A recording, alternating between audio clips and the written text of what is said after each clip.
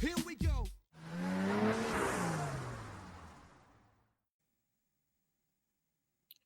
Hey, howdy, hey! It's another day, and it's another game of the year at Stickdrift. Noah, how you doing? I'm good, but I'm trapped in like a weird physical like box sort of thing. Yeah, Yeah. Let me see there's if I can get a my lot of hand to bio. like move into there we go. Yeah. Yeah, there we go. I'm like doing like this, yeah, for the YouTube watchers. They get to Yeah, see me there's inside of uh, my box. there's a lot of there's a lot of bio digital jazz around us. We'll put it that way. Um, we're getting a little fancy, a little fancier. We're experimenting, Yeah. but we made it to the grid from Tron. It looks like. Uh, So yeah, this is going to be our soundstage. It's going to be our canvas to paint on for Game of the Year 2025. And yeah, this is our second go around doing this, and I think it's going to be pretty long this show because we have a lot to talk about, and we added a lot more stuff than I thought we would. But I'm confident we can get through it because we've set some time for ourselves to just yak away. yep. So I think it'll be good. We both have a top 10 of favorite video games. We'll see at the end, Yep. and they are. I think they're both. We both have games from this year on it, like all Yes. Yes. our Yep. 2025 games. So that's awesome. That's really cool. And I think everything on my list I finished. I'm not sure. Did you finish everything on your list? Like finish all the Most way through? things. There's like one game on there that I didn't finish all the way through. In fact, the one game on there that I put on there, I only played one time, but I enjoyed my time with it, Okay. and I thought this thing's really Yeah. good. I enjoyed this thing, so I put it on there because it's my list. Gosh darn it. Yeah, absolutely, absolutely. And it's okay. That game in particular, we'll get into it at some point. That can you really finish it? It's debatable. It's Yeah, one of those it's things. debatable. I think Um, you know what game I'm talking about then. So I do know what game you're talking about, and again, at the end we will discuss. But yeah, stay we tuned. have a lot. Yeah, stay tuned. This is the tease. We're teasing you. Yeah. Uh, this is hour one of however many we end up having. Who knows? Some 5 star, 6 star run times coming up. That's Um, right. but yeah, we have a ton. We have a ton of new categories, and we kind of did something different this year. We have a joke block of categories, just to kind of break the ice, get our muscles all going, our mouths all lubricated, and our minds all going. So yeah, we're gonna kind of run down the list. We have one, two, three, four joke categories. All right, so this is something that we kind of decided in between podcasts. We had our last topic, or last couple topics, was figuring out what we wanted to add and remove from last year, basically.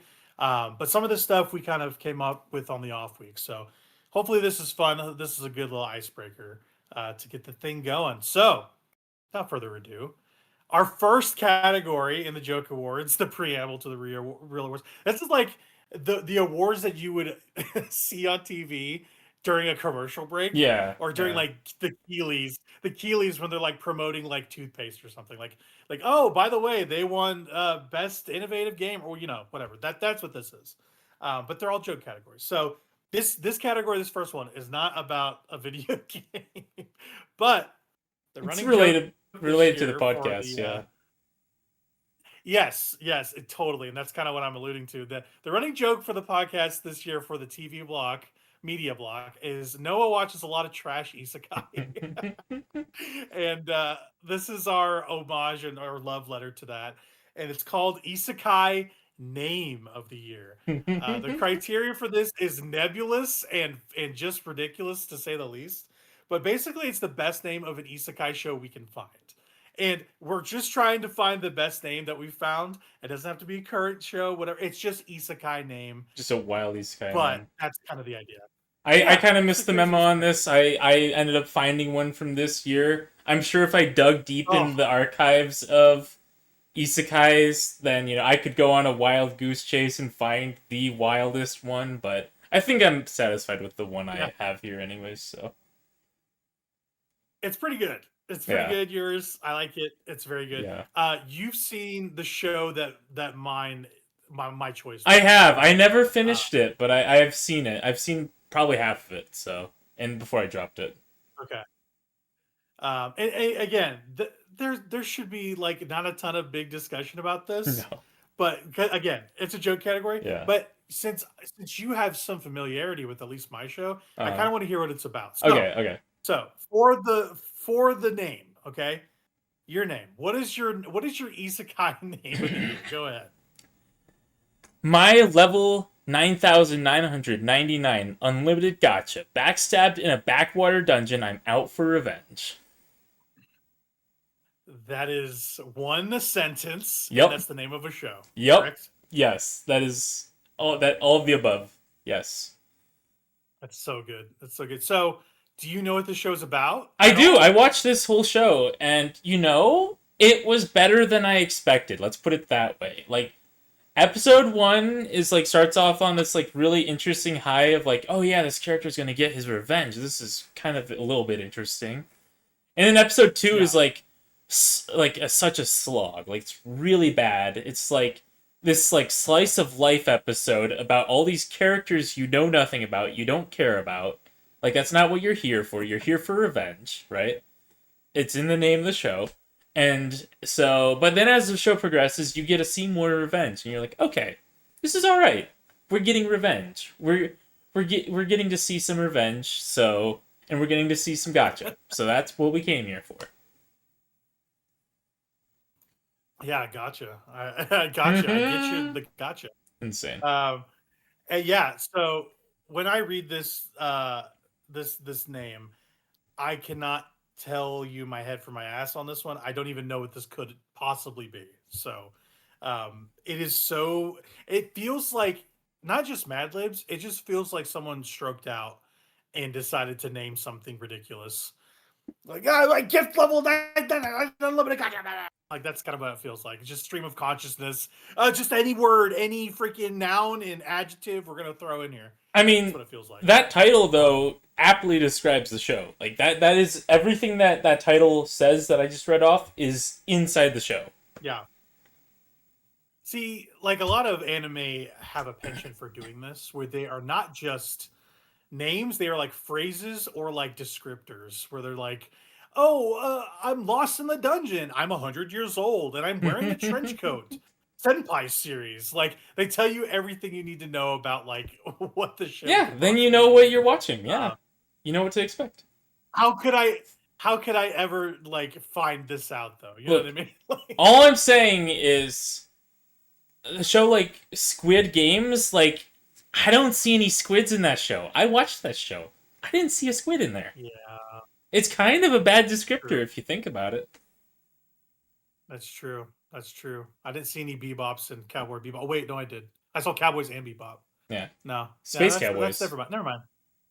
I am going to recuse myself. That was a bad pick for a name. But yeah, that is a good name. It completely trumps mine. But my winner Yours for is pretty this good. category or isekai name, yes, this one is good. And again, you've watched this, so I'll defer to you after this. But the name of mine was I was scrolling Crunchyroll the other day, and I was like, okay, I got to figure out a name for this category.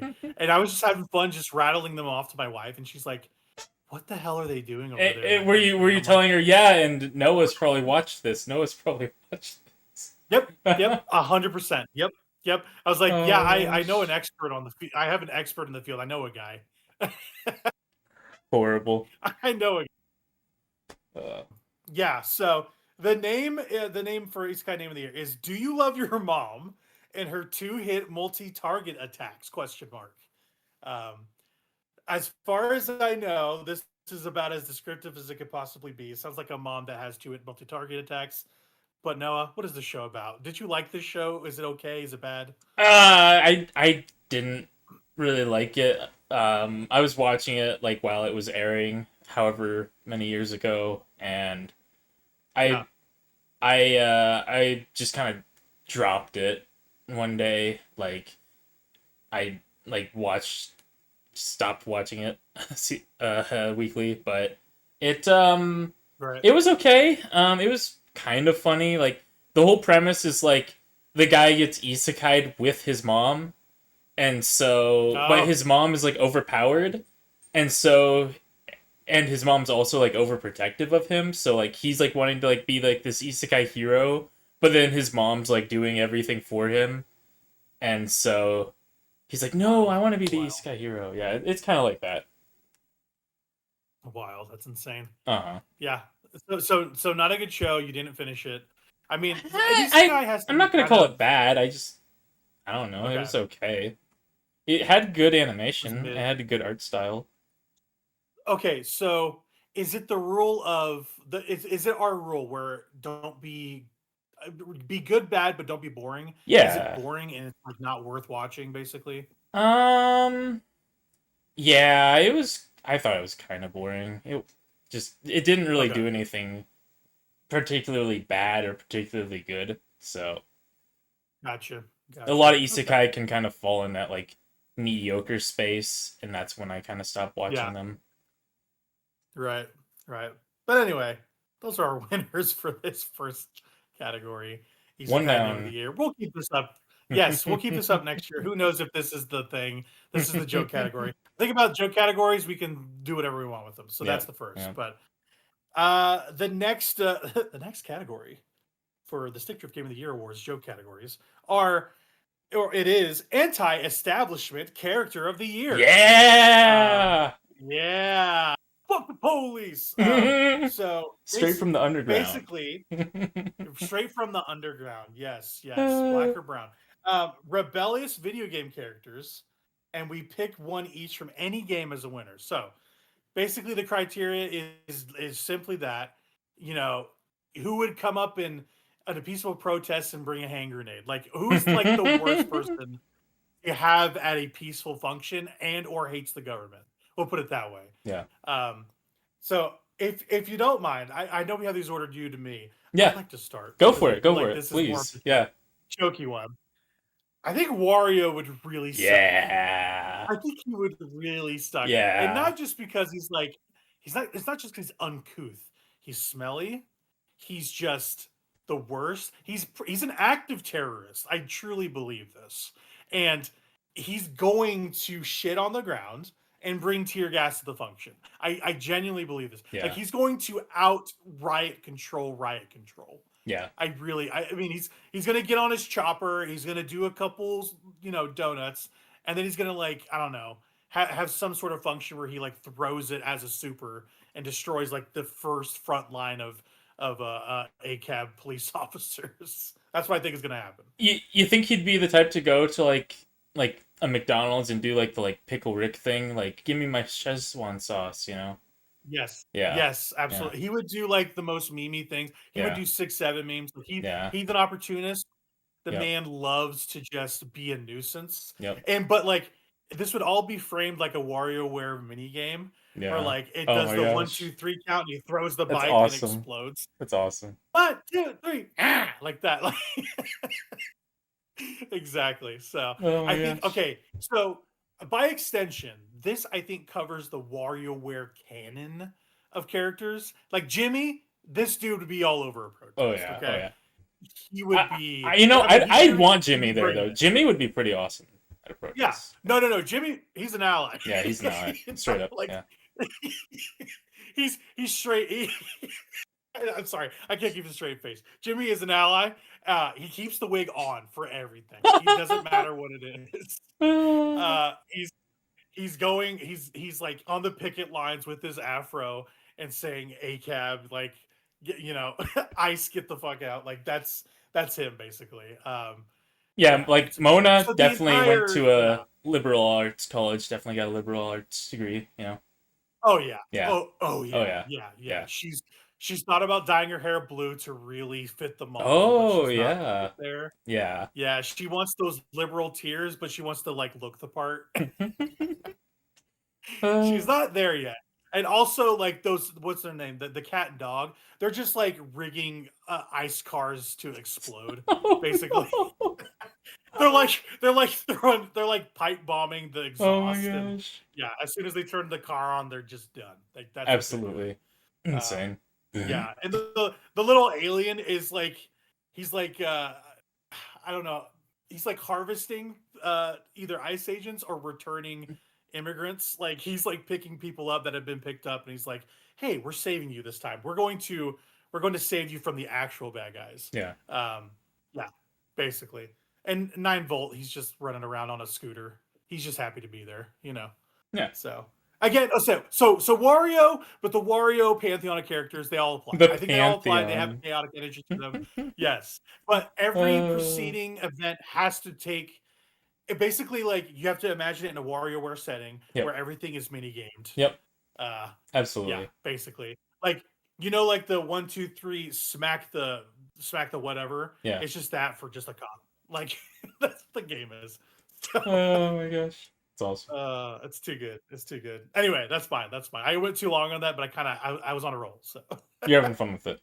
uh, yes, I was. Yes, I was. Okay, what's yours? What's yours? So I went a little bit more serious with this one, not gonna lie. I didn't get very jokey with it. I really thought about it, and I was like, all right, who do I want as my, as my ally in a peaceful, protest sort of situation, right? And I went with Reger Tokabi from Metroid Prime 4 Beyond. So he Good pick. establishes himself as like this like live off the land man, like he loves, his freedom, he loves his country or planet or moon or whatever he comes from. Yeah, And then he yeah. loves his religion. He like lives for his Solon religion. Like he's always talking about Solon. Everything's about Solon. So he is a man who would fight for freedom. He'd fight for freedom of religion, for his rights to, bear arms, and he's definitely gonna fight for someone's rights to,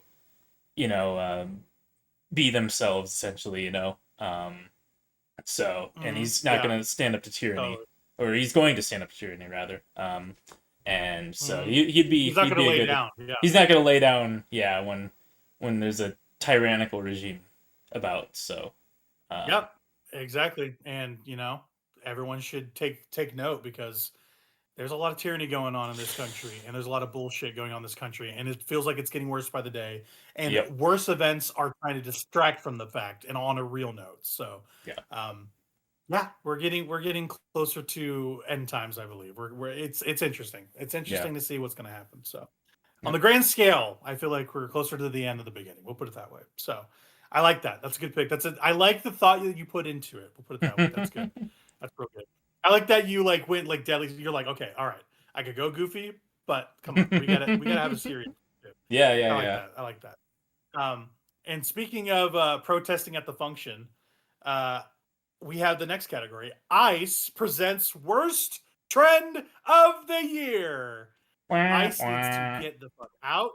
No one wants them. They're in Manhattan here in Kansas where I live. They need to get out of here. We need to protest them. Get them Defund out of them. here. Just defund them. Basically, this category, Yeah. yes, defund them. Like literally, take away Yep. their money. Like, Yep. I mean, okay, so the entire podcast isn't going to be grandstanding politics. I Nope. promise. But this stuff's important. We're making categories to talk Yep. about it. Basically, It's our this is show, worst so- trend of the year for stuff that exactly. This is stuff that sucks and needs to go. Yep. So it's presented by ICE. We pick one trend that we hate in modern video games, and we talk about it. That's what we do. So I know you just went, but I want to hear what yours is and why. So what's your winner of this worst trend of the year? All right, this is a real like spicy take, but it's people who know my opinions might not be surprised by this, but open world, stop it. No. We don't no more open world. Just give us smaller experiences that are focused and less development time, less resources on development. That way, we don't have all these developers being rushed out to do these huge projects. Just give us more focused experiences, work in mechanics and design rather than trying to push the envelope on like graphics or scope or the size of a world map. That stuff. I don't care about that stuff. I want to see what you can do with the medium in terms of design, mechanics, story, world building, do interesting things like that. Not more open world. Like we don't need not every game has to be AAA open world or pretending to be. Like, we just don't need that. Mm-hmm. Mm-hmm. There's enough of Listen. I those. totally agree with you. I totally agree with you. And so, like, out of the two of us here, I'm the most inclined to this sort of game. Sure. Um, but even I'm really tired of it. Like, I Yeah. mean, I'm playing less open world games than ever, it feels like. And it's not just because of the situation the gaming industry finds itself in, where making these games has become increasingly more expensive and hard to do. It's the fact that it's become kind of old hat to me, you know, where basically, like, if you make a big open world, why are you doing this? Like, what is, for the sake of what? Are you doing it just to extend our time of just going hither and yon? You know what I mean? Because a lot of it is just pacing problems. Like, people are like making these worlds and not giving them interesting enough content to do in them, or they're trying to pad out run times a lot of the time. There's a few examples where this is not the case. Like The Witcher 3, it is rich and detailed in its tapestry, like in its Yep. open world, everything. Like, it is, without, if that game was not open world, it would be vastly inferior to what it is, I think, Sure. in my opinion. Yeah. Um, Same for the Breath of the Wild and Tears of the Kingdom games. I think those games benefit from having that structure. But again, this does not work for everything. There is exceptions to this too, and I Yeah. also don't think Zelda does it perfectly, but they do it very well, I should say. I think yeah, I like the Breath of the Wild formula. I like the games that, have come out of that formula, but I don't think Zelda needs to be that from now on. I think they can Yeah. try the 3D Zelda Mhm. formula again, Yes. revamp it with lessons learned from other experiences that they've put out, and I think they could really make something really good with the other, the more focused 3D Zelda formula as well. Like I think if they were to like, do staggered releases of like here's the big open world, Breath of the Wild style, and then here's Yeah. the like focused hmm 3D Zelda style. I think that would make everyone happy because Right. then they're doing hmm both styles, that people love. People love both these styles, Totally. so Yeah, so a good middle ground to this is last year's, or a couple years ago now, 2024's Echoes of Wisdom. Like, I feel like that towed that line really well, where it had open zones in a larger map, but you were doing kind of the funnel puzzles of a regular Zelda game, and it was more guided in that way. But there was sure. enough breadth to search around and do all that stuff, and also break the regular mechanics. Yeah. I feel like that was a good medium for that. But yeah, I agree with you. Like, I think open zone is the way to go if you're going to do one of these things. Um, and I feel like that is getting better than ever because Yeah. you're basically cutting out the traversal aspect, which is a Yep. lot of open world games. It's a lot of getting to the thing. Because honestly, unless you're like really trying hard to make the getting to and fro interesting, like in a Death Stranding, it's very interesting. Yep. And I feel like if it was an open world, that would not be as good. But also the size of its open world is not that big in comparison to like a Assassin's Creed Odyssey or something. But Assassin's Creed Odyssey, like going from here and there, it's not interesting. Like they didn't fill the gap with anything good, in my opinion. So Yeah. you run into that issue too. So yeah, I totally agree with you. And I have some criticism on the example you're using for Metro Prime 4 because I just don't like that game as much as you do. Hmm. But I agree with the sentiment for sure, like the open zone Yeah. idea. I Totally. mean, I thought that the thing with the Metroid 4 open zone, I don't think it really added much to the game for me, but it didn't really detract from the Yeah. game for me either. Like I did everything in that game, and like I didn't Yeah. ever like feel like I was like, I don't know, wasting time in the open zone. It was pretty harmless to me. Like collecting the crystals and stuff didn't take very long at all. It's not a very large open zone, so We'll get into it. We'll get into it. I have something to say about that game, but we'll get into it. It's not most disappointing or anything, but yeah, I have something to say about that game later. So, sure. yeah. So yeah, I like your pick there. Yeah. Any other addendum to that you want to add, basically to flesh out that win? Um, no, no. I, Okay. Yeah. If you yeah, said your piece on it, I like it. I like it a lot. Yeah, for me, and I definitely want you to weigh in on this because I know you have opinion about this too. Yep. I want, this is my take. I want less ephemeral experiences. Okay, and what I mean by this, ephemera is something that is not lasting. Ephemera is in its nature something that comes and goes. It is something that is of the moment. It's service games, games with loot, games that hamster wheel you, like a Destiny, where basically you get enough things to get the shiny thing, and it's only good enough until the next thing comes later. Don't make me grind anymore. Okay, I'm over it. I don't need to do it. I'm not into content drops. I'm not into updates. I think it's basically I don't play games that way anymore. I just don't do it. Like I will Sure. engage with some multiplayer stuff from time to time, but when it comes to these live service games, I'm just not interested. The things that do interest me are games that are ephemeral in activity when it comes to like a peak or something where you're just like, hey, our environment's changing. That's not going to be something that's constant. But what is constant is the fun I'm having with my friends. You know what I mean? Yeah. The systems on top of it being ephemeral are my issue.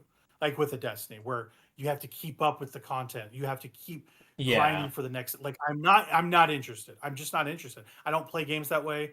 I don't. It's not that I want permanence necessarily. I just don't want less importance. Does that make sense? Yep. Um. Yeah. So yeah, do you kind of agree with this? Like, what's your take? Yeah, I think that I think the industry is already moving away from this a little bit in a way, with how many live services have flopped. Like they're putting out live services here and there, and they're continuing to put these things out and flop. Like Highguard is a recent example of that. Um, Yeah, and that's a bad one. so like they're just gonna keep doing it until they realize like, wait a second, these don't make money unless if you like hit that perfect like um, lightning in a pan, sort of, you know, deal. And so, yeah, you just have to be at the right time, right moment with the right mechanics for your live service game to go off. And even then, retaining players is incredibly difficult. That's what these hamster wheel systems are for. But they do work, but like you get like this somewhat small loyal player base, and a Yeah. lot of times those people don't even like sometimes feel like they're enjoying that experience. So Mhm. like I don't know Yeah. how the best way is to go about that. Like I don't know if people should stop doing that altogether per se. I think there just needs to be a lot more thought put into these live service games before they hit market. Like, just like one example I can think Yeah. of is like, I think it was Sega was gonna do Hyenas recently, and then playtesters played it, and they're Yeah. like, "This game isn't fun." And they're like, "Oh, okay, we're just not gonna release it. We developed this whole game. We're not even gonna bother releasing it Mhm. because playtesters said it wasn't fun." Like, that Yeah. sucks. That sucks. Exactly. Like, I guess good on Sega for like not trying to put out and like push this thing out and waste people's money and time, but like um it's still like a waste of like development resources to build this whole thing and be like, oh, like this idea wasn't what we thought it was, basically. So yeah, I 100% agree with you. So a couple things, like these systems are the most from a boardroom thing possible because it's all about retention and it's all about extracting money from the whales and people that are on the wheel, right? And the next thing is like you have an arc raiders where it's literally lightning in the bottle, and it made it mainstream the extraction shooter. Like there had been extraction shooters like Tarkov and Hunt, Showdown, but like nothing that really hit the zeitgeist like an arc raiders Yeah. has now. Um, and it's going to be interesting to see how Marathon branches off of that because you can go two ways about it. You can say like, oh, Arc Raiders is going to eat Marathon's lunch, or you're going to say like, or Marathon is just not going to hit. Period. Or you could be like, oh, the success of Arc Raiders might propel a Marathon to do better. It's kind of you can kind of see it from both ways. Just some interesting thoughts I've had on this stuff, because I think people are just interested in Bungie games and they play well. So it's kind of, if they make a game that is good around it, which I hope they are, I will be personally checking out because I like Bungie games a lot. I played a lot of Destiny, I played a lot of Halo games. But yeah, it's just a matter of like with the high guard situation specifically, it's like, hey, and in this case, it's not the same because they're a smaller development team. They, even if it doesn't hit big, if it hits with a few people, they can support themselves. They basically said we don't need it to do the numbers of a Fortnite or whatever because you can never do that anyway. Yeah. But they scoped it in a way and it was priced in a way where, well, it's free to play, but it was basically put out in a state that people could come to it, and if it got supported, it would help them ultimately. Like, there's not no one playing it, but it's just kind of okay, you know. But like with the marathon, with all this investment and time in it, will it be a similar fate to that where they kind of need a lot of support because they have a big studio? Like, is that going to be something that can keep them afloat? Like, who knows? Like, it's all these questions I have racing about service games, and I don't think we're going to have a solid answer for any of it, you know. And again, that's all over the place for sure. But when I'm talking about kind of the landscape of it, it feels like more games are coming out and failing than ever before, and are failing before people even get a chance to play them. That's exactly what happened with Highguard. Like, the Game Awards came around, and that was the last announcement. And I think the reason that happened is because Keeley was just like, I don't know, this looks cool to me, and this is from ex Titanfall people, and people love Titanfall, so sure, this will play. And no, he read the room completely wrong, and it actually damaged the game's reputation, I think. If it just came out and it was just like, hey, here's a new game, maybe people would have just inched towards liking it. Who knows? But yeah, he kind of actively sabotaged it accidentally, and I'm sure he didn't mean to. But yeah, it's just a complex situation in the industry for service games. Sure. Because when you basically they put all this money in to make lightning in the bottle happen, and if you lose, it's a huge loss. But if you hit, it's a machine that keeps printing money. Yep. Like a Fortnite, you know. So people are more willing to risk millions of dollars for billions, you know. So it's a tough situation, and I just don't think it's going to get better. I think people are just not as interested in that stuff, just because there's less games making more money, and all these other games that want to make these inroads can't. They just can't because people aren't playing them, you know. Yeah, it's kind of interesting to think about, I think. So yeah, Right. less ephemeral experiences. That's what I think. But you could also go in the whole direction of like Fortnite is the most ephemeral game ever because it's always changing, and I kind of like that because they're all in on that. You know what I mean? But the systems are light enough where it doesn't feel like a burden. Does that make any sense? You can kind of jump in and out a little bit. It doesn't feel. I don't feel like I need to finish each season. You know what I mean? I just don't. Yeah. Like, if I'm not interested in the thing, I'm not gonna do it. And the mechanics are easy and simple. They're always rewarding you, and it's just kind of like low stress and low impact. But it's fun. You know, it's candy. It's literally candy. It's not meat and potatoes, but it's candy. So that's the most ephemeral game you could play probably. But there's something interesting about that because it has a bunch of IP power behind it, and it kind of makes it interesting for different people. You know. Yeah, I mean, it's So not interesting for me, to be honest. That's like one of the least interesting games sure, for me. I don't really like right, games that are right. just like shooting games, like that's the whole point of the game. Not really my thing. I don't either really. I But like they even I got like you because you got Miku, right? Like, they got you a little bit. I mean, yeah, I've bought plenty of skins in Fortnite. I've played a few matches here and there with friends. I would never play that game solo, right? That's a game I'll play if all my friends are Yeah. playing it, then I'll boot it up. But Mhm. even then, I'm kind of Yeah. pushing Yeah. myself to play it for that, experience of playing with friends. That's about it. But Sure. Sure. yeah, they got some of my money. But it's not really my like go-to sort of experience. I much prefer like like a hero shooter experience to a like Yeah. shooter, Sure. Sure. like battle royale shooter experience, I guess. So So I mean, yeah, I guess kind of branching off the marathon aspect of this, that's what marathon is, and that's the hook of that. It's a hero extraction shooter. okay, So I don't know if you'd be into that or not, I but don't know. it's Yeah. definitely a spin on it. Yep. So, but yeah, Bungie, they can do no wrong on the gameplay front.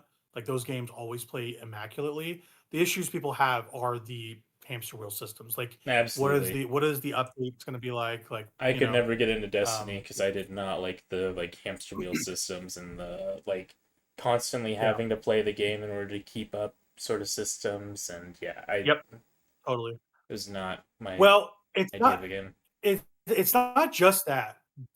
Destiny had the issue of not being able to onboard new people No. because they had no welcoming aspect to jumping in midstream, and they attempted to, but like all the stuff that started Destiny 2, all that content, all those campaigns are gone. They're just gone, you know? So even if you wanted to start from a base level, I didn't even play a lot of Destiny 1. Um, if you wanted to see how Destiny 2 was, you got to watch a YouTube video. Like, it's Yeah. ridiculous, you know?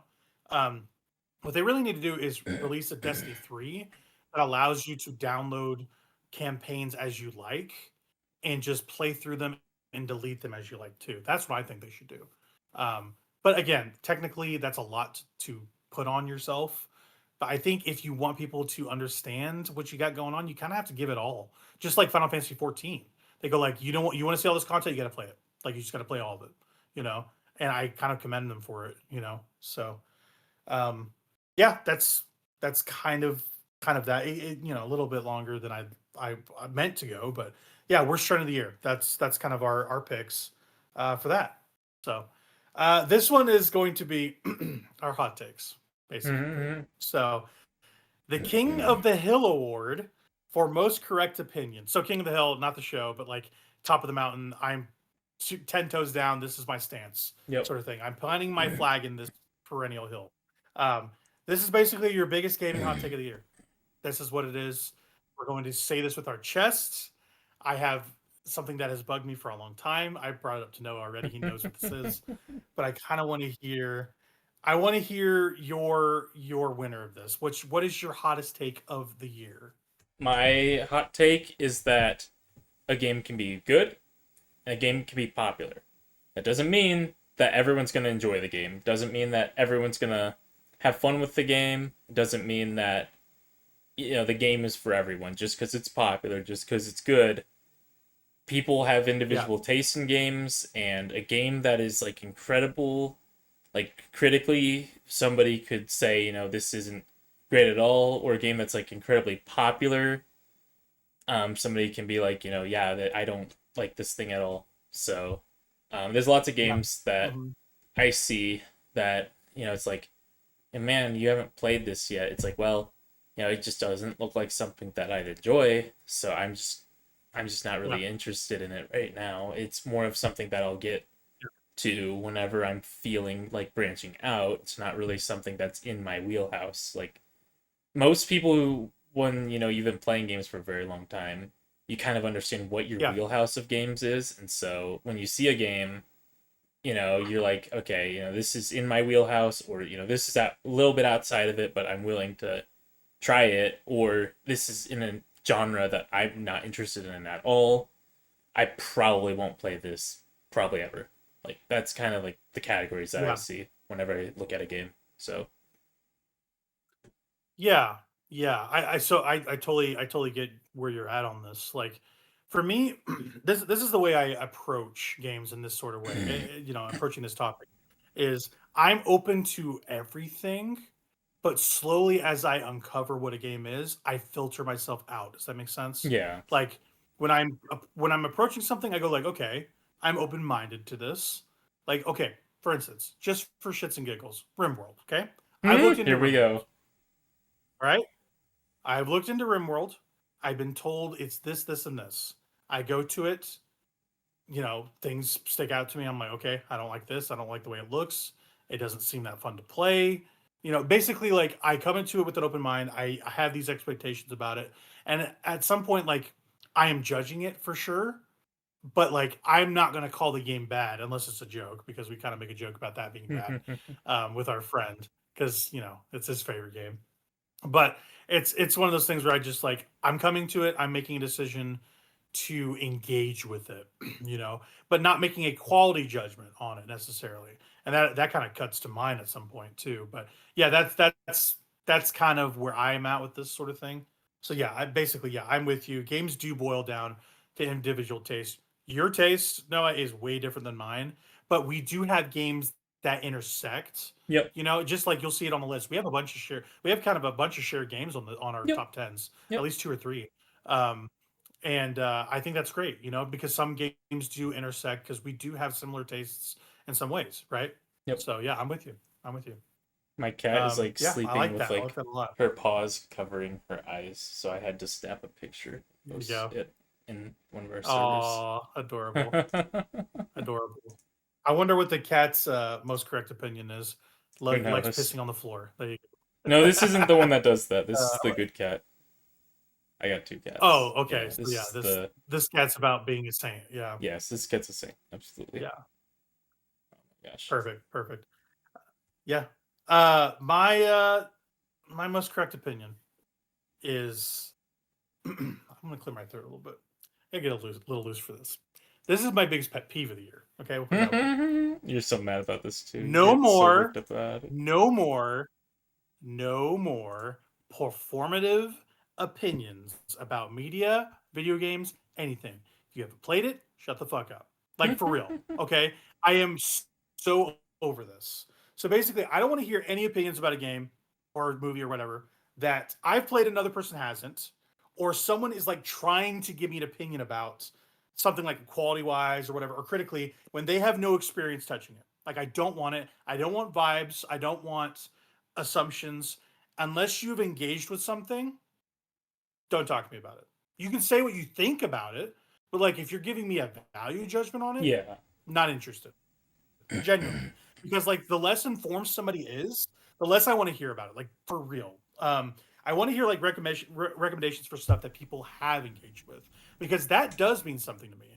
Like if you were to say, "Hey, this looks good," I'm like, "Okay, I'll check into this." But you're not saying, "Oh, this looks bad. It is bad." That's Yeah. a value judgment Yeah. for something you have not touched, right?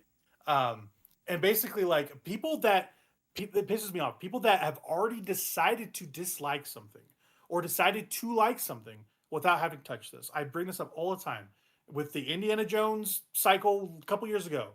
People decided they didn't like that game, and then it came out and it was awesome, and people were like, "Oh, it's now I like it because it's awesome." I'm Yep. like, you know what?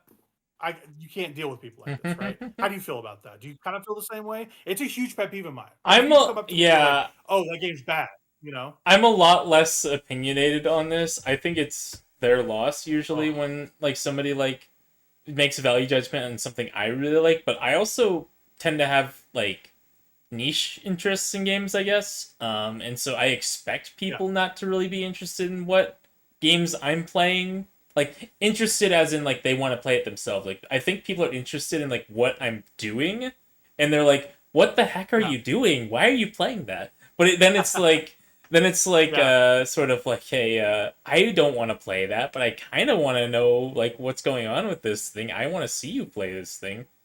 Basically, I just need to stream more of the Yeah, stuff that I'm playing because I think people are kind of honestly, interested in the stuff that I'm playing. yeah. That honestly, like that is it's actually very good for my academic sensibilities to watch you play stuff I wouldn't engage with. Yeah, Like that's genuinely. fair. Yep. Um, I think that's really cool. Yeah, seeing something that I'm not used to engaging with is Yeah. valuable to me, right? I mean, yeah, consequently, like, you talk about a lot of, like, the latest, like, stuff or, like, the latest, indie games and stuff. And, like, I'm not always caught up Yeah, on that stuff, so that's helpful for me. Um, but all that to say, yeah, like, on this topic, like, I think that you can make like value judgments in terms of like, will I like this thing or not? Yes, no, yeah, probably not, maybe. Like I can do that just by like looking at a game, and I can be like, like I yeah. was saying earlier, like, ballpark, is this a game that I'll like or not? Okay, I'll Mm-hmm. engage with Mm-hmm. it at the very least, and then decide. The thing I do usually is I'll usually like over engage with a game before, like, if I'm really struggling to like a game, like I'll like push myself to like keep engaging with it, and then eventually I'll just decide, like, yeah, this probably isn't my thing, or yeah, it was okay, but it wasn't like my cup of tea. Yeah. But yeah, To that point, you do that. You do that where you do engage, and you're like, I want to see this whole thing, yeah, and you kind of go at it like full board. You know what I mean? yeah. Um, Yeah, but like, I don't think you necessarily need to do that. Like, I think you can have an opinion um, on a game just by understanding like what the game is, or like what steps were made to make this game, or like who was involved with the game. You know, you can have judgments on a game based on those things. I think that's acceptable. But I think you understand a yeah, game better if you've engaged with the game. Certainly, you have a better, more rounded opinion on the game if you've engaged with yeah. it. But like, if if you Bas- don't think it's worth your Basically, yeah, yeah. time, then I don't think you should force yourself to play a game, I guess. But Yes, yeah. Basically you're talking about the other side of the coin. I agree with you. yeah, Like value judgments for yourself in terms of preference is yeah, different than what I'm saying, yep. which is being an authority on if it's good or not. No, That's you really what can't I'm be an saying. authority Like I'm not really into that. in terms of like, Yeah, if you haven't engaged with the game, you really can't be an authority on the game. That's just a hard fact. Like, so yeah, like if you've yeah. at And least it's like one of those things where engaged like with it, like played like the first like, I don't know, like hour or two of a game, then I think you can have a pretty decent opinion on a game with an hour or two of gameplay. I would say that much. yeah, yeah. So a good, this is a good comparison here. You played Bravely Default Flying Fairy HD this year, and it's one of your games that you finished. Yep. And basically, you are coming in from a level of finishing it. I am not. Yep. But like when we talked about it, you're like, "Don't worry, it gets better at this point, this point, Yep. this point." But I was not enjoying it. I still deferred to you. I'm like, I don't think this game is bad. I just don't think I'm enjoying it as much. So, but I was like deferring to you in that conversation to go like, okay, it might shape up, but I'm not as interested in seeing it through for this year. I might go back to it. You know what I mean? Sure. And it's just kind of like we had a kind of conversation about that where really for me it's in this case I don't like giving up on games I put a lot of hours into. Like I put 15, 20 hours into that game. It kind of sucks that I'm not trying to finish it right now, because I did spend all that time. Um, but that's kind of my point. Is I defer to you because you know more about it. Like that's I think that's very simple. I mean, yeah, I Um, know when everything in someone that game really, but Yeah, yeah, exactly. It's same for like if I played a game, like you would defer to me for Death Stranding 2 necessarily because yeah. I finished that completely. Hey, listen, I think And that I'm I sure that game know is great. how I valuable. literally don't have a like system to play that on, for one thing. For another Yeah, thing, yeah, I yeah. haven't played the Right. first one yet, so I kind of need to get around to that. Yeah, yeah. No, totally. Yeah. Totally, totally. And that's I never really like begged for you to do because I Yeah. I know you're into that game already. Yeah, Like you wanted to play the I'm first one. interested in So that I'm game, like, it'll take care absolutely. of itself. Yep. Yeah, yeah, it'll take care of itself. I mean, you like Kojima games, like you're Yep. all about it. So Yep. yeah, yeah, totally. But yeah, that's my thing. It's just people do it all the time. That's really the thing that bothers me is I people think try to like, most yeah, people I think there's a good amount of people that don't have bad intentions about it necessarily. yeah, I, yeah, yeah, yeah. I think there are some that do it for like views or for like Yep, reactions. yep. Engagement. But Yep. yeah, engagement. But then there's some that just kind of like make that value judgment for themselves, but they don't know how to like Yeah, internalize that and be like, this is a value judgment for me, but that doesn't mean that yeah. everyone has to not like this thing. Sometimes people can't separate that, I think. And so, it's difficult to do Right. sometimes, separating Or they can't. the self from Yeah. the mass. Mhm. So, Exactly. Like they can't impart that it is their opinion yeah. and it's not a complete judgment, like a value Yep. judgment or a quality judgment. Yep. Like they don't have a good way to communicate the delineation. Put it that Yep. way. That's kind of where I'm at. So yeah, that was mine. And Cool. that brings to a close the joke categories. I think I'm pretty happy with those. I feel nice and warmed up. How about you? I feel Yeah. pretty good. Yeah. That I mean, we Oh, kind of had some serious discussion in the joke categories. I I don't know if all of those were joke categories. Maybe Maybe some of those were less jokey and more just like, industry issue categories. But we got through it regardless. So the categories are jokes, but the discussions are real, and that's kind of Yeah. what we wanted to do a Yeah. little bit. And that's what we did last year when we talked about Concord Character of the Year. It was Yeah. an intro to a discussion. That's Yeah. really what the idea is. Yeah. So yeah, totally. That's I'm kind of all about that. Yep. Yeah, we're gonna get to the real game awards. We're here. We're gonna do this thing. We talked We're about real. a bunch of opinions. Now exactly. Now let's talk about some disappointing video games. But the award name is kind of a jokey name, but we're gonna go for it. Noah named this. It is let me get a good breath in here. It is the bestest, gamiest, good game, very amazing, so good, well done, good job award for most disappointing game.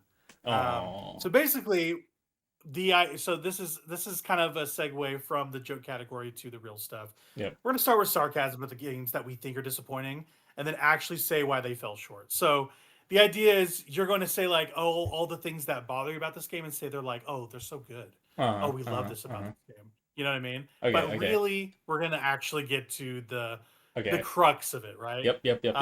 And you're up first. You're up first.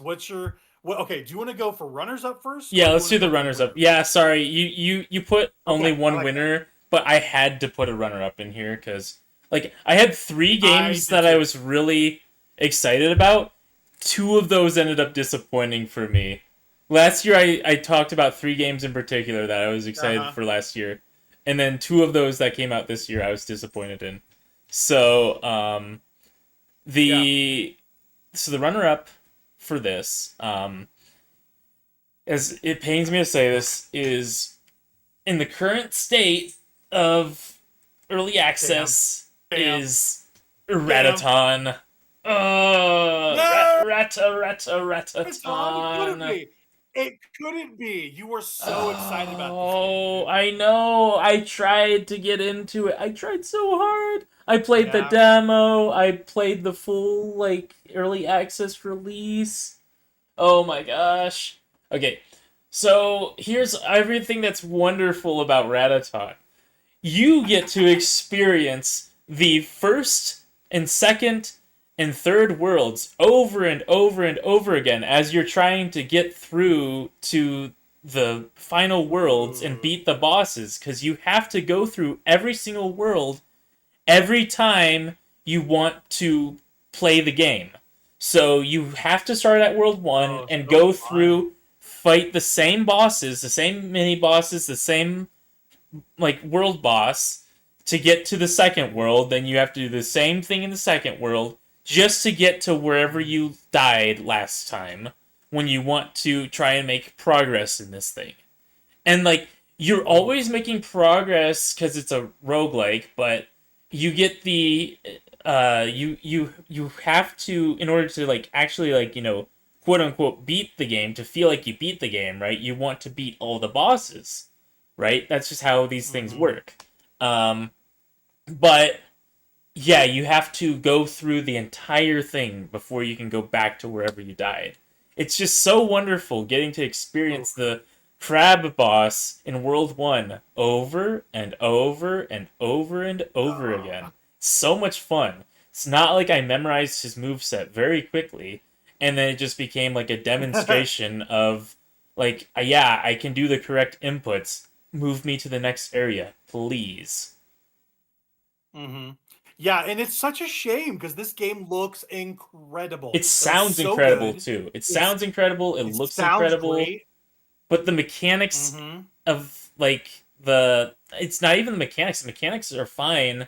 It's really just the design. The game design itself is really lacking.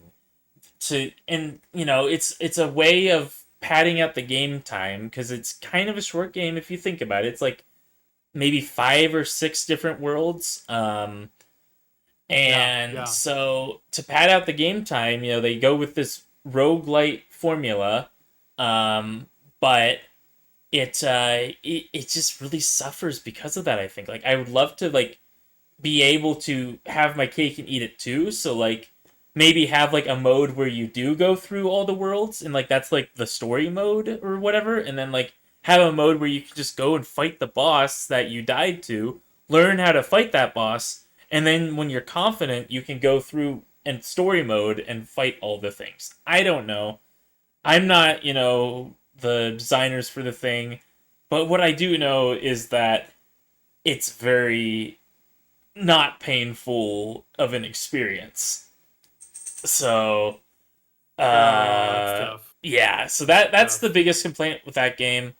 I haven't played the multiplayer outside of the demo. The multiplayer in the demo was really fun, but it got to be really overpowered really quick because even if your Oh, party didn't really know what they were doing, having four times the what do they call them? Well, they four times the ratatons, but also the starts with a oh gosh, the like Patapon.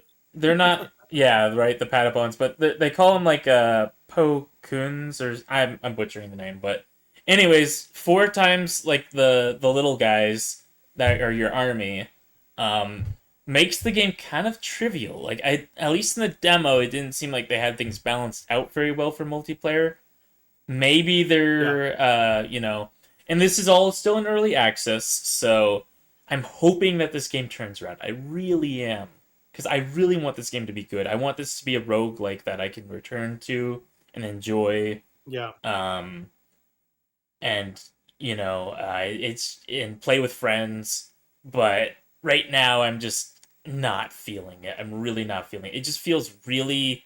Yeah. And, like, I don't know, some of its menus just feel a bit clunky, too. Like, they feel like, Mm. I don't know, like, game makery, I guess. They just feel a little bit Oh yeah. clunky to me, some of its menus. Like they look alright, but they just feel clunky, if that makes sense. So Yeah. they don't feel as It snappy as like a Patapon, right? I'm directly right. comparing Right. this to Patapon because that's this thing's basically marketed itself as a spiritual successor to that. So Right. Yeah. And it's just I'm bummed for you because it's like it seemed like a dream game. Like yeah, it was Patapon flavored, it was roguelike. I mean, yep, the music, it was everything that your wheelhouse is really in. yep, Like it's all of that stuff and it's just under delivered and that's a real shame. Like that's the worst thing a game can be is boring or yeah, you and it know just this is potential. Yeah. yeah, I just yeah, a lot of times I was playing that, I just felt like, oh, I don't want to go through the slog again of getting back to where I died. Yeah. Yeah, right. That's a bummer, man. That's a real bummer. I feel bad. Yeah. Maybe Okay. maybe Well, the there's Radaton. maybe 1.0 will change my mind. So stay tuned. Yeah. Instead of going to your winner, I'm going to say my runner up, and Yep, then we'll yep, go to go your for one. it. Um, all right. You're going to be upset. That's That's Metroid Prime okay. 4 Beyond. Okay. Sure. I'm sorry. I have to be honest with myself. I feel like I was trying to be a little bit more positive on it than I actually feel. In the podcast, like I genuinely like when I was saying all the stuff I was saying, like I came off of that game going like, okay, that was fine, but having really thought about it, I'm like, you know what, this game is kind of disappointing to me, and this is purely of me coming off of the first one, which is not a great comparison because that's a really good game, Yeah. and this is not, and this is a salvage job Okay. ultimately. Can I like sorry, continue. yeah, I was just gonna interject a tiny bit. You're not predisposed to liking Metroid Prime very much to begin with. You're not a Metroid Prime Yeah, fan to begin with. no, So I'm just gonna no. like interject Mm-mm. that piece. You can continue though. Sorry. Yeah, yeah, no, you're totally fine. That is that yeah, that I was that I probably wouldn't have brought it up. Yeah. Like I played Metroid Prime 1 Yeah. years ago. Like on was it GameCube or Wii? I had the GameCube disc, I know that. And I played it on something. I liked that game just fine. I thought it was fine, but I didn't get what the fuss was about. I played the remastered version and I had some issues design wise at the end of that game. They do like a key hunt there that I'm not a fan of. They do that in a lot of Nintendo games. But it's the game itself is good. It has really good bones. There's a lot of backtracking, and it's good sometimes. And the missable scans really take the win out of my cells. That's an issue I also have with Metroid Prime 4 Beyond. But that's kind of the franchise's thing is you got to be paying attention to that stuff. Always be Um, scanning. A direct always be scanning, yeah, and I wasn't in the practice of it, and I got better at it in 4, but I still missed a couple of them. Um, but yeah, the thing that I really love about Metroid Prime 4 Beyond is that it is just paced so well. Like I just felt like I was getting engaged at every turn. Like it wasn't slow at all. And honestly, I think the first area is just bad. I just think it's really bad. And I'm not talking like the intro area. I'm talking like the first jungle area. And even as they progress and unlock, it is just not interesting one bit. I think um, every area has this problem where it's very linear, and even the stuff on the side feels like little paths and side paths you can do. But ultimately, once you get the idea of what you're going into, it's like that every time. Like you're gonna go like, oh, I'm in a main room. There's always gonna be a save room beside it. Like, but that wasn't the template for the original. Like it was just kind of like, oh, you'd find save rooms kind of everywhere. Like they wouldn't be in any set place. Like it felt like they had a design doc and they just reused it. And I just love that about it. You know what I mean? Like I think the pacing is just not great. I just think it's really not great. I think the areas are very boring and dull. And I think the open world sections are it's a nice idea. It's a nice idea. I like the idea of the bike rather than the actual practice of it. And I think that making mandatory crystal crushing, even though it's not a big deal for some people, is a big deal for me when it's required. Because, I knew about this beforehand that it was going to be required, but even still doing it, I just felt really underwhelmed by that. And it wasn't hard to do, but I still had to do it. And it feels like I feel in puzzle games where you're just like you know the solution, but you just have to do the thing to get to it. That's how it feels for Crystal Crushing that game. And it feels like all the again, it's a salvage job in the specific way of like, hey, another team didn't abandon this; they got taken off of it. Fix it, make it better, and they did what they could. I feel like it's a pretty okay game because of that. I can't imagine what it would have been before. It feels like it was a really big, undertaking for I think it was Bandai that was doing this originally. Um, and Retro really tried their best. Like the game looks incredible. It sounds really good. Like all the polish and fit and finish is there. And I think that kind of sweeps away some of the design issues people have with it sometimes. But the people that really land on that stuff like I do, it's a big problem. I just don't think the game design is that engaging, and I think the pacing is really bad in that game. It feels like a slog to get through. And it's a shame because I think the boss fights are awesome in that game. Like they are really good. I was like, man, these are so good. A lot of the bosses are better than Metroid Prime original too. I even think the ending Silex fights are really fun. It's a little tough. It's a little tough for sure. It's But I like it's got its the problems. mechanics. Yeah, Yeah, it's yeah. got some problems in the Um, first half of that fight. That's for sure. it does, but like again, like the things that bother you didn't bother me, I think. Um and I kind of like that boss. It only took me 2 times. For some people, it's like, oh, it took me 4 or 5 times, and I understand that. It's not an easy boss fight, but I feel like I got through it with like the skin of my teeth, and I felt like I was okay. Um, but another issue I have is the story is not good. It's almost non-existent, and when they try to do something with it, it feels like a side story. And I think I just don't like that. Like it does not feel like main Metroid at all. Um, I don't know. It feels like this is super weird to say. It feels like it was adapted from a smaller scale game a little bit. Like it feels like a Game Boy Advance game. It's like, oh, Samus is on this side mission going to this planet for something, and then she's trying to get off the planet. Like that's the plot of the game, and then the stuff that happens at the end of it is kind of bullshit. Honestly, like I kind of feel that way. Like the whole leaving your dudes on a planet to fight for you, and they just say like go run away. I'm like, okay, so you spend all this time establishing the relationships with mixed success, and then you just abandon them at the end. Like what are we doing? Like what are we doing? It feels like wheel spinning the game in some way, you know. um it's not my most disappointing game. I have a lot of vitriol for the game that really disappointed me. This game just didn't hit for me in that way. I enjoyed the gameplay of it, and I enjoyed looking and hearing it. Yeah. But as for like the motions, I felt pretty underwhelmed a lot of the time. I'm going to be real. And it's more linear than I would like. It feels like it doesn't do enough with the Metroid aesthetic and formula to elevate past it being just a mid to okay game. That's exactly how I feel about it. So I think people should play it, find out for themselves. It's very controversial. Like people either really like this game or they just really don't. And I'm kind of in the middle on it. I'm not either or, but I skew towards the more disappointing side of it. So that's my runner up is Metroid Prime 4 Beyond. I'm glad that you like this game and that it's one of the I'll hear about this in your top 10 because it's in there. And spoilers, right? But I think hearing my side of it is good so we can hear the positives of what you did like about it. So Yeah, I think it's that's my okay runner-up. for a game to be mixed. That makes a game. I think that makes a game more interesting. If I think games Yeah. should be like that, to where people can have varying opinions on them. Like, I mean, obviously you played the game. Obviously, I'm sure you had some enjoyment out of the thing. So Yeah, a little bit. Yeah. yeah, I don't hate this game. yeah, I like just don't like it that much. yeah, Let's sure, put it but that you way. you probably liked some of like the designs of the areas.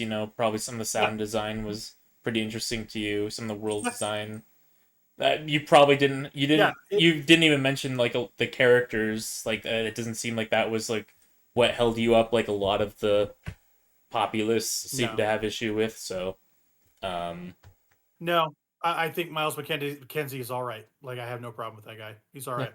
So he's And that's inoffensive like at the the one very least. character I that feel like that's people not a problem. talk about, and like there's way more annoying characters in that thing if you actually play that thing. So Uh-huh. yeah, Yeah. Oh yeah. yeah. What's her name? The female character. It's not because Uh, she's a female. It's because she's annoying. Armstrong, I She think Nora sucks. Armstrong. Armstrong is Yeah, Armstrong is terrible. Okay, I yeah, don't care. This is not a sexist thing. This is a pure personality issue I have. I think she's terrible. She's yeah, terribly written. She's fangirling all over the place, and that's not necessarily bad, but it comes off as amateur hour yeah. whenever everybody else is trying to do their job. It like seems really dumb Yep. to do this in front. Like, and it's not just that. Like, Samus is doing the Samus thing and not saying anything and just ignoring her, and is nonplussed by this. And I think that's okay sometimes, but I'd rather I Samus think react to it than not, and she just kind of doesn't. honestly, I think Samus was the worst character in this game. I'm gonna like hot take. I think Samus was the Yeah, worst character in this game. Like she had all these characters trying to yeah, talk to her, and like she just sits there silent. Like that works for like a yeah. JRPG, kind of. I don't like in JRPGs that Hmm. much, but it kind of works for JRPG. Like for an action shooter game like this, like Metroidvania thing, it just doesn't work. Like make her talk. Let Samus talk. Exactly. She doesn't have to like Okay. So it's an talk in like yeah, flowery, like long sentences, but like let her say like stop, or like, leave me alone. Like, let her like if she's okay, annoyed by somebody, like let her be like, "Hey, you're annoying me. Stop." Like yeah. she can be a little This mean. this That's this okay. People are allowed to be a little bit mean.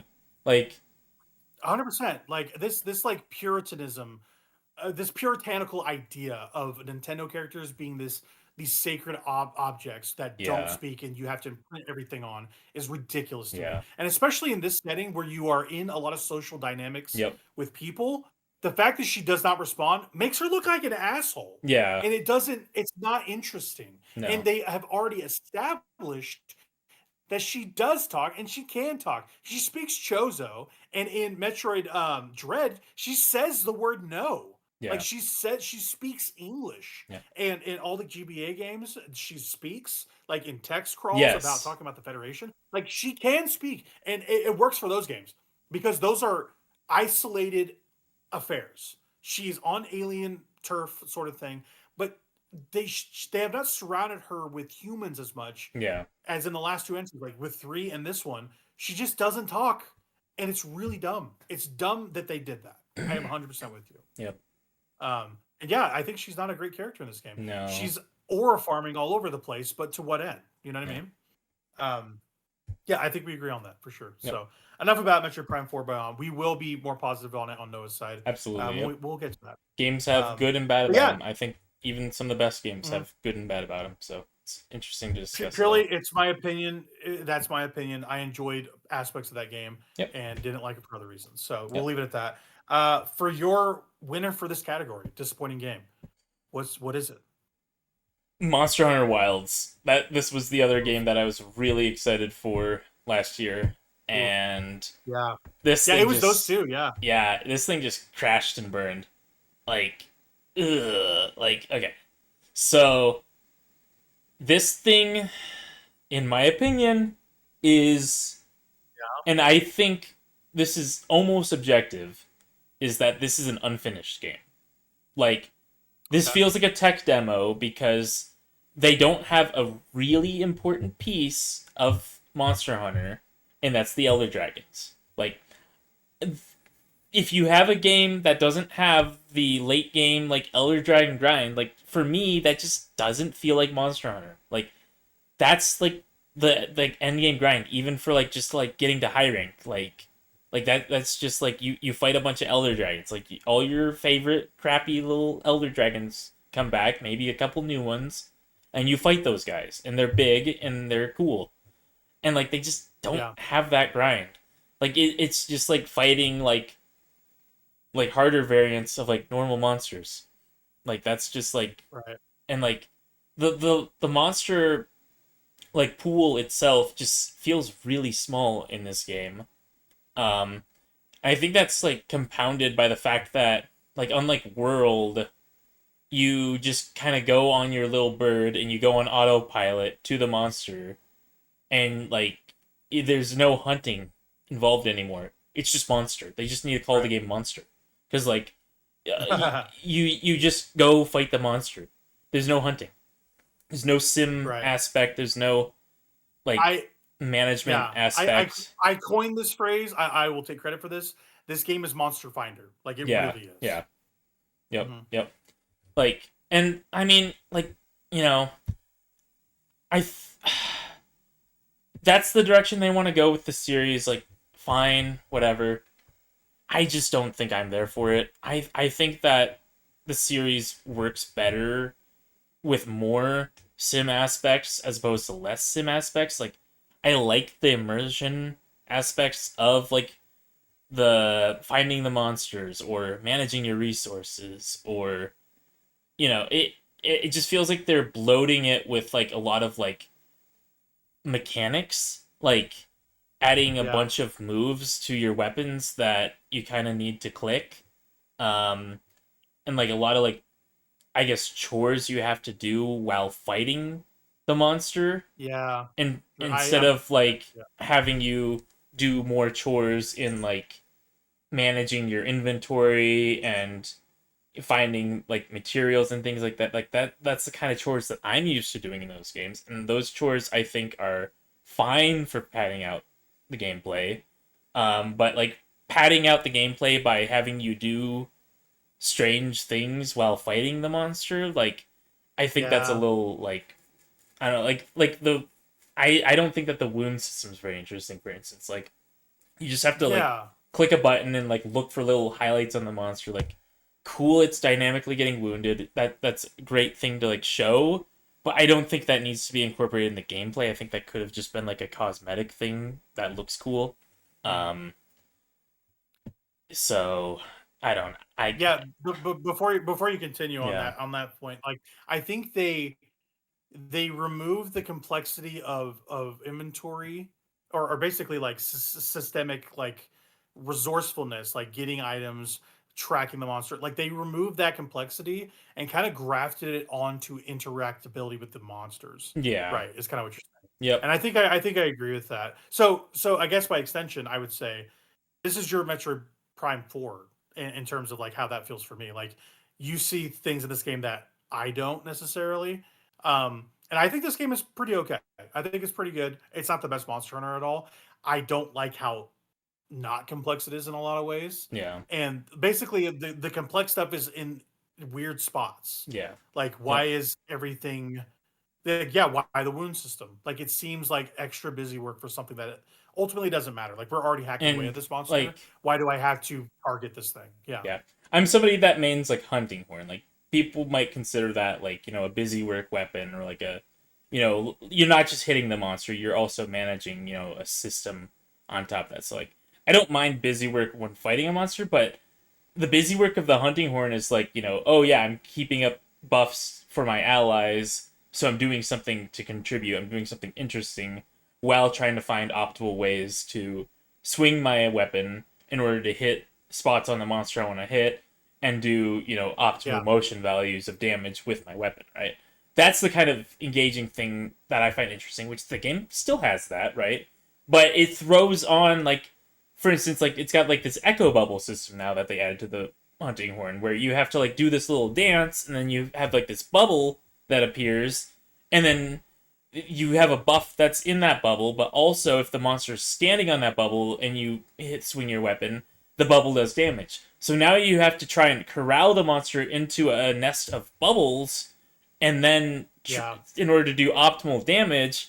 And it's like, this doesn't feel like hunting horn anymore. This feels like some weird, like, I don't know, like trapping weapon. Like, I just want to smack the things, play my songs, and buff my allies. I didn't ask for, like, this weird, like, bubble system. And I feel like they do that with, like, a lot of weapons too. Like, even like with, like, greatsword, it feels like they want you to, like, because that's the other weapon that I main, and they want you to, like, really go all in on, like, the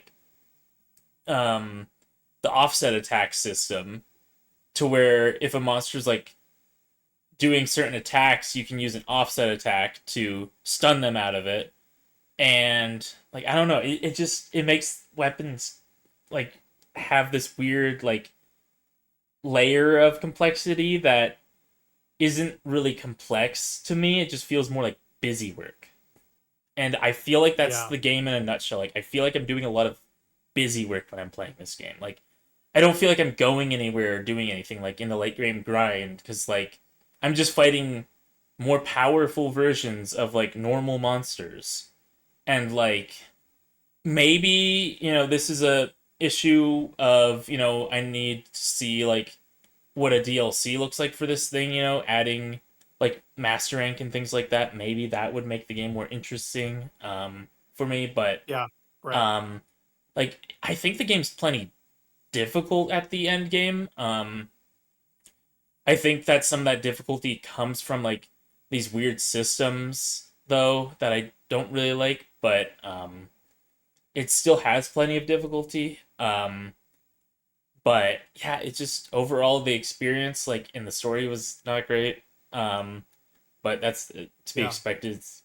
I'm not really playing these things for the story. But like, I think, new monster designs were, like, hit or miss. Some of them were fine. I'm not really attached to any of them. But yeah, it was just it was, I mean, I thought the game was okay. It's a decent game. I just don't think it's a very good Monster Hunter game. So Sure.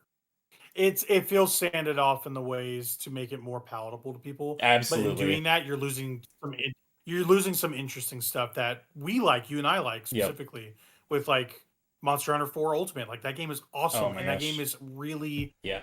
pesky. It's a pesky ass game. But that Um, game feels streamlined enough, I think, to where it's approachable it does, to yeah. new It's players. like the perfect. It's the perfect. I think it's the perfect, like, level to where it needs to Absolutely. be. You know what I That mean? like that game is way better for new players than even, like, a Monster Hunter Hmm. Generations, because Generations just adds too many systems. Like, there's way too Yeah. much complexity to it. Yep. That's the issue I have with Generations. I love Generations, but it adds way too much Mhm. complexity.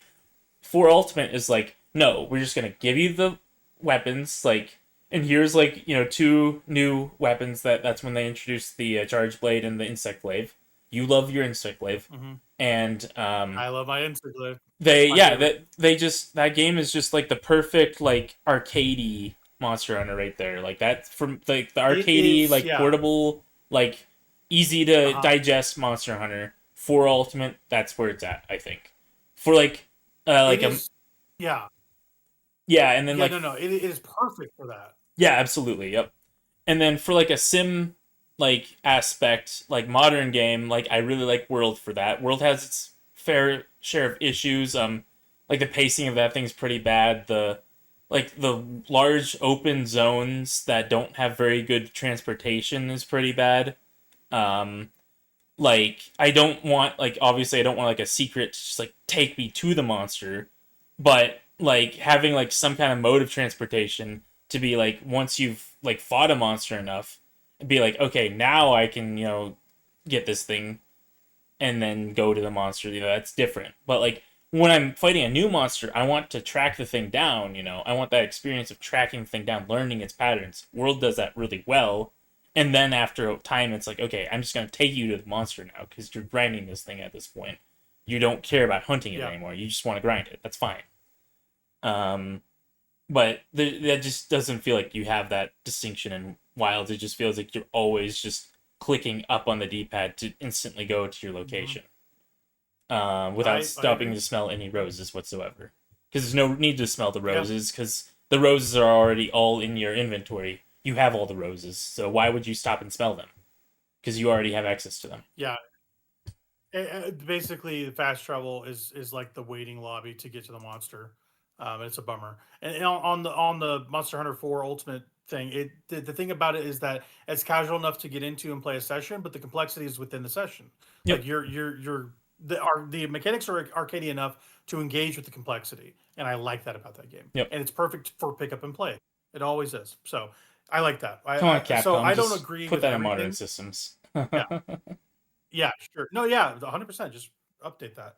Yeah. I don't agree with it being that disappointing. I like that game more than you, Sure. but I'm also not looking for Monster Hunter in specific ways like you are either. I am. You are very specific. I'm looking for specific things in Monster Hunter because I love Monster Hunter. I play a lot of these games and I dabble with a lot of these older ones even, and yeah, I like these things. So right.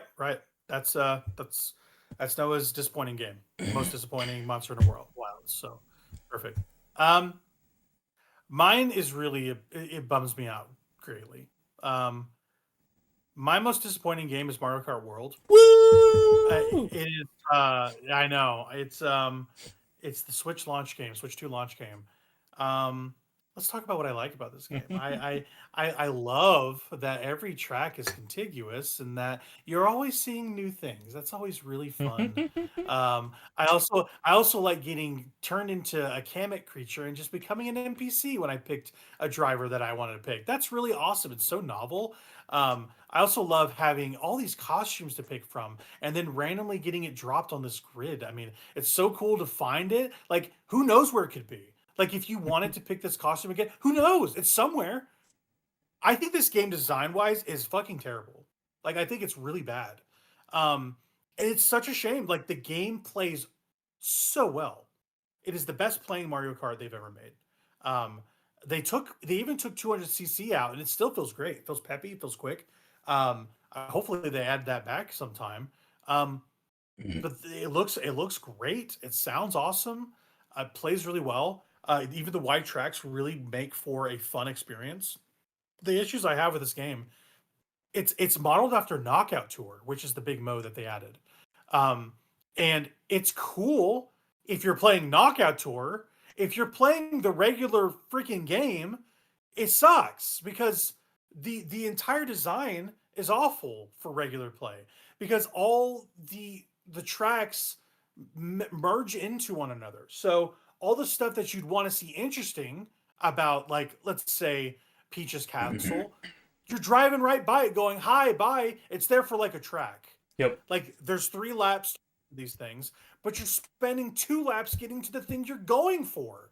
And it sucks. Like, you could be segueing from one part of the game to another, and it feels like the open world issue where they didn't put anything interesting in between. It all feels like highways. Yeah, that's what I was gonna say. Like, yeah, the developers went on like a US highway like I-44 or something like that. Like, man, this is fire. We gotta make a game about this. I love corn. Dude, it's just Mario Midwest, dude. Like, Yeah. it sucks. It Yeah. sucks so bad. Mario Midwest. It's some flyover Nintendo game, dude. Yeah. Like, you get to the cool stuff sometimes. The best part of this game, though, I will say, is Rainbow Road, which is excellent. And it's the best Rainbow Road they've ever done. It's worth playing the game for that, I will say. Don't spend $80 on it. That's a ripoff. Don't do it. If you're going to play this game, you should have gotten it with your Nintendo Switch. too, because they're probably not going to bundle it for much Take longer, that okay? $80. If you paid full price for this game, you're a sucker. Take that $80 and go buy Kirby Air Riders. There you go. Problem solved. Much better racing experience. Or go buy Donkey Kong Bonanza and then maybe the Zelda upgrade. You'd be better served. Sure. Because that was $80 right there. It's a travesty this game got shipped in the way it did. Systems wise, like technologically, this game is sound. It looks great. It sounds awesome. All the stuff that the Nintendo polish is there. But this is the thing that bugs me about Nintendo is that philosophically, we have to have this brand safe fun to enjoy their games. Like you can only have so much fun before we're going to drop the hammer down on you. You have to have so much fun before we start laying down the law. That's what this game feels like. You can't have too much fun with our thing. This idea that we have about making an open world, we're not going to do anything with it. We're going to do nothing with it, actually. And in fact, the stuff that you're going to find is so ephemeral, you're like, why was it even there? They have so much opportunity here squandered. They could have made this awesome. This could have been their Breath of the Wild moment for Mario Kart. Why didn't they do this? Everything about the open world stuff, which they promote, by the way, is an afterthought. That's what I was going to say. Like, that was the big thing that they promoted with that game. It's like, yeah, this is our big open world experience. Open world Mario Kart. Exactly. They said, oh my God, it's open world. Get ready to drive across the interstate that is Mario Kart freaking Highway 45 or whatever the hell. You know, Interstate 85 for Mario, right? It's just, dude, it is so disappointing. Like, and don't even get me started on the menus, which is what I was alluding to. When you pick a costume in this game, all right, this is what happens, okay? So you're a character, all right? Yep, this is also an issue I have. This is something. It's horrible. I know exactly what you're talking about. It's horrible. So, okay, there's a couple things. Let's start from the top. Mario. He's Mario. There's a lot of Mario in this game. He jumps. It's Mario Kart. Mario Jumpman Mario. He jumps. We know Mario. He's a great guy. We love like him. He's got a movie, right? He's awesome. He's got a lot of costumes too. He's got the most costumes in the game, right? Okay. But that's not even across the board because he's Mario. I understand this. He's got, what, 9 costumes? Sure. You go to Donkey Kong, where they have a freaking game of him. He's got 3 costumes. Okay, what are we doing? There's a lot of Donkey Kong out there. You can't make more costumes for Donkey Kong? Like, this is not a big issue in the grand scheme of things, but it is an issue whenever Mario Kart has 9 fucking costumes on this grid, and they're not even lined up. Yes, oh my gosh, it's so horrible. They randomly tile them. When you pick them up. So it's one after the other, no matter what. And there's no drop-down menu like a Smash Brothers. No. They can fix this easily, and they don't. This menu's so bad. Okay, I picked this cool costume. I get this cool costume from this burger joint. It randomly gives you a costume depending on what area you're in. Like if you're like in the one portion of the game, you'll be able to unlock one portion of his costumes, right? That's great. Okay. Not every character has the same amount of costumes, so you're automatically, for the characters you play, you better hope that they have a lot of stuff to cycle through, because if not, you're just screwed. All the more popular characters get more stuff, okay? That's not a big deal. But then when you pick the costume, who the hell knows where it went? Like, you're trying to race somebody, right? Multiplayer game. And you are just trying to figure out, hey, how do I look cool? How do I do this? You're thumbing through all this shit. Same for the racing, the carts. Like, they just give you them, and they sequentially just put them places. Like there's no like wheel that they spin in Mario Kart Deluxe. Like they had these issues solved and they ruined it. It's so awful. Every design aspect of this game is bad. It's not good in terms of menus. The menus are terrible in this game. I don't know how it shipped like this. I have no idea. It is infuriating what they did. The menus feel like development menus. Like they feel like playtester menus. Yes. Like they don't feel like finalized No. Yeah. Yeah, it feels like they're freaking you're menuing in the dev tools. Like that's what it feels like. Yeah. It feels like you're dicking around with just like placeholder stuff. That's really how it feels. It feels really bad. But that's not it's a big it's a big minus to this game, okay? And I'm gonna pull up my review because I really liked it for what it was in terms of the racing aspect of it. Sure. But like in terms of like what it does wrong, it does a lot wrong. We'll put it that way. Basically, in my review, I called it traffic spam. And at this point, at the point of this review, I think this has changed at this point. But there was items okay, that since there's like 24 racers this game, Yep. right? Deluxe had like 12, right? I think that was 12. Yeah. Sounds They right. 12 or 16. they double the card count, Yep. right? And you know what that means? You get double the fucking items from Yep. your way. Yep. So if you're in first, that really sucks for you. That You really are sucks for getting you. blue The way shelled. to It's not like a maybe you getting blue are shelled.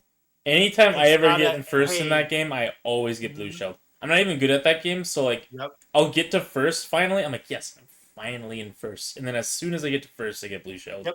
And I don't know how to get back Yep. like from that. Like I don't know how to recover. I'm just not very good at that game. So. It's if you are in first place, you've already lost. I'm just saying, Yeah. you already lost. And that's the thing about Knockout Tour is you need to keep pursuing. Like the only time you need to be in first, and I mean the only time, is when you cross that next barrier. Yeah. Because Knockout Tour is like you need to be in a certain placement.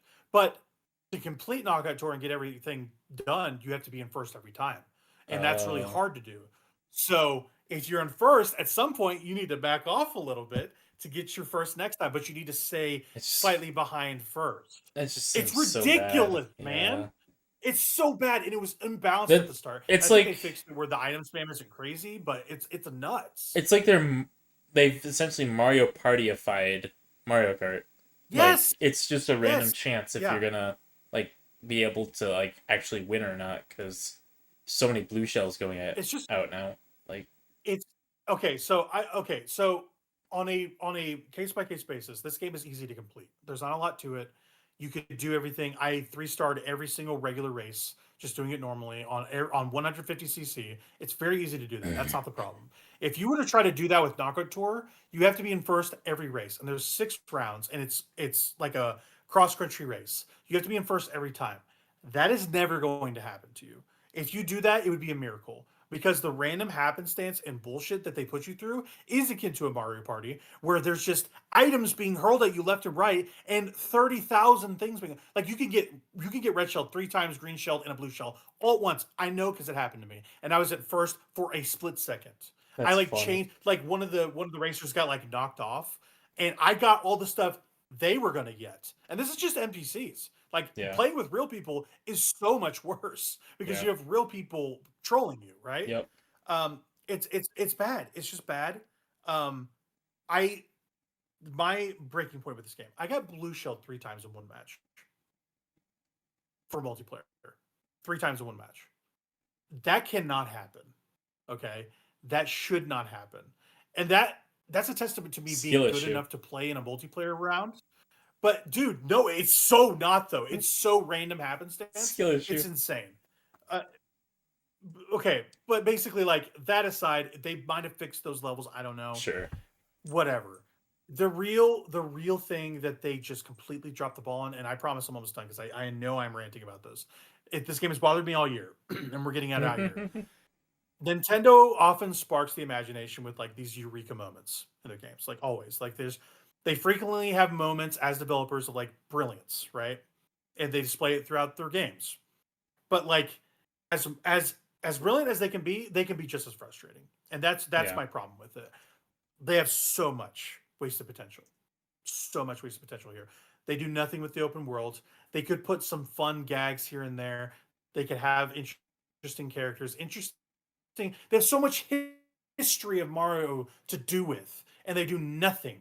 Like everything is tokenism in that game, and I do mean tokenism. Like you literally get tokens in this game by running over these paths, and that's the activity in the open world, and that's it. And you get stickers for doing that, right? And that's the checklisty portion of it. But like I said, they could make all the interstitial stuff interesting, and they refuse to. It is flyover state Nintendo, right? And it's like I don't know if this is a developer issue, if they've been mandated to be like, hey, you can't add all these weird characters from Nintendo history. I don't know. And I also don't know where I would want them. Like maybe spectators, whatever. But like when I'm going through this open world, I expect to find shit and I'm not. That's the point. Like you have all this play space to do something with, and I'm not finding anything interesting. If there's an activity, I'm going to the activity, I'm doing it. There's nothing interesting along the way. And then also, the cardinal sin about this, it's an open world game. You drive slower when you're not on a road. You drive twice as slow. That's how It's Mario Kart works. awful. Yep. Exactly. But if they're gonna do it, that is breaking their entire idea. Like, it is so ridiculous to me. Like, what was the point of this game? Like, you build it on open world and they do nothing with it. And then when you do the open world stuff, you're twice as slow. Mm-hmm. It's awful. This game is not good. I enjoy parts of it. It's not a good game. Okay? It's not. They can fix these things. They won't because they're Nintendo and they can do no wrong for people. And it's a huge bummer. I was very disappointed by this game. I thought it would be very good. I put 10 hours into it and said, sayonara. I'm done with you. And I don't know if I'll pick it up again. Okay, in a real way. Like, I did pick it up the other day just to try it. I'm like, you know what? This game still feels pretty good. But I will not play this thing casually if I can help it. I would rather go back to Deluxe, and I don't give a shit about that game. Like, for real. This game is such a bummer. It's full of exciting potential, and they drop it on every mark. You know, and the fact that they charged $80 for this game is infuriating to me. It is not worth 1 cent of that. Not one. Not one. This game is barely worth $50, dude. It's not. And they don't even think this is Mario Kart 9. Like, they think this is like interstitial Mario. Yeah. Like, that's exactly what they said about it too. They're like, oh, this isn't 9. This is like this experimental Mario Kart. And I'm like, okay, well, you experimented. Maybe don't do this shit again. Mm-hmm. Like, for real. I think it's bad. Building around a mode that is not easy to win on is not exciting. It's a cool mode and it's fun in a party game aspect, but just casually or wanting to like complete all of it, not fun. Not fun at all. So, ran over. Mario Kart World is my most disappointing game. Feels good to get that off my chest, but damn, that was something I've been stewing on since August. And I think that, or July, whatever it was, I think that game is really disappointing. So, yeah. You I'm know, glad you didn't get that game, Noah. You did me too. yeah, yeah, when I pre-ordered my Switch, that wasn't available, my Switch 2, so Good call. Yeah. Mm-hmm. I just got the normal Good call. one without the bundle, but I probably, And I you know, mean, people aren't going to care. I wouldn't really play Yeah. it anyways, so Yeah, and you know, like, I'm not a racing game guy. I'm not even really a Mario not Kart either. guy. But I'm like, okay, I'm gonna play this new game. I'm gonna play this Sure. new game with my Switch, and I enjoyed it for 10 hours, kind Listen. of. And then I was like, you know what? No, this game actually sucks. I'm not a So, racing game guy, but I think Kirby Air Riders is fun with friends. That's the Okay. one that I'll play with friends, like when I have people over. Sure. I'm not gonna force myself to play Mario Kart anymore. I used to force myself to play Mario Kart with people. I'm not gonna do that anymore. Yep. If somebody wants to play a racing game with friends, we're putting on a Kirby Air Riders and we're playing that. Sure, I like that. Dude, I didn't like Kirby Air Riders that much. I would play that in a heartbeat over anything with Mario Kart World. It's Yeah. exactly how I feel. Yeah. And I didn't really like that game. Like, I played 2 hours of that beta. Not a fan. But I would Sure. play that over Mario Kart World. It is so detestable. So, anyway, enough. You know, we did a lot of like But the Nancy negative stuff. Like we kind of backloaded that. Yeah. I that's mean, okay. not I don't really. know. I like to I be get- positive now. Yeah, I But- guess it was like 3 categories in a row that could be kind of negative, but like I don't know. I mean, I guess it's fine getting Yeah. it all out of the way, but It's fine. now- I mean, we had some issues with games this year. Yeah. You know, I mean, that's fine. now it's a But- positivity hour like the rest of the like lists. It really so is. it's- Yeah. So By the time hopefully- we're done with this, or whatever time, people are going to be annoyed. I think Yeah. about how positive we're going to. exactly. So. Like hopefully if you were annoyed by how negative we were on a lot of things previously, we're gonna be positive from now on. So get annoyed Yeah, at only us being we'll have nothing positive. bad to say. Yeah, games that are on all these other games. There's nothing wrong with them. There could never be anything wrong with them. They could do no harm. No, we'll talk Yeah. about the games and at length, and I'm sure we'll have our things to say about them that aren't positive as well. But Yeah, I have some issues with some games, but yeah, I'm with Yeah. you. It's going to be way more positive because the next Yeah. category is best comfy game, best Comfy. main squeeze. We'll call it that. Like games that we just return to when there isn't much we want to play. The games that are mainstays, right? Yep. So yeah, I'll let you go. I went at length. I know what your game is. I think everybody knows. If people that listen to the podcast, you know what his game is. you know what my game is. Everyone gets all at once. I'm waiting. I'm listening. This is me listening. Okay, everyone got it right. Noah, what's your favorite? All right, it's Hatsune Miku Project Diva Megamix Plus. No Oh, way! Oh my gosh! What a surprise! yeah. Right, what about It's just that's the game that I play whenever I'm not feeling it. Like if I'm having a rough day, having a rough time, I just drop what I'm usually playing, and I just boot up Project Diva and just play a few charts, and usually that does it. If that doesn't do it, then we're on emergency mode. We're on like oh man, gaming's not really doing it for me. If I'm not enjoying Project Diva, then that just means I'm not in the mood for gaming, basically. Yeah, yeah, I get what you're saying. Yeah, no, it was really cool to see what you did with this game this year, and we'll get into it. There's a category for this, specifically about this game. So, I don't want to bury the lead here, but yeah, that game was really cool to watch you do what you did in. I was like, wow, it basically was like it basically gave me a reality where I was like, I'm never going to be this good at anything, let alone this game Oh, ever. whatever. I'm just being honest. Like I don't think I have it. But that's just my opinion. That's just my opinion. Yeah, this is just like stuff that we just return to when there's nothing else. And when Yeah. it comes to Miku, it's a very like dewy game. So there's not like a ton to say probably because you're just so familiar with it, right? Yeah, Um yeah. I click the yeah. buttons, and I watch the music videos while clicking the buttons and listening to the songs, and Mhm. sometimes I stream it to Yeah. friends, and it's a good time. Hmm. Sometimes I get excited It's good because to watch. Yeah, I like it. I clear a chart that I've never cleared before, or on a difficulty I've never cleared before, or something, or I'll get excited because somebody put out Yeah. a mod for a new chart, and so that always makes me happy, finding new charts, new songs, so it's fun. Right. Yeah, Very totally. active modding Yeah, community on that thing, that's so it's fun. that's really cool. I liked Yeah. watching you play that game this year, quite a bit. So I kind of have a split game here. It's interesting because I want to explain myself. So I this is just a change I made just now. My winner for this category, technically last year, was Legend of Zelda: Breath of the Wild. I played that game a lot because of the Switch 2 version of that game. It looks phenomenal. I need to It check out plays that version so of that well. game. It's so good, dude. It's like night and day. Like Yeah, I cannot imagine going back to that old version ever again. It is yeah. so transcendental to the original package. Um, but it is a long-term goal to do everything in that game, and I mean everything. D- I mean every Korok, I mean every shrine, everything I can possibly do, all the quests. That's my goal long term with that How game. does that game feel undocked? Because I have very fun memories of playing that original one Oh, undocked. oh, so good. It's Yeah, so good. I It is remember like it maybe my chugging, favorite way to play that game.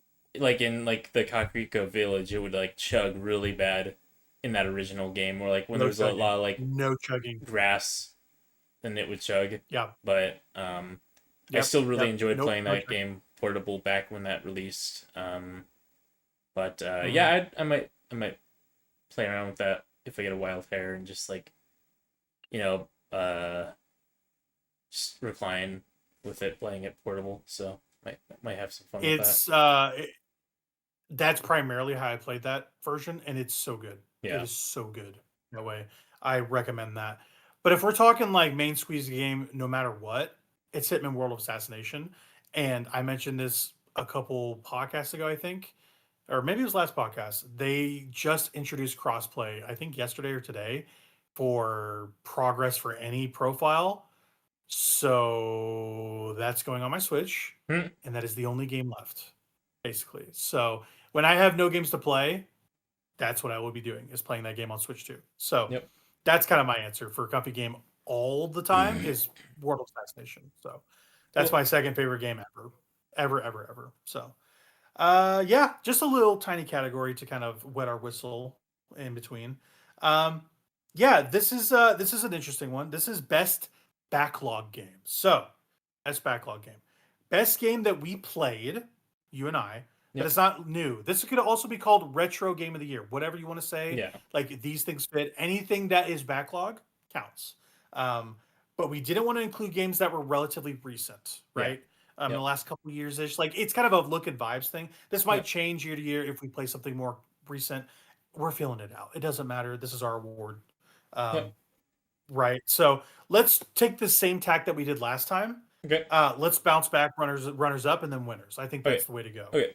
So yeah, whatever runner up you want to go first, go for it. Yep. I got these kind of ordered too. So I'm Yeah. Okay. So I talked at length about this experience on the podcast. It's my first runner up is Monster Hunter, the original Monster Hunter. I really enjoyed my time with this thing.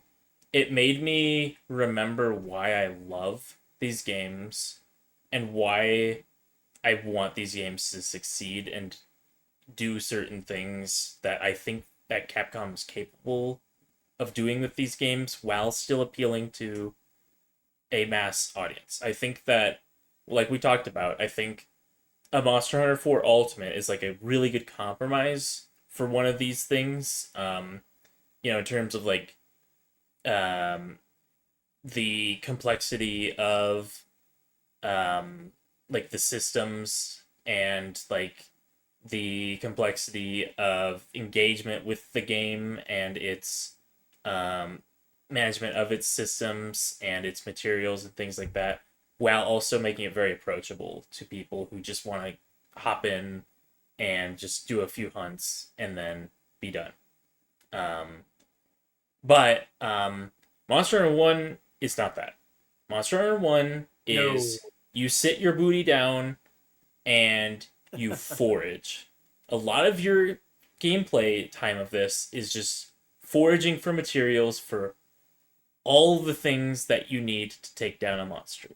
Because to take down a monster in Monster Hunter 1, unless if you're like John Gamer, which I'm not John Gamer, you need to use the whole arsenal of tools that are provided to you as a hunter. Because the monsters here don't mess around. There's like 0 iframes. Like I don't think that they understood that people want to like not get hit by the monster when they click the dodge button. So you have to like anytime I was engaging a monster, I just pretended that my dodge button was just for positioning because like I felt like if I got hit by an attack physically, I was taking damage from that attack even if I was dodging. So like there are dodge frames, but they're so minuscule that I never got good enough to where I could actually dodge an attack with my dodge frames. So so it became like this kind of positioning game where I was kind of, learning how the monster moves to position myself into the optimal places and watch for the different move sets that a monster has in order to know when to swing my weapon, which my weapon of choice in a game that's like, super limited on weaponry, I went with the greatsword because greatsword is kind of a bread and butter for me. I love the greatsword. So greatsword's very weird in this game because it's actually not a charge weapon. There's no charging for the greatsword in this game. It's a combo weapon. Oh. So you swing the weapon down, and then you swing it. You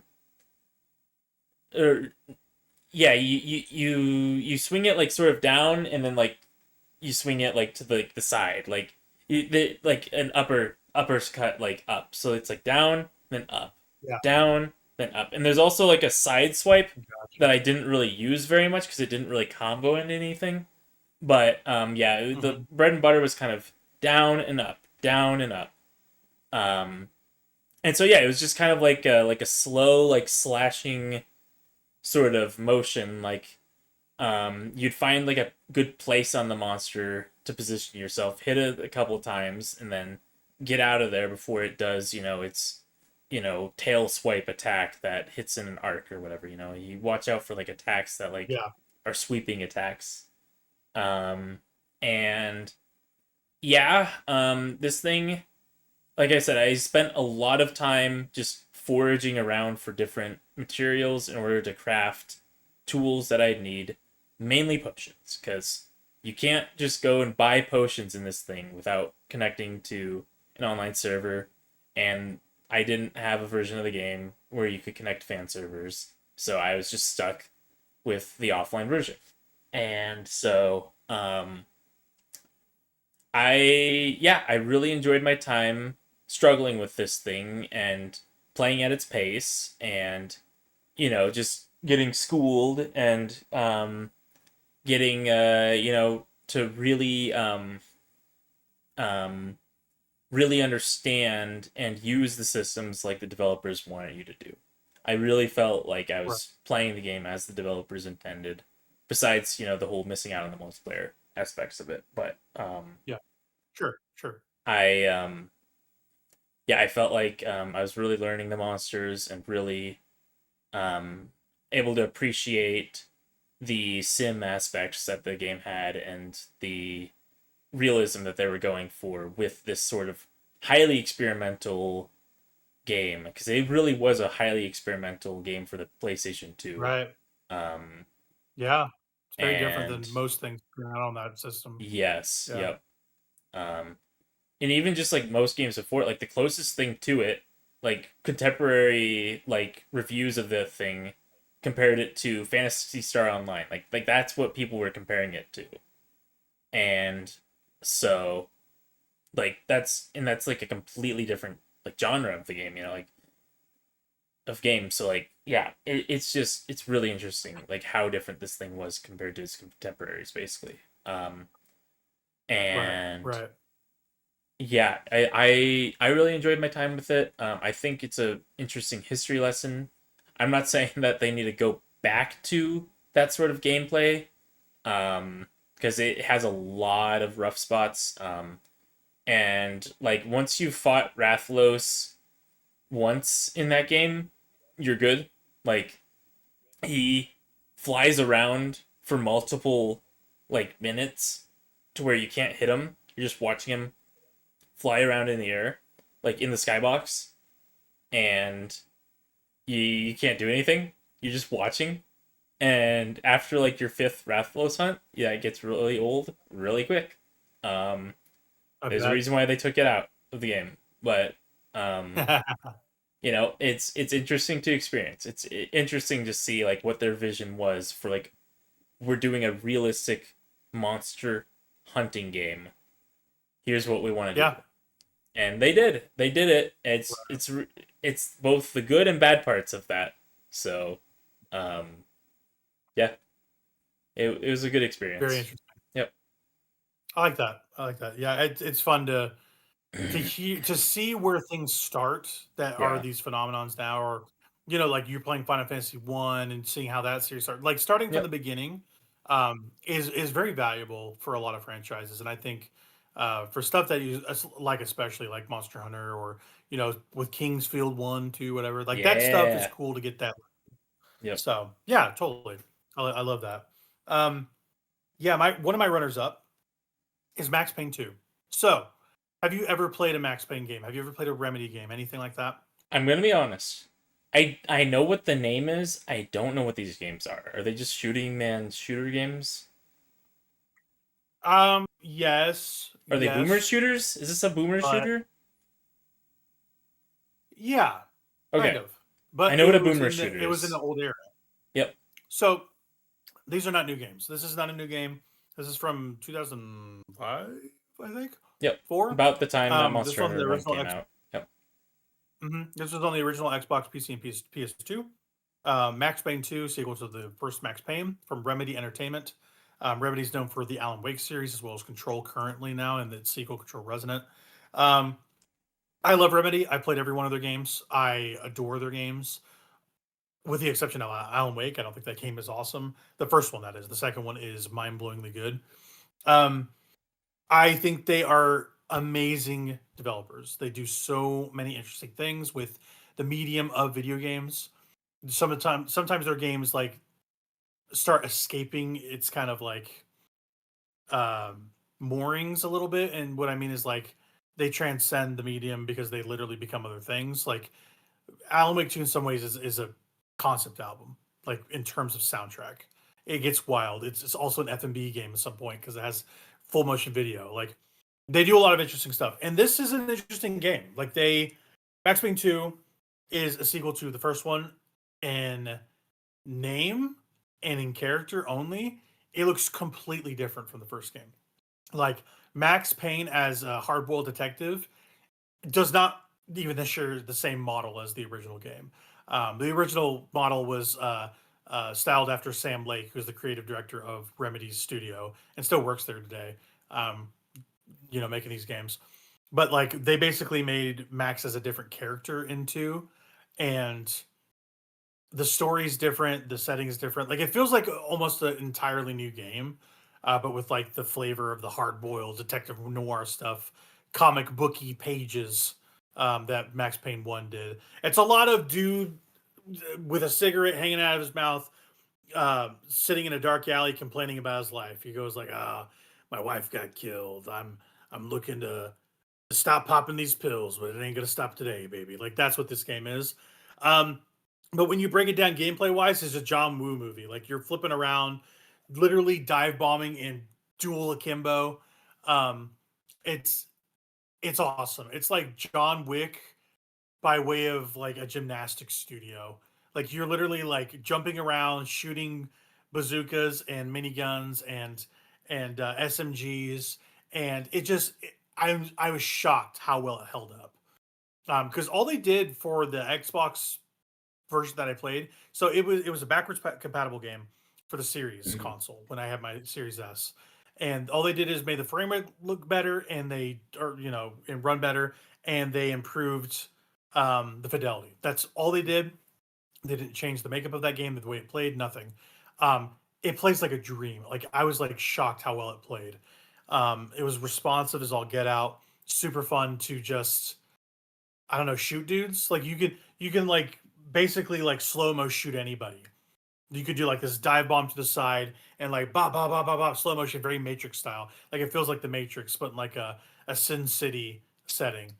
And it's just so awesome. Like I played the first one and loved it, but this game is just so much more fun and so much better, and the story's actually really interesting.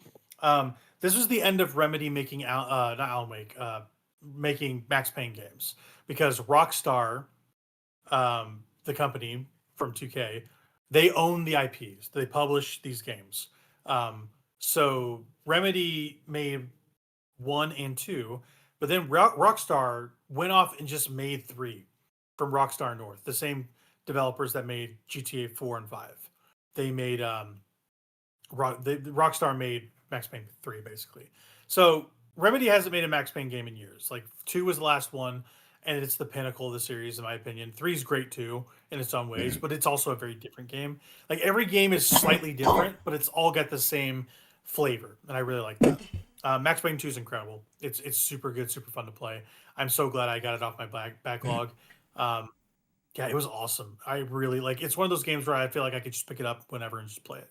So yeah, if you're looking for like a fun retro game to just kind of dick around in, that's a great one. Very very sticky controls in that one. So yeah, Remedy's awesome. That's my first runner up. What's your second? What's your second runner up or your higher ranked runner up? Yeah. Yeah, my second one. Yeah, a little bit more enjoyment out of this one.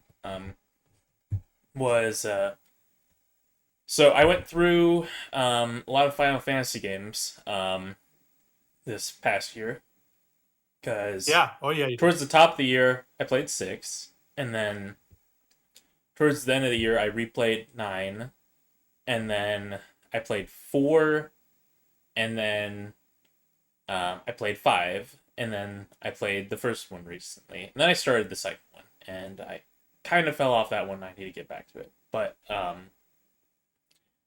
I really enjoyed my time with Final Fantasy 5 in particular. Yeah. Yeah. I really enjoyed the job system. I love the job system. It's very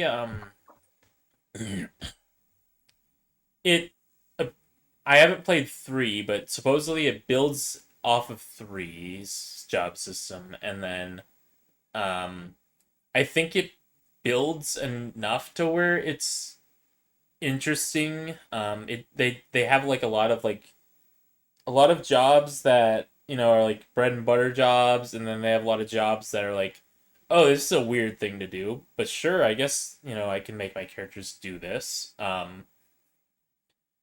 and I think it's got like just enough like retro gaming jank to where like that kind of spices it up a little bit. Like, like, oh man, Hmm. this thing's really clunky, but I really want to mess around with this thing because it's kind of funny that they let you do this. Um, and it's also got like this weird thing to where you can, if you just grind, like you can make your characters like unbelievably overpowered just by mastering a ton of classes and then switching them to the freelancer system or the freelancer class. Because the freelancer class gets the highest stats from every class that you've mastered. So you can just like get like ridiculous stats in the freelancer just by mastering classes, like getting the highest job level in Hmm. classes. And then it also like gains the like a lot of the passive abilities of jobs you master. And so once you master a job, like a lot of the passive abilities that job had, just you automatically get in the freelancer Hmm. class. Hmm.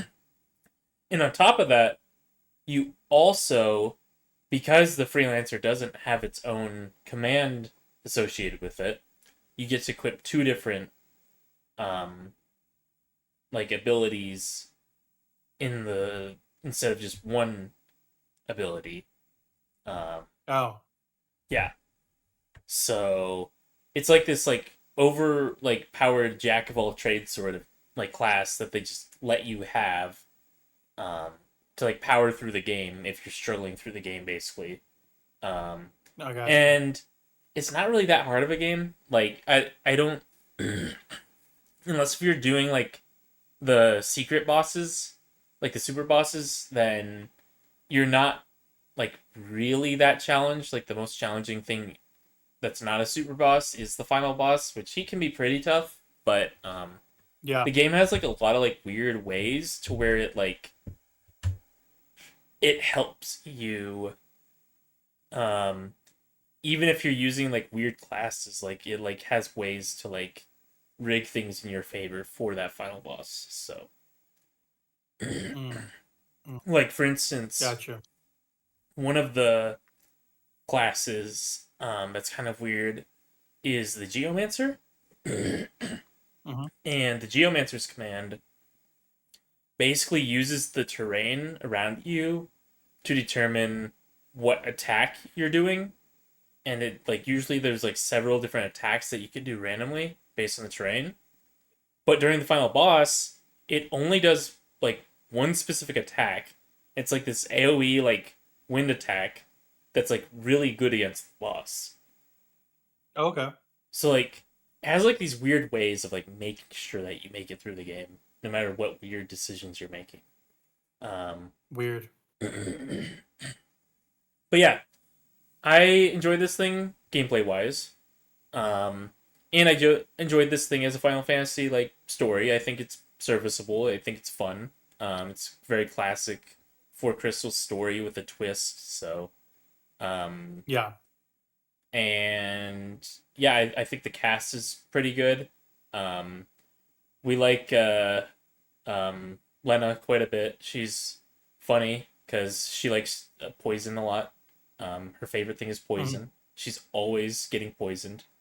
Like there's Haha. there's a point in the game where she gets hit by a poison arrow, and then you save her from that, and then immediately after that, she walks through poison flowers to get a flower to help a dragon. She loves Nice. poison. It's so funny. Oh I my think that is gosh. funny. It reminds me of the girl. Reminds me of the girl from Hell's Paradise a little bit.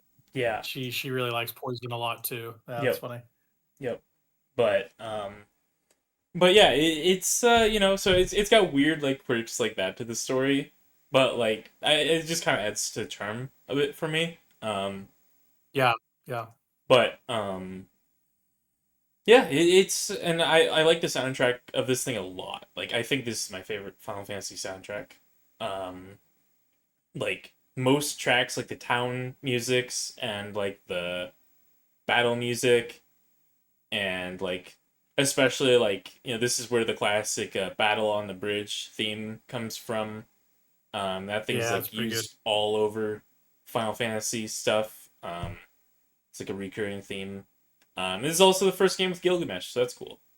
Yeah, that is cool. Yeah. And the first game with Omega, which is also cool. Mm-hmm. Recurring super Mm-hmm. boss. Yeah. But Yeah. yeah, so yeah, it's just a really good really, I think the job system's really fun in this game. It's a little clunky, a little retro, but I kind of like it. It's not like Yeah. streamlined, and like um I guess homogenized like a Bravely Default job system, which is kind of what I'm used to. Is that Right. Bravely Default like really homogenized job system where everything is like Mm-hmm. balanced out, kind of. I mean, that game's still pretty easy to break open, but they tried to balance it, kind of, and like make it look balanced because they made it look like all the jobs are like equal. They're really not. But Yeah. with uh, with five, it's pretty quick. You pretty quickly realize what jobs are absolutely broken and what combinations are absolutely broken, and you can get Yeah. really stupid broken um, in five. So Mm-hmm. pretty easily. So it's fun. It's fun. Okay. Final Fantasy V. I like it. I like that. Yep. It's a good runner up. I like that a lot. Yeah, I will get to that on the grand scheme of things. Finishing up 9, and I want to get to 6. That's kind of my goal. Yep. Um, yeah, that's great. That's Noah's second runner up there, before his winner. My second runner up, or my higher ranked one, is Doom Eternal. Doom Eternal. I played it for the first time last year. It was part of my backlog, and it was really just to get me ready for Doom: The Dark Ages, because that was coming out. What was that? Was that May, March last year? Who can remember? But yeah, I'll kind of get into what I thought about Doom Eternal a little bit later, because I kind of want to mention it slightly, or at least I think I do. I can't remember if I do or not. Um, Actually, no, I don't. So I'll just talk about it here. Yeah, that game is pretty good. Um, it did not stick with me as much as I wanted it to. Doom Eternal did. It feels great. It's interesting that they iterated a third time on this new Doom formula, where each of these new games are different in different ways, but they keep the main identity of this series intact between all three, and they also play differently, which is cool. I think my favorite game in the series is still the original, the 2016 one. That game is incredible, pacing wise, story wise, combat, everything. It's the most freeform, the most loose, the most casually fun of the Yep. series. Doom Eternal is not that. Doom Eternal is the antithesis to that. Like, it is so specialized. It is so fast. It's so frenetic. It's so crazy, and it gets a little like serious where the first one was not. The first one was so firmly tongue in cheek. This one gets a little like, "Hey man, you're the Doomslayer. Go do some shit," and like, you're important about this. Like, they really. It feels like they wanted to lean into it more. That's what it feels like with Doom. Um, and this game is like really tough. It's one of the hardest first person games I've played, first person shooters. Um, but I think the campaign is really good. Like, I think it is worth playing through.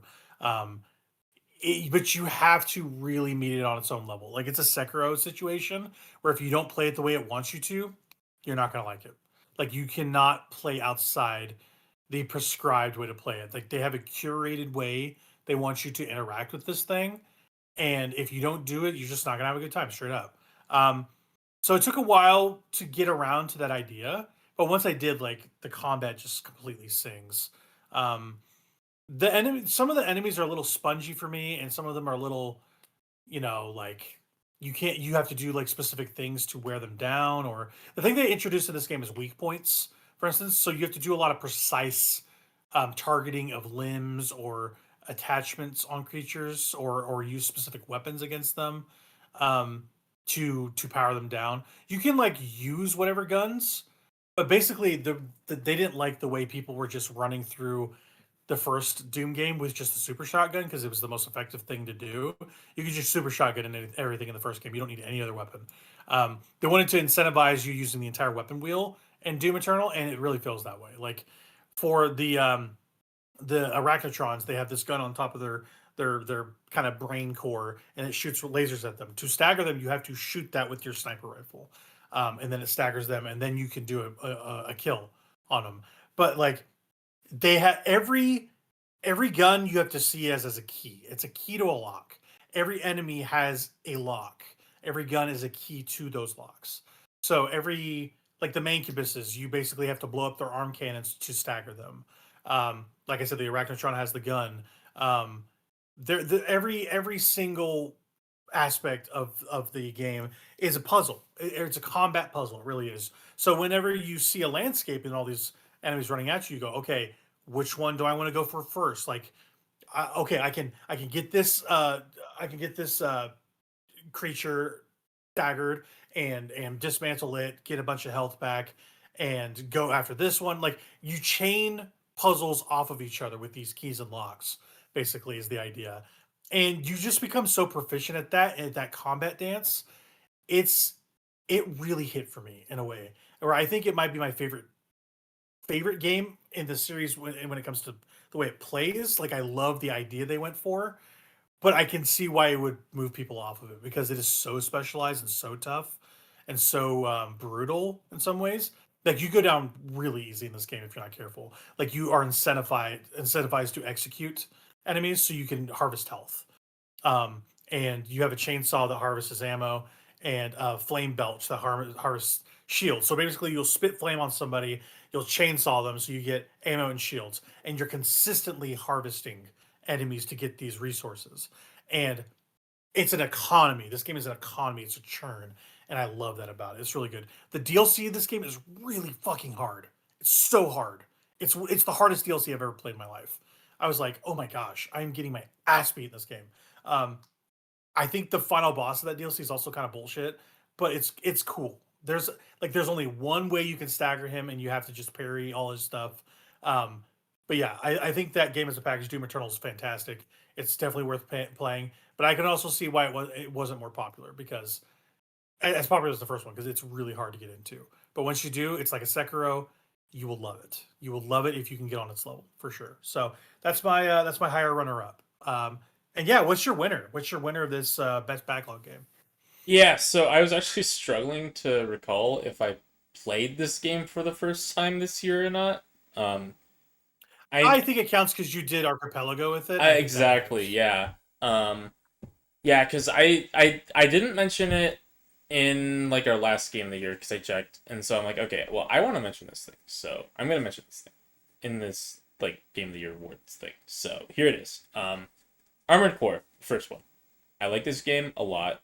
It's really fun, very focused game.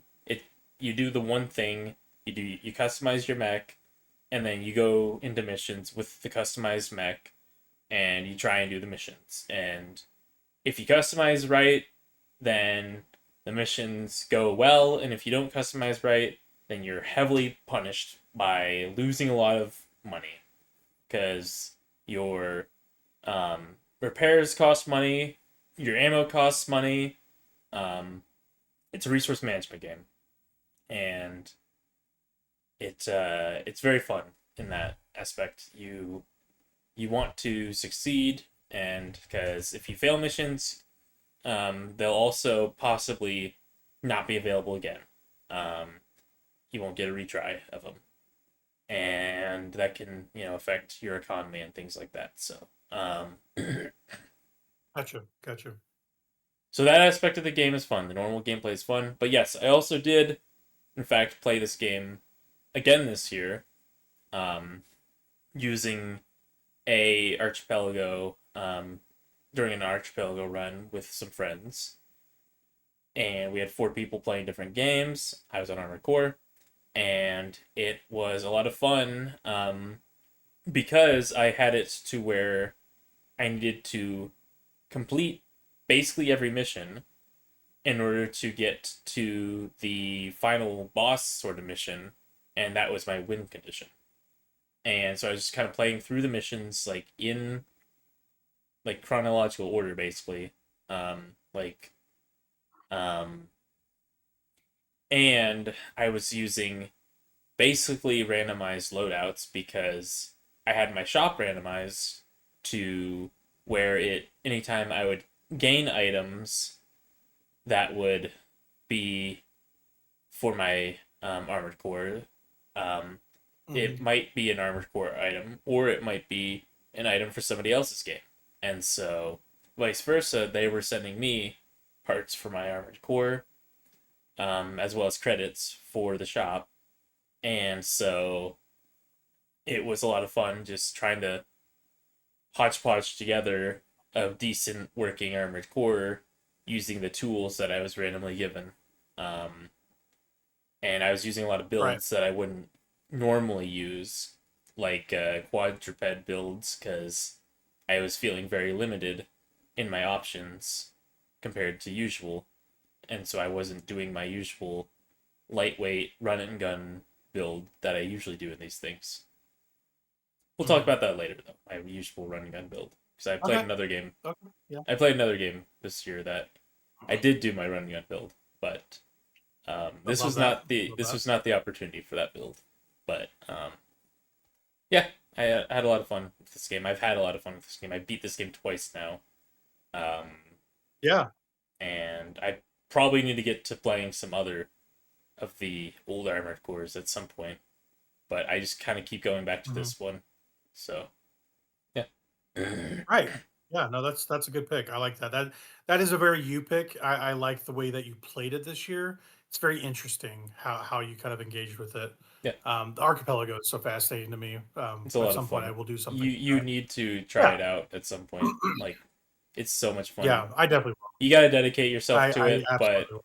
I mean, if it's a game that you can get through it in a couple play sessions because the way that Yeah. it works, like everyone's helping everyone, and so like you just kind of get flooded with like things, and eventually you find something to break the game open and just complete the thing. So Yeah. Yeah. Love that. Love that.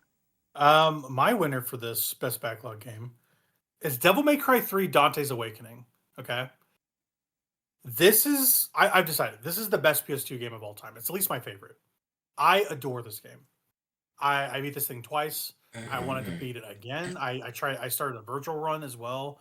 I think it's not just I don't think it's just my favorite PS2 game. I think it's the best action game I've ever played. Dead stop. It's an awesome game. It's not perfect. Okay, this is important. It's not perfect.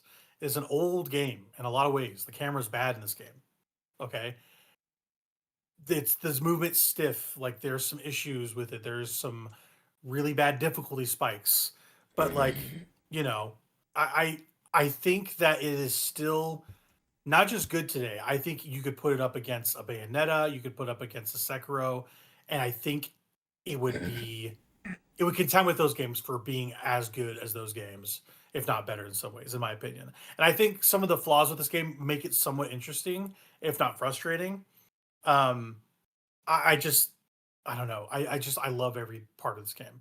I love how goofy it is. I love the characterization, the music. It's all wub wub butt rock. It's so good.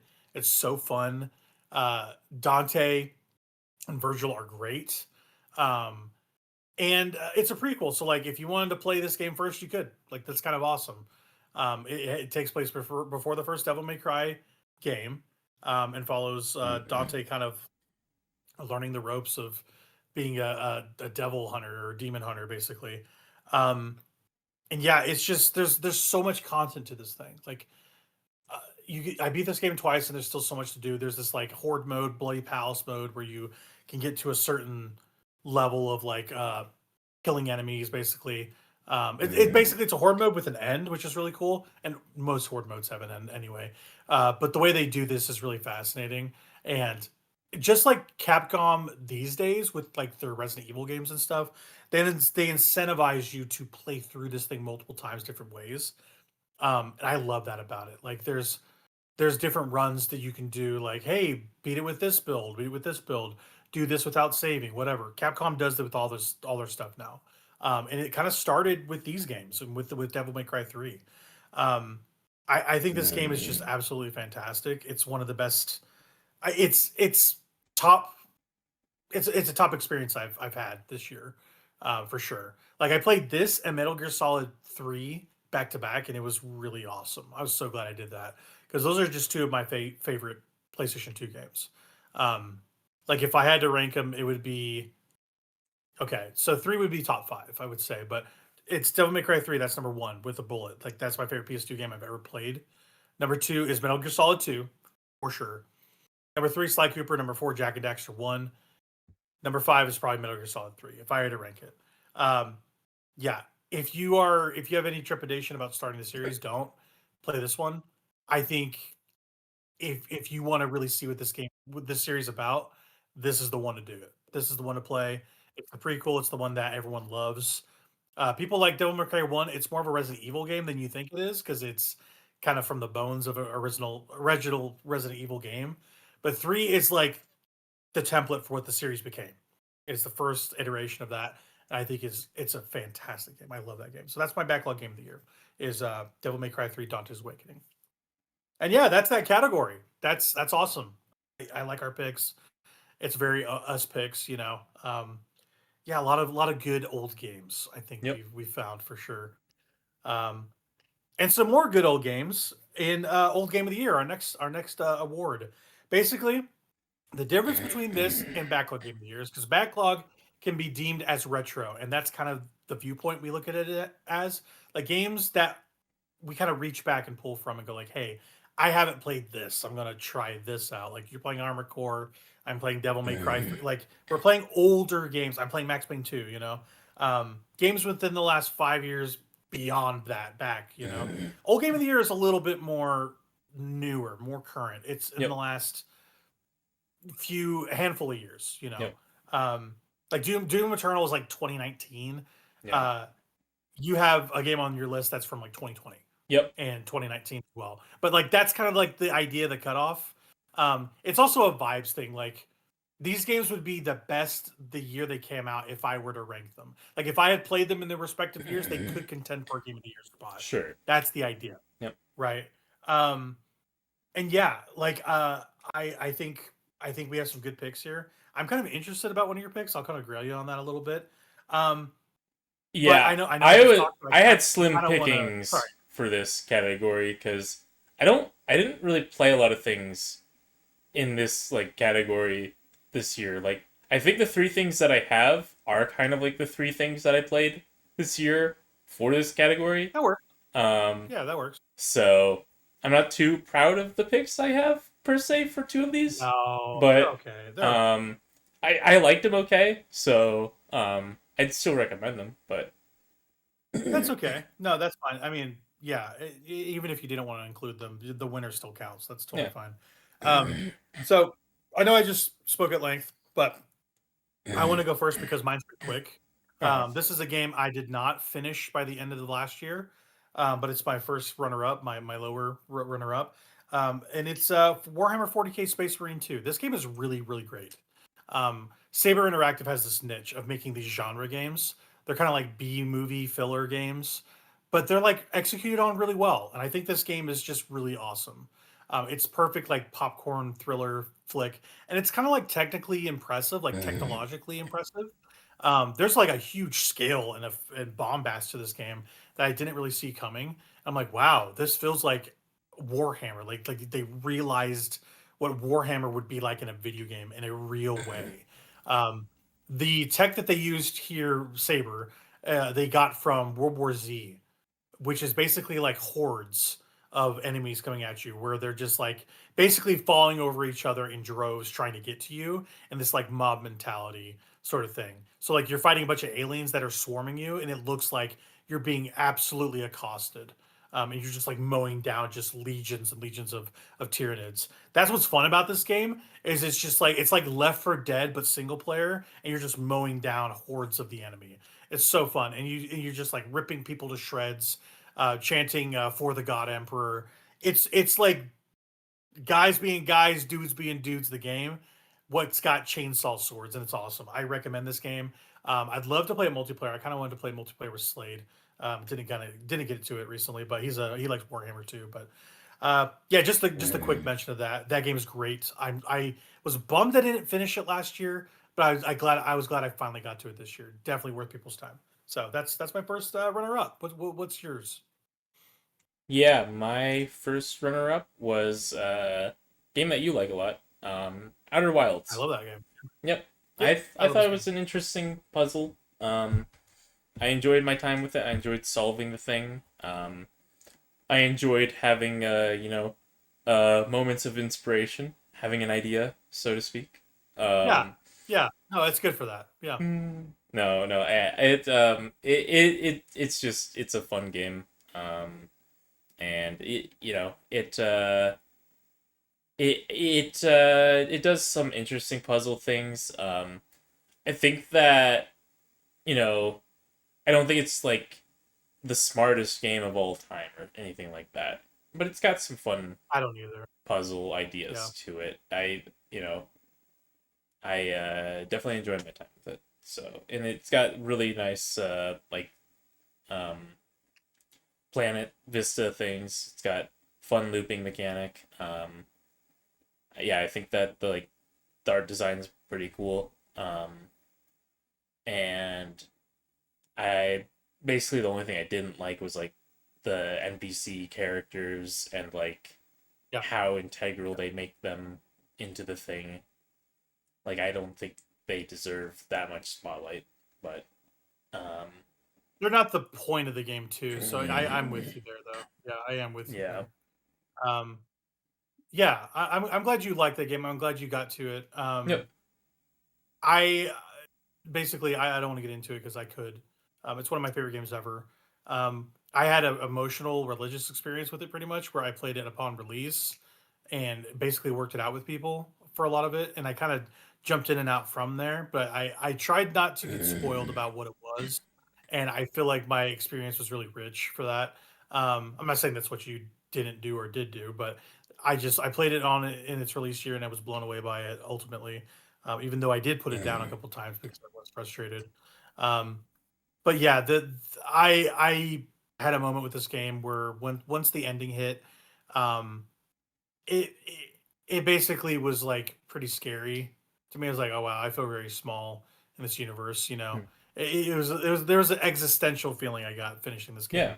game. Let's say, but I really like the aspects of moving around in that universe and the fact that you can get anything through to anything in 22 minutes is shocking to me, and it's play tested to hell, and I love that about it. It's It, really cool. There's a lot of gravitas to the world, and everything just works the way you think it should. So yeah, I think that like it's funny that you say that because like the existential like thing that I had with one of these looping games was with the Forgotten City. Actually, I had that experience because yeah, I was like playing through that thing at like 2 or 3 a.m. in the morning after like a long day of work, and like they're like throwing some crazy stuff at you in that end game of that thing.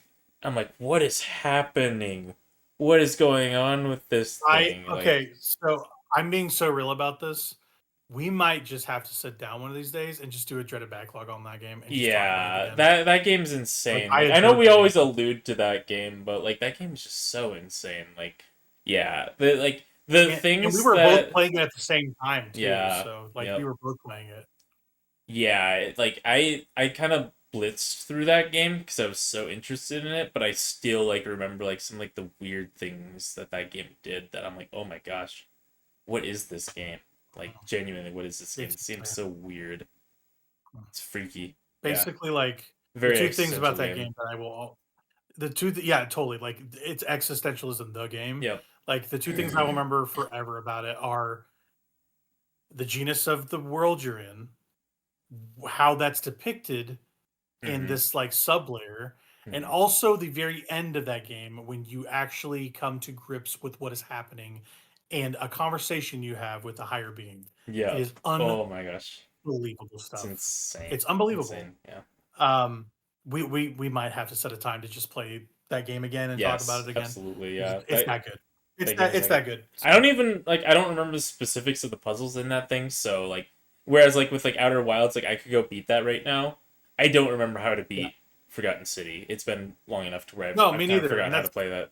Like how to beat that thing. I think Forgotten yeah, City also has like a way like I think it's a bit more complex to beat Forgotten City than it is to beat yeah. Outer Wilds because like Outer Wilds Man, it like Outer Wilds I feel like once you know how to beat that thing like it sticks with you because there's like just certain steps that you do in your run and then you're like okay the game's complete whereas like yeah with like a Forgotten City like I don't think I'd ever get to the point because there's also multiple ways to beat that game to be fair with Forgotten yeah, City there are. Yeah. whereas with hmm Outer Wilds there's just the one but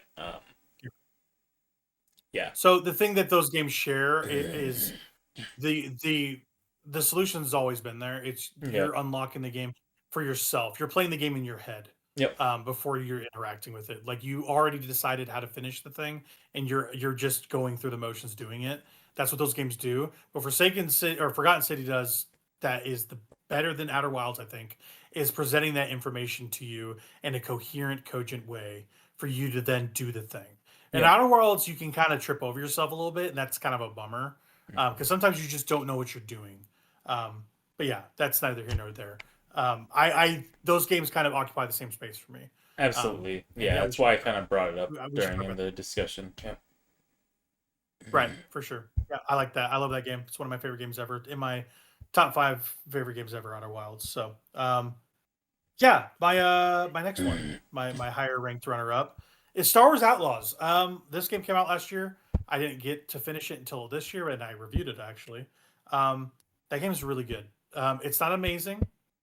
It's very workmanlike in some way, but they do the key stuff right about Star Wars. They do the key stuff. The thing that really imprinted upon me is I started this game in earnest after my Disney trip last year, which was in January. I think I beat this game in March or April or something like that, before the summer. And it was shocking how they captured the flavor, the theming of Star Wars in a video game. Like I had just come from Galaxy's Edge, and then I went to play that game. I was like, "Oh yeah, this game is so Star Wars." Like they really did it. Everything thematically works about that game. I love who you play in that game. You don't play a Jedi. You play just a smuggler, like a Han Solo type. And she's always just getting into trouble. And that sort of like archetype can be really overdone or like not interesting, but she is a good character all to herself. um and she basically like carves her own niche by the end of that game. The supporting cast is pretty good. It's not all totally memorable aside from your robot guy ND5, who's amazing. He's an assassin droid bounty hunter basically, and he joins you on your journey, and he's a really good character. I feel like I couldn't add him for character of the year because it was a last year game. But if I was going to break the rules, it would be for him. ND5 is really cool, and he becomes really integral to the story at the very end. Um, but yeah, people slept on this game. Like the game is really great. It's got that open zone feel to it, where it's not too big, not too small. You can get everything done. The gunplay feels pretty good. The stealth, when I came to it originally, was not very tight. I think they've altered that a little bit, where I was kind of getting seen when I shouldn't have been in an alert state. And when you get out of stealth, it's kind of tough to fight a bunch of stormtroopers because they can actually shoot you in that game. They're not just shooting willy nilly. Um, it's easy to go down in that game. Uh, but the exploration's fun. The story's good. The side missions are great.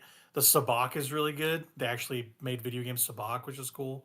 Um, and yeah, like it feels like you're an actual bounty hunter, like carving a niche for yourself in the galaxy, like learning, getting cred and stuff. So Star Wars Outlaws, people slept on that game. That's a really good game.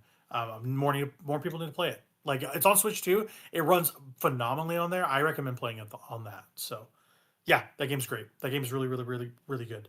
Um, your next runner up. What you got?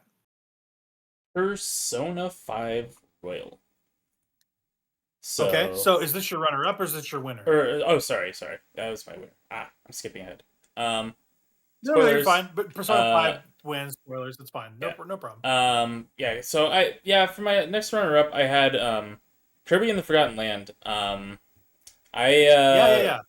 so this was kind of a good filler game for me to kind of like play through hmm kind of just turn my brain off I quite liked like the flow of this game. I'm not usually a big Kirby fan, but I think like I don't know, like 3D aspects of this thing um gave, that sort of like 3D platformer um itch that I had after I played Donkey Kong Bonanza and played like Super Mario Eclipse. Yeah, right. Yeah. I would have liked to put that in this category actually. You can do it. Listen, you can do whatever you want. I will allow it. If you want to do a swapsies here, Yeah, I please, mean, by all like, I'm trying to think, because, yeah, Eclipse did come out recently, and, like, that mod is just so incredible. I don't think, yeah, I'm just doing a swapsies here, because, like, that, like, do it. Kirby and the Forgotten Land was fine and all, and, like, I'll mention it later, but, like, I think that really, like, that ROM hack for, like, Super Mario Sunshine was just so incredible for me. Like recontextualized the entirety of Sunshine for me, made that game like 1,000 times better for me. A game that I already really liked. Um, Essentially turned that thing into like my favorite 3D platformer, like straight up. Like that mod does that for me. And like I think I like that mod maybe better than Sonic Adventure 2, which is crazy. Wow, that is crazy. Yeah. It's insane. Like I literally have like Sonic Adventure 2, Sonic the Hedgehog tattooed to my arm. But I think that like that Super Mario Eclipse mod is just so well made, so tailored to like being a good like 3D platforming experience, focused 3D platforming experience that yeah, the moment for me when the game really clicked that I always like to talk about is when you get to I always struggle with the name of it 'cause it's got like kind of a complex name, but it's like this like Rose Mall sort of thing, like Red Rose Mall or something like that. I'm butchering the name, but it's a level No, that you you did. get access to after you get access to like the new hub world that's like the Daisy Cruiser that they added in, and like I just really enjoyed the level layout of this thing. Like it's like this very sort of boxy, mazy layout of like, and it's just got like 4 or 5 different like shine sprites in it, so it doesn't even have a lot of content in this level. Um, Yeah. but it's just such a nice, tightly contained experience with like a really good atmosphere that perfectly encapsulates that um, like two thousands era, vibe, while also feeling very fresh um, of an experience due to being designed in the modern era. Um, and that's just kind of the vibe that the entire game gave off for me, the entire mod Right. pack. So I really enjoyed my time with Cool. that thing. So that would swap with Kirby. In that Yeah, spot, I you think so. Yeah, absolutely. Yeah. Perfect. That works. So Kirby's going to get his shine later because no one's Yep. going to bring it up again. Yep. I'll bring it up And I later. think that works. I think that works because Yeah. there's other stuff he needs to talk about with that thing too. So that works for me. Yeah. Our winners for the old game of the year are spoilers. They're both Persona games. Yeah. I beat Persona 3 Reload. It was on my top 10 last year as my number 10 because I had not finished it. But then I finished it a month later, basically. I platinumed it. I did everything in the game. I beat that game twice, all the way through, completely. I did every social link, everything you could do in that game. I did. That game is incredible. Yeah. I still think I prefer 4 because that is my first Persona game. Purely, Sure. I think Persona 3 Reload is a better video game. Are 100%. are you Um, on the camp that you're thinking that the Persona 4 remake might be your favorite Persona like of all yes, I time do. once Yes, I do. once that Yes, I do. releases? I'll definitely be checking If that one if it out. is Yeah.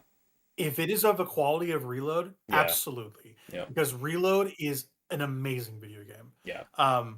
The story is incredible in that game. The ending is just gut wrenching, Hmm. gut wrenching. what they do. Um, the characters are really good. The social links are awesome. I really like all the town social links, like the monk, the drunk monk. His Yep, story's yep. really good. Yeah, the The Tower the dying Associate's really man good is in that. really good. Yep, yep, Yeah, the tower's good. The dying man is good. yep, The little kid is really like all this stuff is really yep. great. Um, and they have interesting party members like Konohamaru, I think his name is the dog, Yeah. or Koromaru, whenever Koromaru, whatever. yeah. The dog's great. Yeah, Koromaru. He's great. He's a great party member. But yeah, the thing that really stuck out to me, this game is just it's got so much flair. They took all the design theming from Persona 5, but they like retrofitted it for Persona 3 and it works like super well. Um, Everything like flows like water in this game, and literally the main menu is like the main character being submerged in water, and it's really cool looking. It all feels really fluid. It's Atlas is top of the presentation game Oh when yeah. it comes to their RPGs, Yep, no question. Over yep, Final Fantasy, over any other series, yep. they nail presentation, and Reload is no different. I think it is incredible. That game, it took me 100 hours to do everything. It did not waste my time.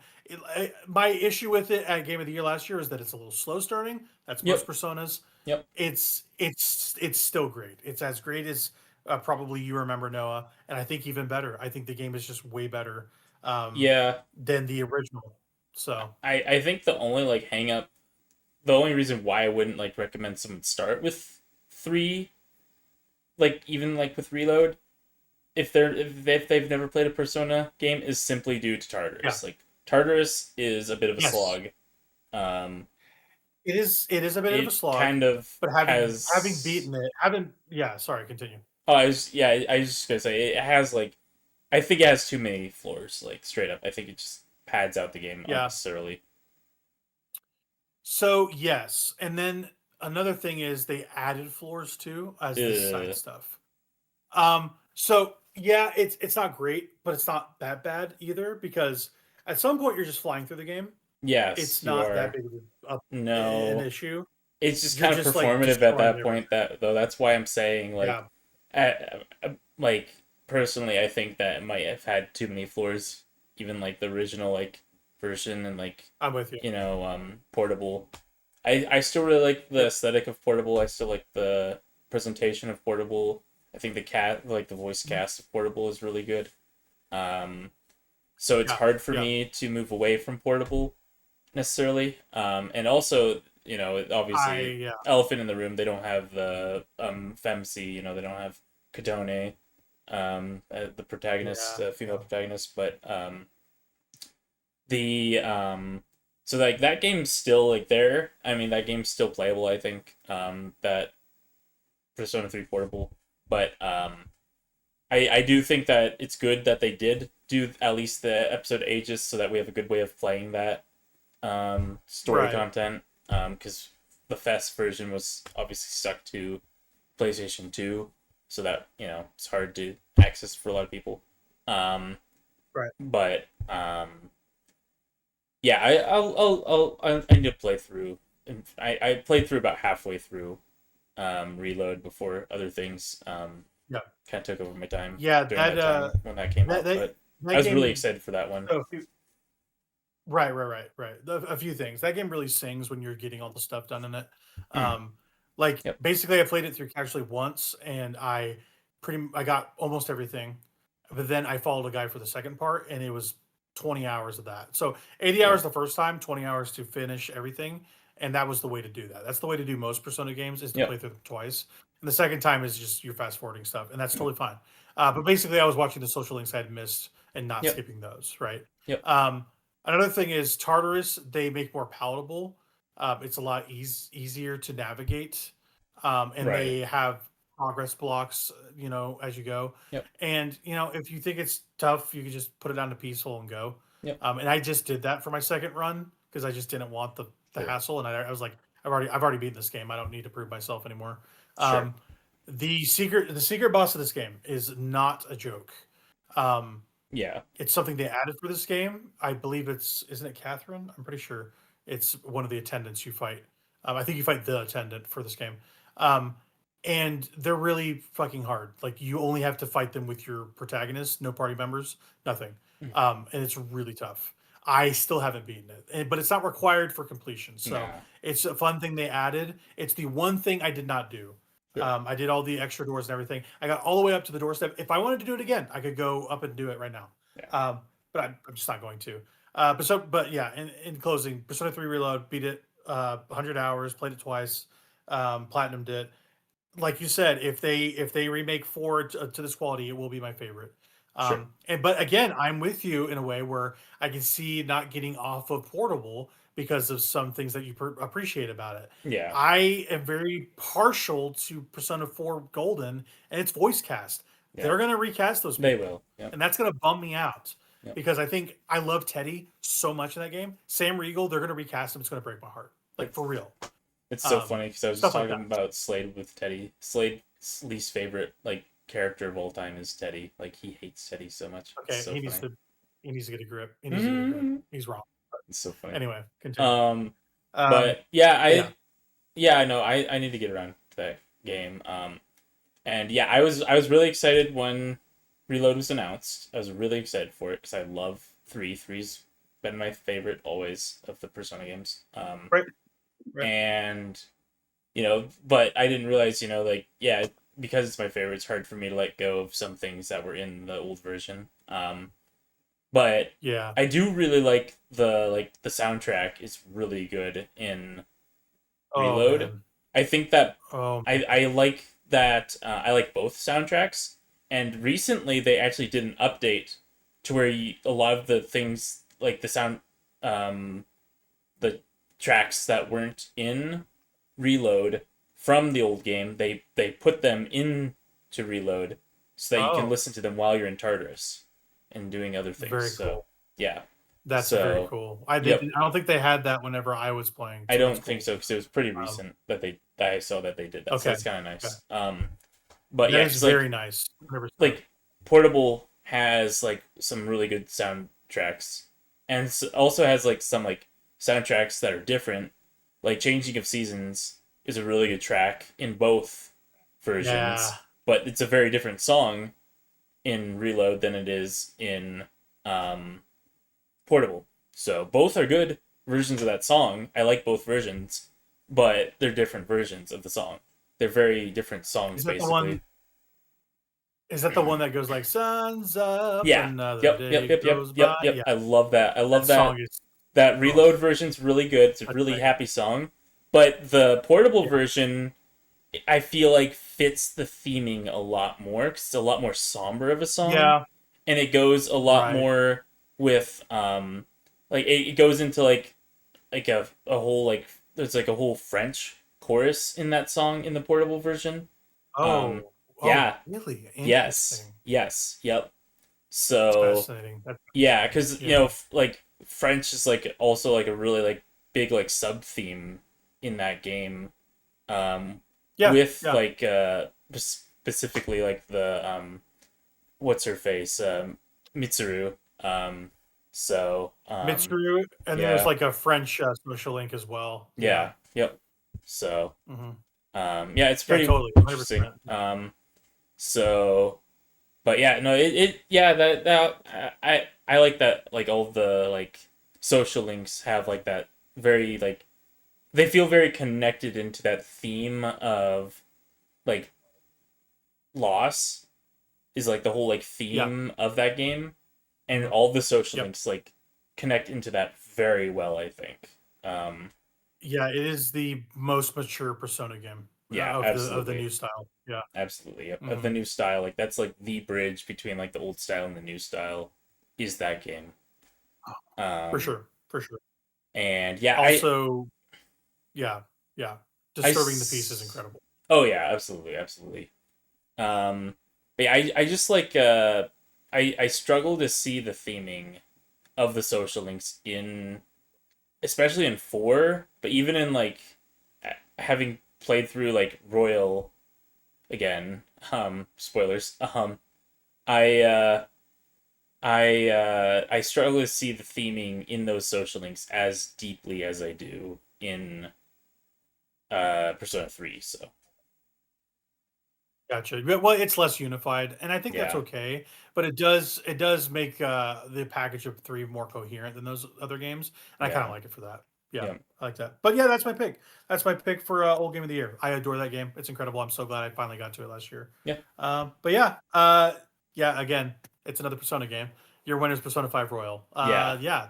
So you've beaten this game once. This is the Royal Yes. stuff you have not done, right? Correct. Correct. Correct. And I'm actually in the middle of the royal stuff right now, but I'm about halfway Yeah. through the actual royal content, like the quote unquote post game content that is like the royal content. Right. And oh my gosh, it's some of the best Persona content I've ever played, easily. Like, oh my gosh, Nice. it's insanely good. I love it. I'm like constantly had my mind blown and my jaw dropped, like, and like jumping up and down in joy, like at some of the stuff they do with some of the characters that I like. So, Yeah. very pleased That's with it.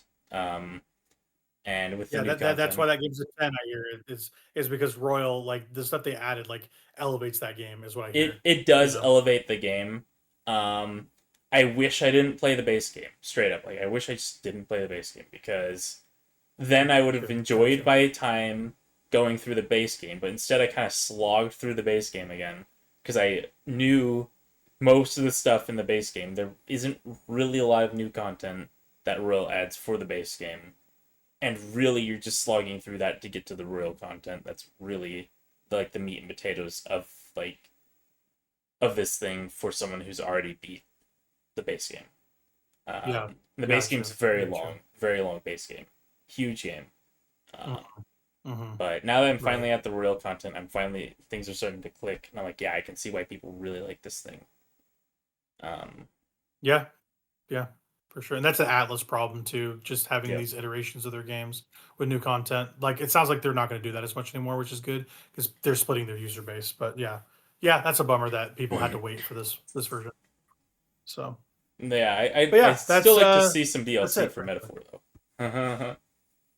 I would too. That would be awesome. I just more metaphor anything I would be Yeah. okay with. But yeah, that's Noah's old game of the year, Persona Yep. 5 Royal. I love that. Love that. Two Persona games taking the top billing there. Atlas does it again. They Yep. are they are the top Can't of the stop winning. pack. I think. Yeah. Can't stop winning for sure.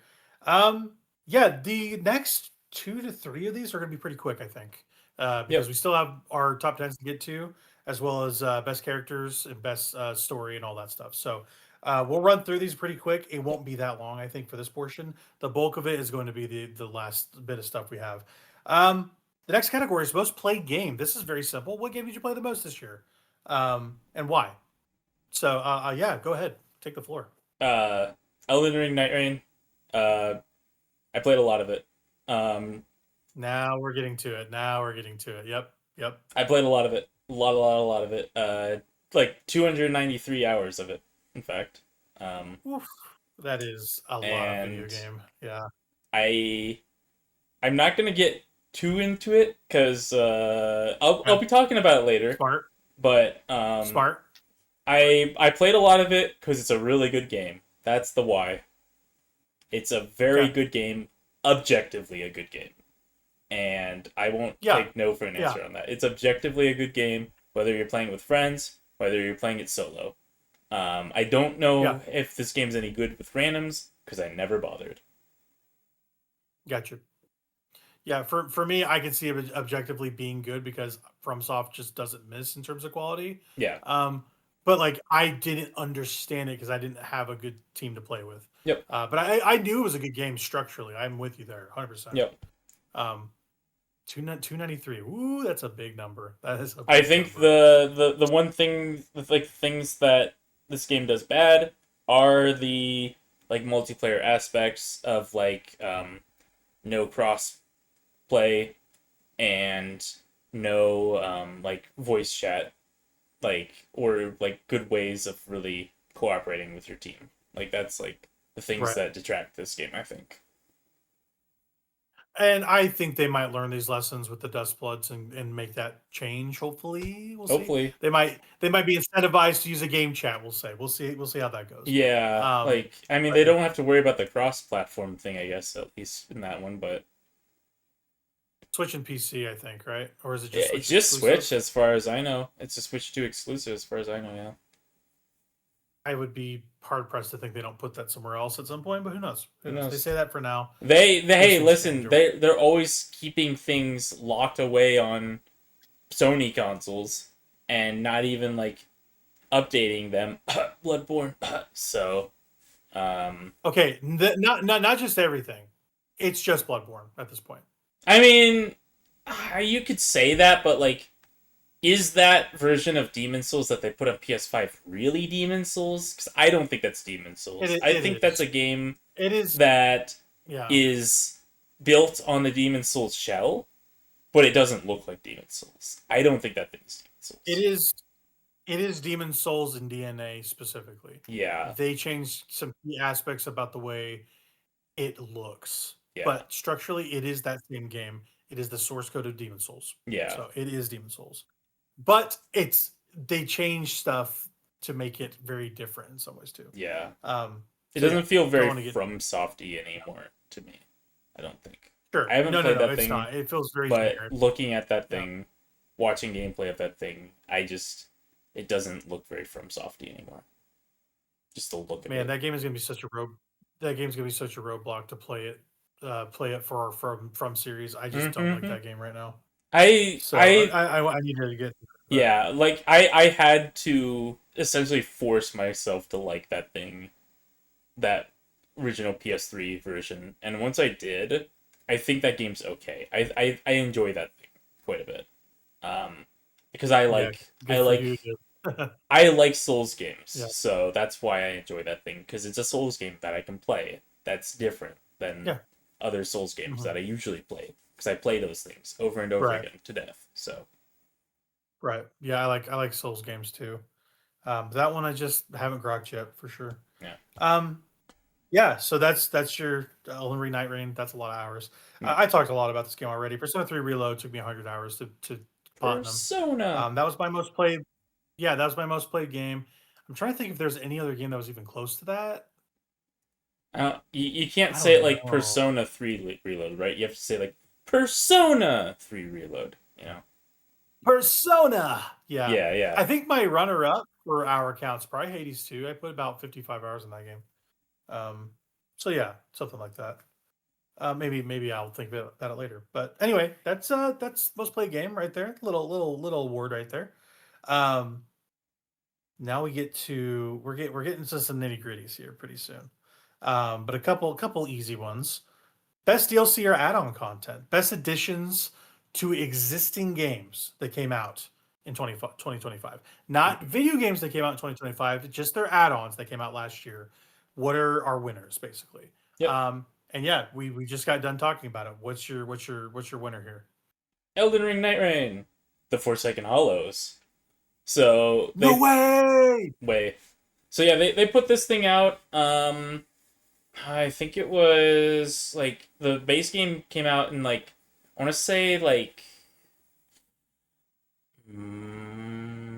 March of 2025, maybe later than that. Was it?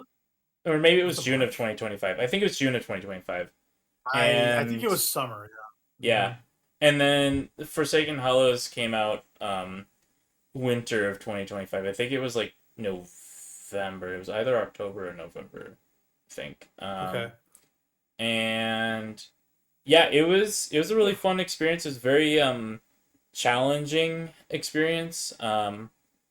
There's like technically one piece of it that I haven't gone and completed yet, which is One Piece. Sorry, continue. Calm down. It's okay. All 5,000 episodes of that will be there later for you. The thing that like gosh, you threw off my whole flow. What the heck, dude? What the heck?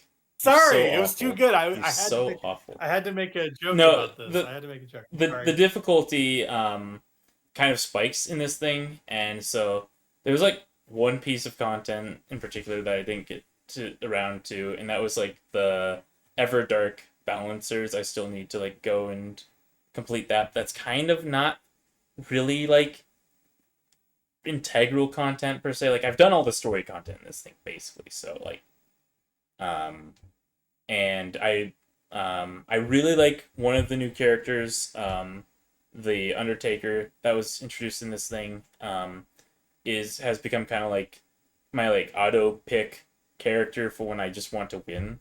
Like I just click the character because I know the like if I do a combination of things, then I can probably put together a winning build for a run, regardless of like what's going on with my team. So Mhm. like it's basically just stacking damage and just going absolute ape on the bosses. Because at a certain point, once you learn the bosses enough, like you find ways to just like the windows to where you can just go ape on them. And Undertaker's just a combo character that just wants to get in, deal a bunch of damage, and then dodge tank and take up the like aggro of the boss. Um, so, but yeah, Gotcha. it's Gotcha. yeah, it's got a lot of like mixed reviews because of the difficulty spike. I mean, it is pretty brutal of a difficulty spike, I would say, compared to the base game, but um, I think there was a lot of enjoyment out of that. Not a lot of like content with the DLC, really, but I think it was enough to where it kind of spiced back up the game, um, Okay. and added interesting things to the dynamic of the game. So Cool. Yeah, more Night Rain. Love that. Um, my winner for best DLC or add-on content is an add-on to a game I that was on my top 10 last year. Indiana Jones and the Great Circle: The Tomb of Giants. Um, so I'm going to spoil this thing slightly. I think this game is really great. The DLC makes this game better in some ways. The stuff about the end of the original game doesn't factor in because this is kind of a side story. We'll call it a side story, but it is still following biblical MacGuffins in a way that I find pretty interesting. So, the whole thing about this game, at least in the for the main story, is you are following this ancient like religious sect of giants called the Nephilim from the Bible, um, and basically like you are trying to find out if they're a cult, what they're there for, like where they came from, why they're trying to keep their sect a secret, basically. And the Tomb of the Giants expounds upon this. um it's really good, it's really fun. You're doing a lot of like actual spelunking and Indiana Jonesing and like tombs and stuff, and doing puzzles and all that sort of thing. It's just very much like nitty gritty Indiana Jones stuff, and I really like that. Um, the end of this game is so cool. This DLC, I should say. You basically find a Nephilim from the past who has been guarding the Colosseum for years, and you fight him in the Colosseum at the very end of that game. And he is the Minotaur from Legend, like the actual Minotaur. He's got a bull helmet and everything. Like he's supposed to be King Minos's Minotaur, like from Myth. And I thought that stuff was so cool. The boss fight's kind of whatever. It's not a big deal, but like thematically, it's awesome. The story's really great. It's a neat little side story to a really great game that I think more people should play. It's a good time too as well. It's coming out to Switch 2 on full card. So Drake will love that. And I think people should check it out when it comes out because this will be included in that. And that game is just really good. Machine Games, they love punching Nazis and fascists. We need more of that these days. And we're going to get more of that because they're making Wolfenstein 3. So, hell yeah. I'm really excited about that game. But they're doing the Lord's work right here. This game was really successful, I think, for Xbox 2s, surprisingly. And I think they're going to probably make a sequel one day because of that. So, a hell of a game and a hell of a DLC. So, that's my winner there. so you're telling me Um, that Indiana yeah. Jones, he's gonna go in, right? He's gonna see this minotaur, whatever, right? And then he's gonna like see this like tomb of like these like biblical like Nephilim guys, right?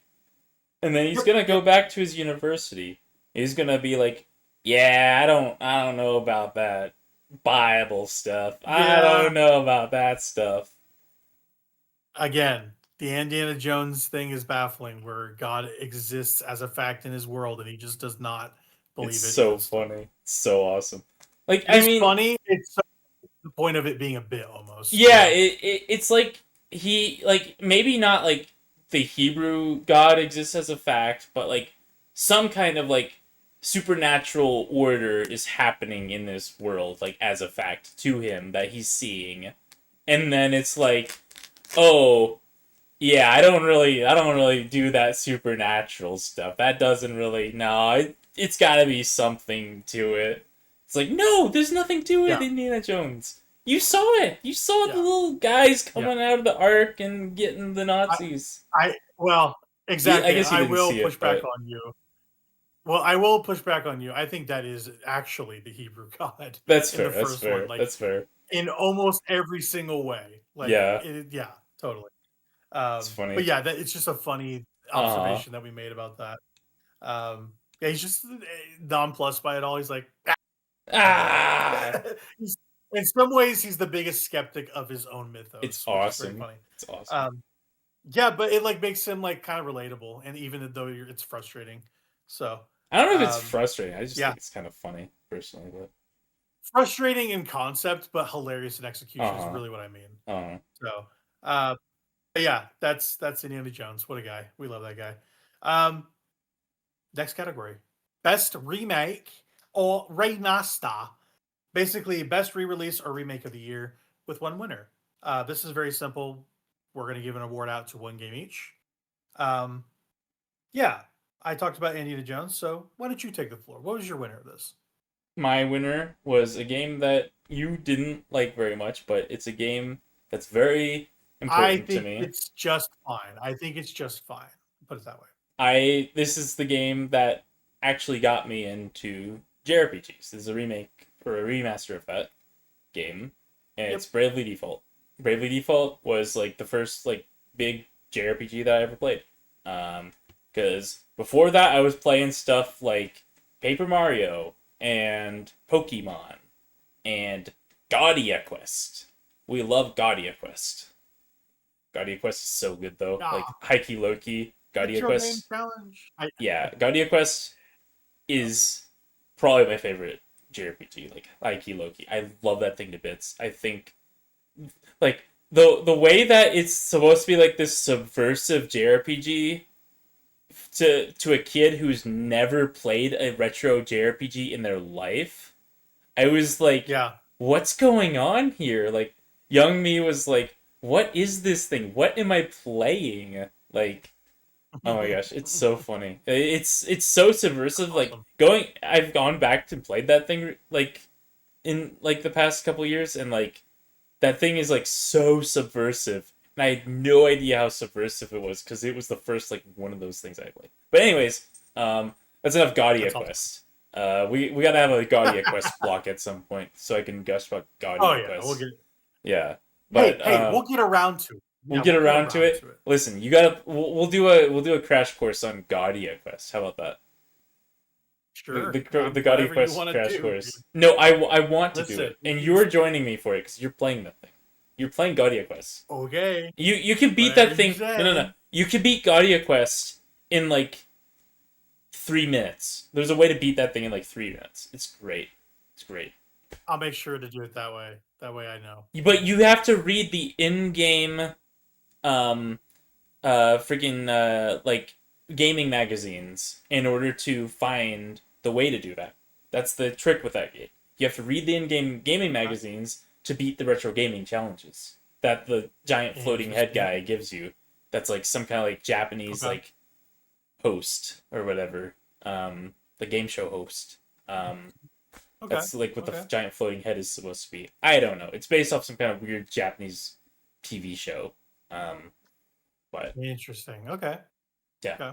One day that game is I'll weird. get around to. I'll It's a get weird around to. game. I like that thing I'll get a lot. Don't get around Yeah. to it because I think it's like the best thing on the DS. So.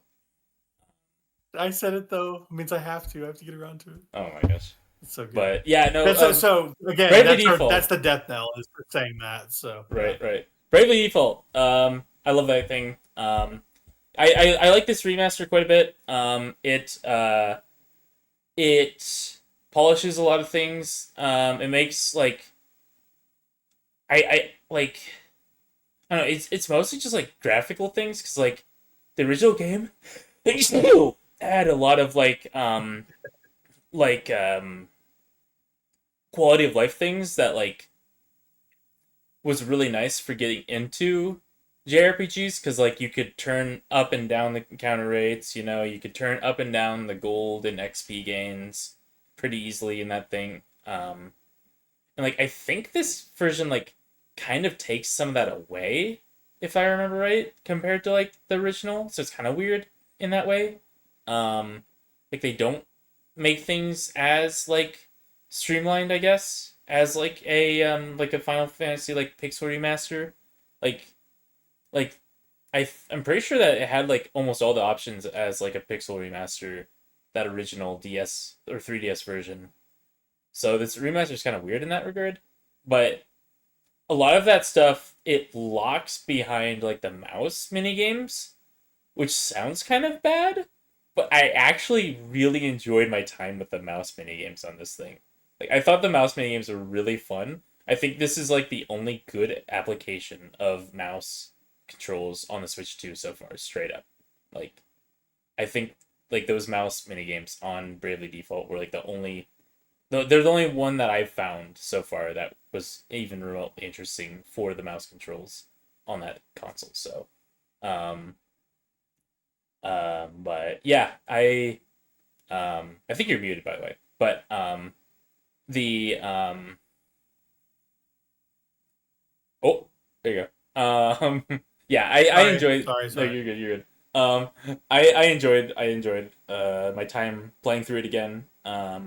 And I enjoyed banning myself from the chemist because the chemist is broken. Or the salve maker, Right. whatever they call him. In that game, but he's broken, so I banned myself. And I still was able to get through it just fine. I still ended up finding another broken combination having to do with Spirit Master and Ninja and a couple other things. Yeah, maybe I should have banned myself from more classes than just the maker, but whatever. I got through the thing. Challenge run.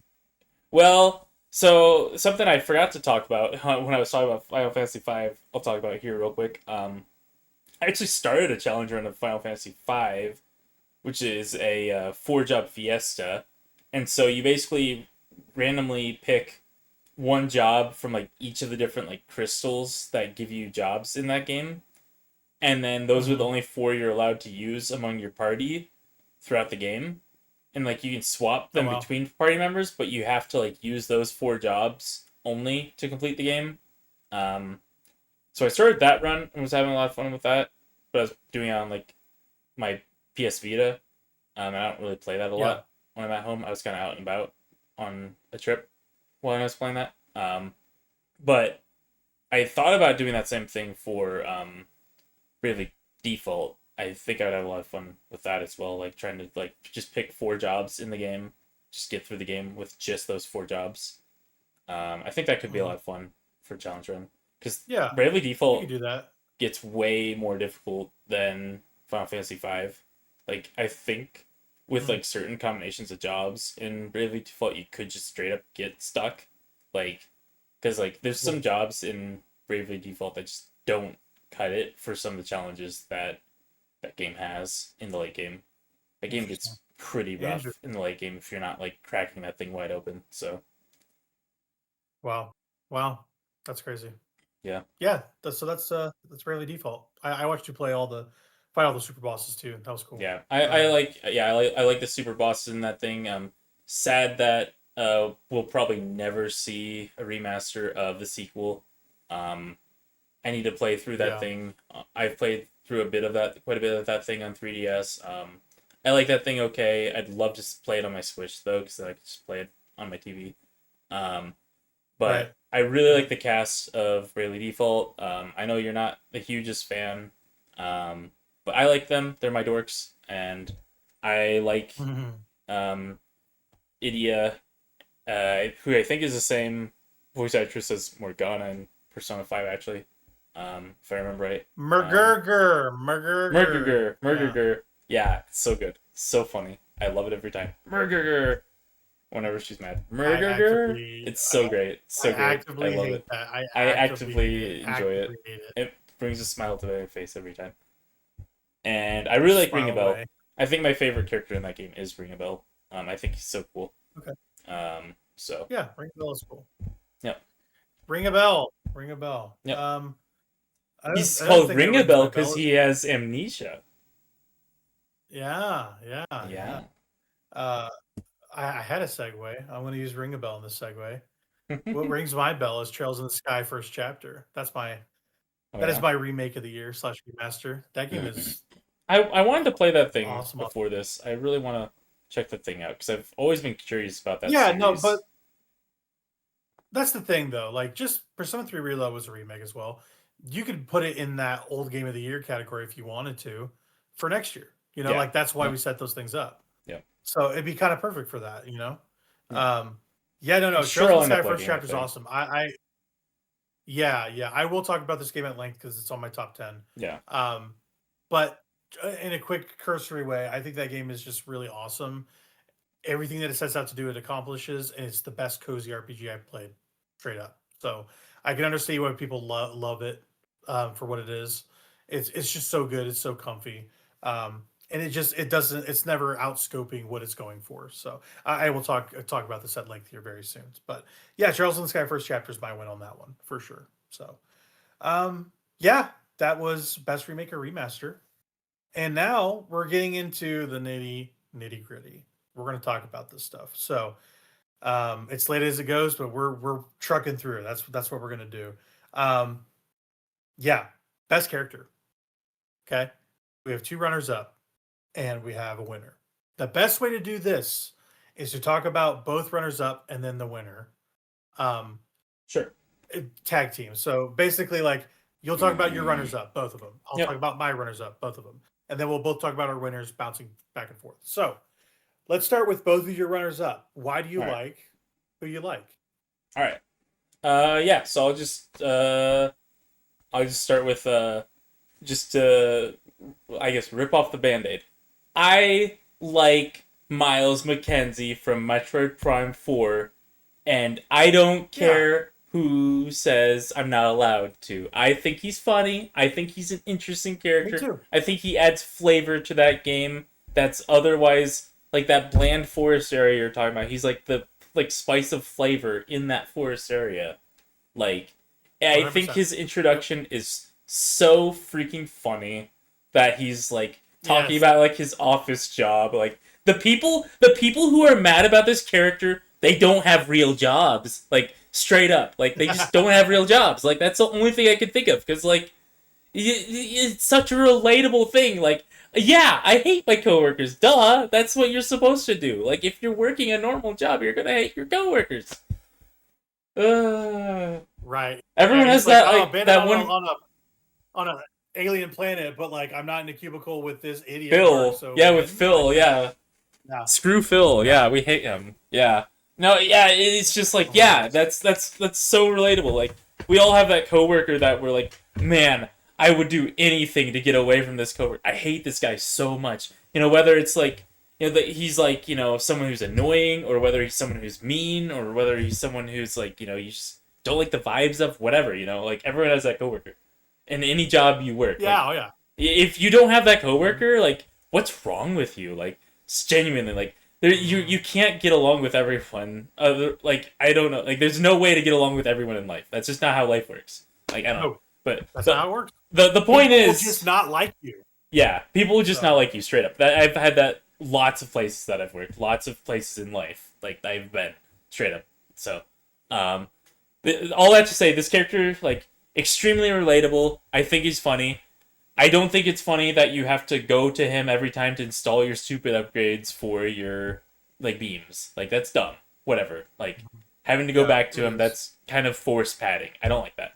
But I think the character himself is really funny, especially in that opening intro. Um, but even throughout the game, he's just like this like goofy little bumbling idiot, that just, he's just lovable, Yeah.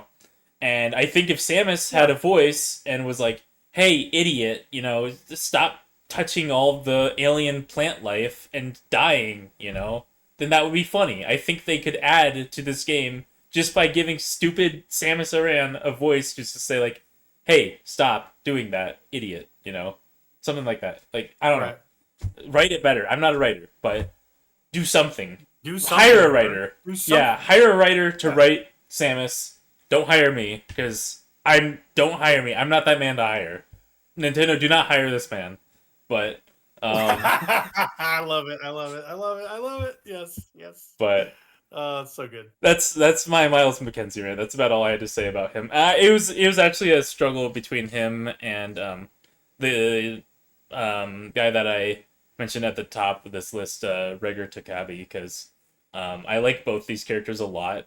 I think Takabe's really cool for showing off like the lore behind the Metroid world, like what the average citizens are like. I think he like really embodies like the average like Galactic Federation citizenry, with his whole like backstory of like his family being like a family of hunters and trappers. Like, it's so cool. Like, they're moon hunter and trappers. Like, how is that not cool? How are people not freaking out about the extended lore of Metroid? Like, oh my gosh, it's so cool. I love that. Like, just imagining that, and like visualizing that lore drop that Takabe has of like moon hunters. Like, that's so cool. That's so cool. Yeah, Like, I don't know. Cool. That it's deep sci-fi cuts that like people just you won't get that unless you really like that stuff. A and B, like dig into the characters of this game. I think a lot of like times like the characters can be annoying when they're like dying over and over again, or like when they're dying over and over again, or when they're just like impeding your progress in general. They can be annoying. And when they're like this like overly liking your character, like the Armstrong character, but yeah, right. yeah, other than that, I think the characters are fine in this thing. I don't like the friends we made along the way thing that they do in this game, and I don't like the like I'm not really a huge fan of the ditching the characters thing at the end. Like, I think that like I don't think it's as like I don't have as big of a problem with it as you do, but I still think it's that interesting of an ending. So just let the writers like write Samus next time and we'll be good. So I think that would help. I think that would help. Yeah. And then second character I have on here is it was love at first sight. This is the only reason this guy. The only reason why I played through the ISO slop games of Hades 1 and 2. Oh, the sole reason why I played this trash. No, I like these games actually. But the thing that made me stay for sure was Artemis. I like Artemis a lot in Hades 1 and in Hades 2. And Hades 2 Artemis is really cool. She gets a lot of like I guess like development in Hades 2 because she's like closely related to what's going on in Hades 2, and closely related to freaking Millennium, or whatever her name is, and so it's Millennium. Millennium. I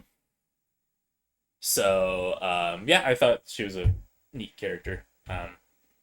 And the difference with her is that she doesn't offer boons anymore. She offers like these like powers that kind of show up now and then, it's pretty interesting. I like seeing her more often, so I kind of like Hades 1 better, but her whenever she shows up in the Grove, when you can sing with her, I love doing that. That was cool. So awesome. Yeah, that was really cool. Yep, I like that. Artemis is great. Her art style's really cool too. I think she looks amazing. Yep. There's a shimmering effect that they added to Hades 2 that just looks amazing. I love the way they did. Yeah. So, um, yeah, the art's great in that game. Yep. Yeah, I love Artemis. Artemis is great. Hades 2 is one of my favorite games of the year. So I definitely saw a lot of Artemis this year. I'm with you. Yep. She's a good girl. Not the best girl, but she is a good girl. Yeah, my runners up. My runners up here. I'll be relatively quick. Higgs from Ddddriftin 2. Okay, so a little bit about this. He's a returning character from the first game. In the first game, he's just a cartoonishly bad guy. Like he's just trying to just screw over the world because of something that was done to him. Basically, it's almost too much to even get into it, so I won't. He returns in Death Stranding 2 as almost a brand new character, and he's also more powerful. He's more quirky and unhinged. And I think it wouldn't work if Troy Baker was not so committed to the part. And I mean, he's his likeness, everything. Like he is Troy Baker on screen. He is Troy Baker from voice. He sings in this game multiple times. Higgs shreds an electric guitar that shoots lightning. That's incredible. Higgs is a really cool character in this game. It's the story stuff with him gets nuts too, which we'll get into best moment or sequence when it comes to the story. And yeah, there's some really crazy stuff that he is part of in that game. And without him, it doesn't feel as special, I think, because you kind of start the game encountering him and you end the game encountering him. And he is such an improvement over the first time you met him in Death Stranding 1. So Higgs is on this list. He also looks incredible. He has this red mask that every time the camera pans away from him, the mask starts making different expressions and different faces, but you never see it actively happen. So every time they cut back to it, it's got a different expression depending on what he's saying. It's really evocative, really cool, amazing, amazing art design and color palette for him. Yeah, he looked cool in the first one too, but this one he looks just so much cooler. And then yeah, Tristan Rao. So Tristan Rao is from the Outer Worlds 2. And it's a bummer. I'll get into it a little bit in the top 10. They're not making another Outer Worlds game, so I kind of have to just deal with this being the second one and the final one. And that's kind of a bummer. But yeah, Tristan is really cool. He's basically this space cop who brooks no fools. He's the only character in the game part of a faction that you do not get to interact with.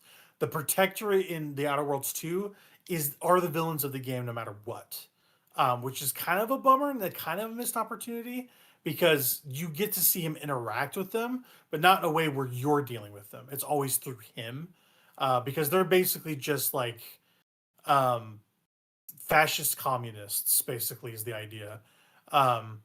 Where they just like community is everything. You abide by these laws and you help your fellow man, but you're going to fall in line or we will crush you, sort of thing. That's the idea behind the Protectorate. And they're basically conquering and enslaving a lot of planets in the solar system. And that's a little bit what this game is about, is some war between them, the Protectorate and pretty much everything else. And that's kind of a missed opportunity of the faction stuff, but his actual side story, his actual loyalty missions are incredible. He's the best character in that game, best companion. He looks amazing. He's basically this judge, right? This judge in like full leather armor and regalia with like medals and shit on, and a big ass hammer, huge hammer. He's got one arm that is completely like chromed out to support this hammer. He looks incredible. Tristan Rao looks incredible. The performance is really good. I need to look up that voice actor. I'm always bad about referencing that stuff, but I love his voice actor. He's I think he's Indian. He's very evocative, very fun. He's basically been taught to be this cruel person, but underneath the veneer, you can see that he's actually a very tender person. And it's about chipping that away as the game goes on to go like, hey, maybe capital punishment for every offense is not ideal. Maybe not. Maybe we can just have more nuance. But that's the thing. The Protectorate don't believe in that. They're like, if you don't listen, you're done. Like, that's it. Like, because they have been dealing with like increasingly intense situations over their entire life cycles. So they just, as things get worse and worse, they go like, okay, we have no time for you. be gone, like that sort of thing. Where it's very cult like, right? But as the game progresses and his loyalty missions go on, it's very it's kind of like a detective noir story about finding out that his mentor was working with the enemy pretty much to like overthrow what he understands to be the pecking order, and it kind of like is a crisis of religion. We'll put it that way, where he just everything he believes in, his whole support system, kind of just falls to the wayside. And by the end of the loyalty mission stuff, it starts tying back into the main narrative, which is really cool. All the end stuff with him, like basically the end of the game, you fight the Protectorate, right? And he's part of all that, and he's very integral to that too. But if you don't do the loyalty missions, you don't get a lot of that flavor and the circumstances of the world he's in. Because when you encounter him for the first time, he's just in a bar asking around about an investigation because he's looking for his mentor. And then you just start going with him on these odd jobs, and then he finally goes like, "All right, like I'll join you for a bit to get my thing done too." But he never really feels like he's part of your crew until the end of his loyalty mission, where he's like, "Yeah, we've only been palling around for this long, but really he's been like your companion the whole time. You've been upgrading him and stuff." But by the end of it, he's like, "Yeah, no, I'll be part of your crew now because I just really trust you, and you really know what's best for my situation, and you truly understand what I got going on." Even though it's been kind of hard to just change my philosophy about things. Yeah, Tristan Rao is really good, really well written and acted. Um, yeah, and whenever you talk to him, he's got a certain way of talking where um, he basically like, oh, he's like, I'm an open book, but the way he says is like, I consider myself an open tome. He's very like regal and legalistic about the way he speaks. It's great. It's very good stuff. Tristan Rao is my top runner up there. So, what's your winner of the character of the year? My winner of the character of the year is Yes. Revenant from Elden Ring Night Rain.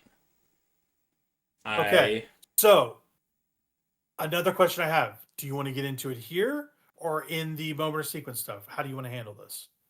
I guess we can just get into it in the moment sequence stuff. That's fine. I mean, like there's aspects of Whatever her you wanna that I do is like fine. outside of that moment.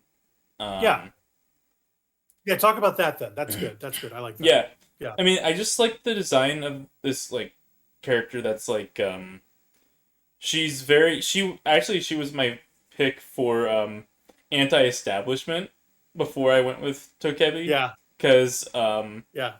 I she's very like rude to everyone around her, especially to like the Duchess, Uh-huh. who's like the like establishment of the like the what do they call it, like the round table or whatever. And yeah, she's just rude to the other Nightfarers, and she's very funny, like very small but mighty sort of like character. And yeah, I think that she's just one of the more interesting characters to come out of a recent FromSoft game. But I won't like go into too much detail right now. Okay. Because I want to like I kind of want to go into a little bit of like spoiler territory of like what she is supposed yeah, to be. I will allow that. Yeah. So Yeah. but That works for me. Yeah. That works. Okay, cool. Cool. So yeah, more to go on that.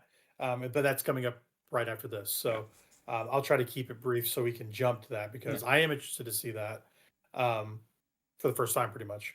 But my winner of this category is Hinako from Silent Hill F.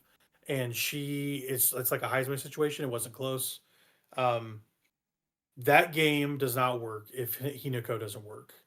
And I think the performance is absolutely incredible in this game. Of course, I don't understand Japanese, but you get all of the feeling that you feel like fits the situation, and you get the damaged and frail nature of Hinako throughout this game, and then the ultimate psychotic break of her.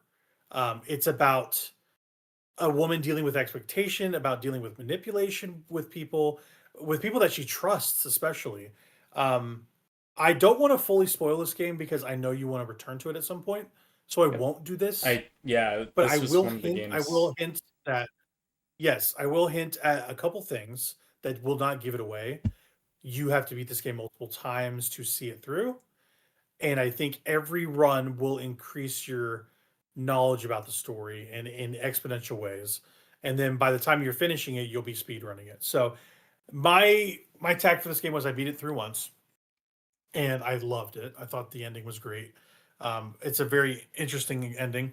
It kind of introduces more questions than answers, which is cool because they want to incentivize you for different runs. Um, but I watched the endings on YouTube along with the other things they added because I didn't have time to interact with it. But I intend to go back to this at some point this year and see it through all the way and get it for myself, right? The story in this game, I'm not going to spoil. It is worth seeing. Um, it is really, really great stuff. It is visual novel as hell, Noah. Ryukishi 07 does the multiple ending thing where each ending bases off another, and the more you watch it, the more you understand it. So, basically, when you finish that last route, besides the joke route, there's a joke route in this game, like in Silent Hill 2, there's a UFO ending, is what they call it. Yeah. But the final run that you do in this game, every single run has a different final encounter, and every single final encounter has an ending cutscene, and the ending story that you get from the final encounter literally lays it out completely for you what is going on with the nature of this world and Hinako's role in it. And it is super novel. It's super it's very Japanese. There's a lot of myths and legends about it that are really great. And then when you start digging into the area that it's based in real life, you can see all the comparisons that they drew there. I think this game is fantastic. It's in my top 10 for sure. I'll be talking about it again. But Hinako, her role is way more large scale than you think it could be. Like it's not just something happening to her, it is the result of something going on. We'll put it that way. It is less dreamlike in Silent Hill than you think it is. It is not only a dream, it is circumstantial, I would say. So, keeping it vague, I think it's worth going back to. I would hope you would. Hinako works because she is just so damaged and frail and in a empowering way where she is owning it and trying to move forward and proceed, even when it's hard. Um, and I'll get to it in my rankings. But the combat of this game really lends to the persona of Hinako, where some people say the combat is not great. I think it adds to the character. I know this is a hand wavy to say way to say like, oh, bad mechanics feel bad, and you're trying to make a judgment for it because she doesn't know what to do, how to fight. Like some people could say that's an excuse, but I really feel like it works in service of the game because she just is not combat ready like that. You know what I mean? Like everything feels sluggish because she doesn't handle lead pipes that often to smack otherworldly creatures. You know what I mean? Like it Yeah. feels like it works for me. I can see why people be like, this is hand wavy, and it probably is in some way, but that's fine with me. That's my justification. I'm sticking to it. So Hinako's incredible. I will talk more about that game very soon. So yeah, Yeah. that game is I'll awesome. I'll And so save is my she. remarks of that game that I've played so far for when you talk Yeah, about that game in length. yeah, But I have issues with yes, the combat, but I yes. think I have like the opposite issues of what most people have with that combat. So Okay, yeah, I'm excited to hear it. That'll be yeah. good. So let's do this real quick because this is quick. Yeah. Let's change the order of this. Let's do our next category. Moby Dick presents our best gaming accomplishments because this will be a pretty quick thing. Yep. And then we will jump to best story, moment, or sequence, and then our top 10 and honorables because we got a lot Cool. more to get to. Yep. So this is pretty quick. Uh, Basically, what this is stuff we're proud of doing last year. Like, what are the accomplishments that we got to that we were super stoked that we did? Moby Dick meaning white whale. Yep. Like Moby Dick presents Yep. this category because this is our white whale, Yeah. our gaming white whales, I mean, and you had a very impressive one, I would say. I'm gonna like, can I do like a honorable like mention thing on here as well? You do Like whatever quick, you got to yeah, do. cool. That is fine with me. That works with Just me. like real quick, I'm just gonna I'm glad that I finally got around to completing the PS2 FromSoft game Evergrace, because this has been like in my backlog forever. I've been obsessed with Yeah. this game, like the idea of this game, for a very long time, but I didn't really know Hmm. anything about the game other than like the soundtrack and like it's a weird game. And so I finally got around Right. to like completing that thing on PS2. That was the reason why I was excited about getting a PS2 when I got that pretty recently. Was to play that game. That was like the game that I wanted to play on PS2 was Evergrace. And Yeah. so I'm really happy Yeah. that I got around to playing that thing. That game's weird. I don't know if I ever like talked about it too much on the pod, but it's such a weird game. Um, Yeah. Yeah. I it's just like it's a very it's like Zelda meets what did I think I described it as like Zelda meets Dark Souls or something like that. Because Yeah. Yeah. it's You like made an mention of it. action Yeah. adventure sort of thing, but it's also like got like really weird like difficulty pieces to it. Um, in Hmm. that like very like scarce like saving options as well. So like if you die, then you might have to do like an entire dungeon again.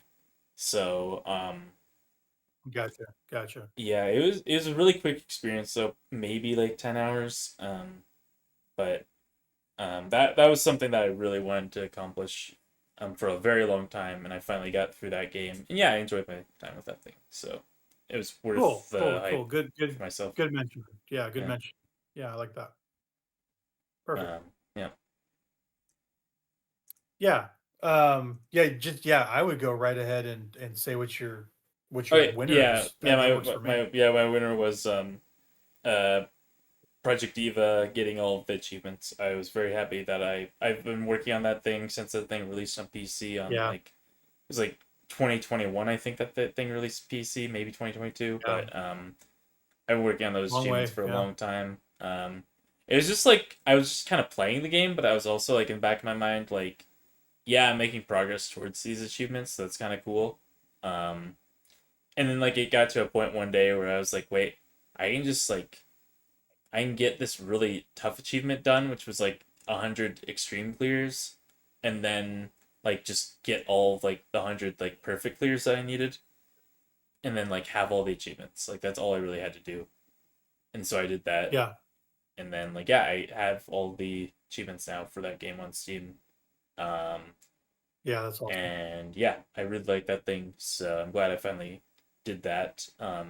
Still have a lot I can improve on in that game because there's like endless amount of content that's really difficult in that thing, but I Right. can at least Right. play it Yeah. at a I think acceptable level now. So Perfect. That's awesome. Yeah. No. It seemed like the end of a long road, and yeah, it's really cool that you're continuing to play it because you just love that yep, game. I So just like that game. So that's pretty awesome. Yeah, yeah. My biggest gaming accomplishment is the amount of games I beat last year. I beat 43 games last year, nice. not including DLCs. Those aren't full games, but yeah. I mean, I guess I'll just kind of run down a couple that are mentioned. I beat all three of the Doom reboot series, basically. Final Fantasy One, platinum that. Uh, Persona 3, platinum that. Played Zero Mission again, Metroid Zero Mission. That's fun. Little Gator Game, Mullet Magic, Max Payne 2. I mentioned here. Star Wars Outlaws, Blueprints, which did not make my top 10. It is in my honorables. I'll mention that. Warhammer 40K Space Marine 2, of course. Of course, Clair Obscure. We will talk about that as well. Um, and then Mario Kart World, I played. We played Dark Souls Remastered, you and I. That was a great time. Yep. Shotgun Cop Man, Deltarune Chapters 1 through 4, Death Stranding 2, Donkey Kong Bonanza, Metal Gear Solid 3 HD, DMC 3, Dante's Awakening. Wheel World is the seat taken, Pipistrello and the Cursed Yo-Yo. That's a great game and underrated. I will definitely get to talking about that. Sword of the Sea, Herdling, some DLC here, like I did the Ghost of Tsushima DLC, whatever. Ninja Gaiden Ragebound. I also played that Kirby DLC that you did. Um, Outer World Spacer's Choice. I platinumed that game. That was the first game. Incredible game. Amazing game. Of course, the Indiana Jones DLC, like I mentioned. I beat Monster Hunter Wilds. Hollow Knight Silk Song, Baby Steps, Pokemon Legends, Chronos, Assassin's Creed Shadows, Hades, Metroid Prime Remastered, Marvel Cosmic Invasion, Dispatch, Metroid Prime 4, Wander Stop, Silent Hill F, Citizen Sleeper, and Unpacking. That was my year in video games. I loved all those games. I played so much new stuff. All the stuff I put on my top 10, I finished. And all the stuff I chipped away at my backlog, I loved. So it was a very successful year of me playing video games. I'm very happy about that. A lot of things that have helped me do this is tracking them. I've gotten really into tracking what I've been playing, either with apps or just doing it in notes or whatever. And it's been really fun doing that. I really like doing that. It keeps me accountable and also lets me focus on one or two things at a time, so I'm not getting too off my skis. So, yeah, that's what I'm pretty proud about. I'm pretty proud about beating 43 games and change. It felt good. Felt good. All right, this one's a little meaty. So, this is Metaphor Presents. We got a lot of presents categories, which I like. Best story / moment or sequence. So, this can be either or both. It can be best story or best moment or sequence, whatever you want to do. Whatever you got works. We can interpret this however we want. So, you have the shorter one. I think at some point we might edit some footage in here so people can see snippets of this. Sure. We'll see how it goes. If Yeah, we'll not, figure you it can look it up. Yeah. We will mention everything that we're talking about, so you can at least look it up on YouTube if it doesn't work out. But yeah, that's the idea. So, yeah. So for the first one, and you alluded to this in your favorite character, you have something that's a winner. What you got? Yeah, so when I was going through like the storyline in Night Rain for the Revenant, there's like this like full like almost like 3-minute cutscene that you kind of like are shown during this sequence, and like she's like the only character in the game that gets a cutscene like this. Like it's insane. Like it's out of like left field. Wow. Like Interesting. they made like this full like throughout her story they have like this area of like the game that they modeled and created just for this character's like backstory. Yeah. So they put like a ton of effort into like this. She's literally a hidden character, quote unquote. Like you have to do like a set sequence just to unlock the character that the game doesn't tell you about. Like it just doesn't tell you how to unlock this character. Like you just have to like figure out how to unlock this character or look it up online. She's not like a character that you are required to have to play this game. And then on top of that, they do all this like where they have like this new like area that they modeled out, just this whole arena just for some fights that you do during her storyline. And then they have this whole like cutscene, and the entire cutscene, it's such a graphic cutscene that the way they frame the cutscene, they do it in like shadows reflected from a moonlit night, and the sounds and the like different like splotches of fluids being slung around from this absolutely visceral just like slaughter of this noble woman by this axe wielding man, and you'd see like the shadow of him like taking the axe down on this like noble woman, and then you see the blood splattering onto like the doll that is the Revenant, that becomes the Revenant, because essentially like, you know, FromSoft games are up to interpretation. Essentially what they're getting at is that the spirit of this noblewoman is being like transposed into this doll. And it is like one of the most gruesome cutscenes I've ever seen in a game, period. And it's like so out of left field. It's like such a shock, like to me, like just running through this thing's like storyline for the characters. I'm like, wait, what? Cutscene? What? and like Yeah. I couldn't believe it was a FromSoft cutscene. Like it was so well done, so well framed, and like it was. This thing's insane. Like it's straight up insane. It's so freaky. Yeah. It's I like saw the video. I mean, it yeah, is nuts. it's like Resident Evil levels of freaky, like Silent Hill Yeah, levels of freaky. 100%. Like yeah, Yeah. and yeah, Yeah, that no, it's a very evocative, like it's a very evocative scene. They block it in a certain way where it's almost better that way. uh huh, Like I uh huh, don't want to see that, but yeah. thematically, it's really strong the way they present it. Yeah. Yep. Yep. It's a really smartly done scene to get past like sensors and things like that, but also be Yeah. very evocative. So Yeah. 100%. 100%. so that Love that that. Yeah, that that's it's part of the really reason cool. why I really like Revan is just that whole like sequence of like how much like effort they put into this character, and then like also just like I think the design of the character is really fun. I think they mechanically the character is really fun in the game. Just having this character that does these summons and you get to manage and upkeep these summons as like a separate um like thing you're monitoring while you're also monitoring like your range from the enemy because you're essentially a spellcaster, so you're usually going to be like a ranged character.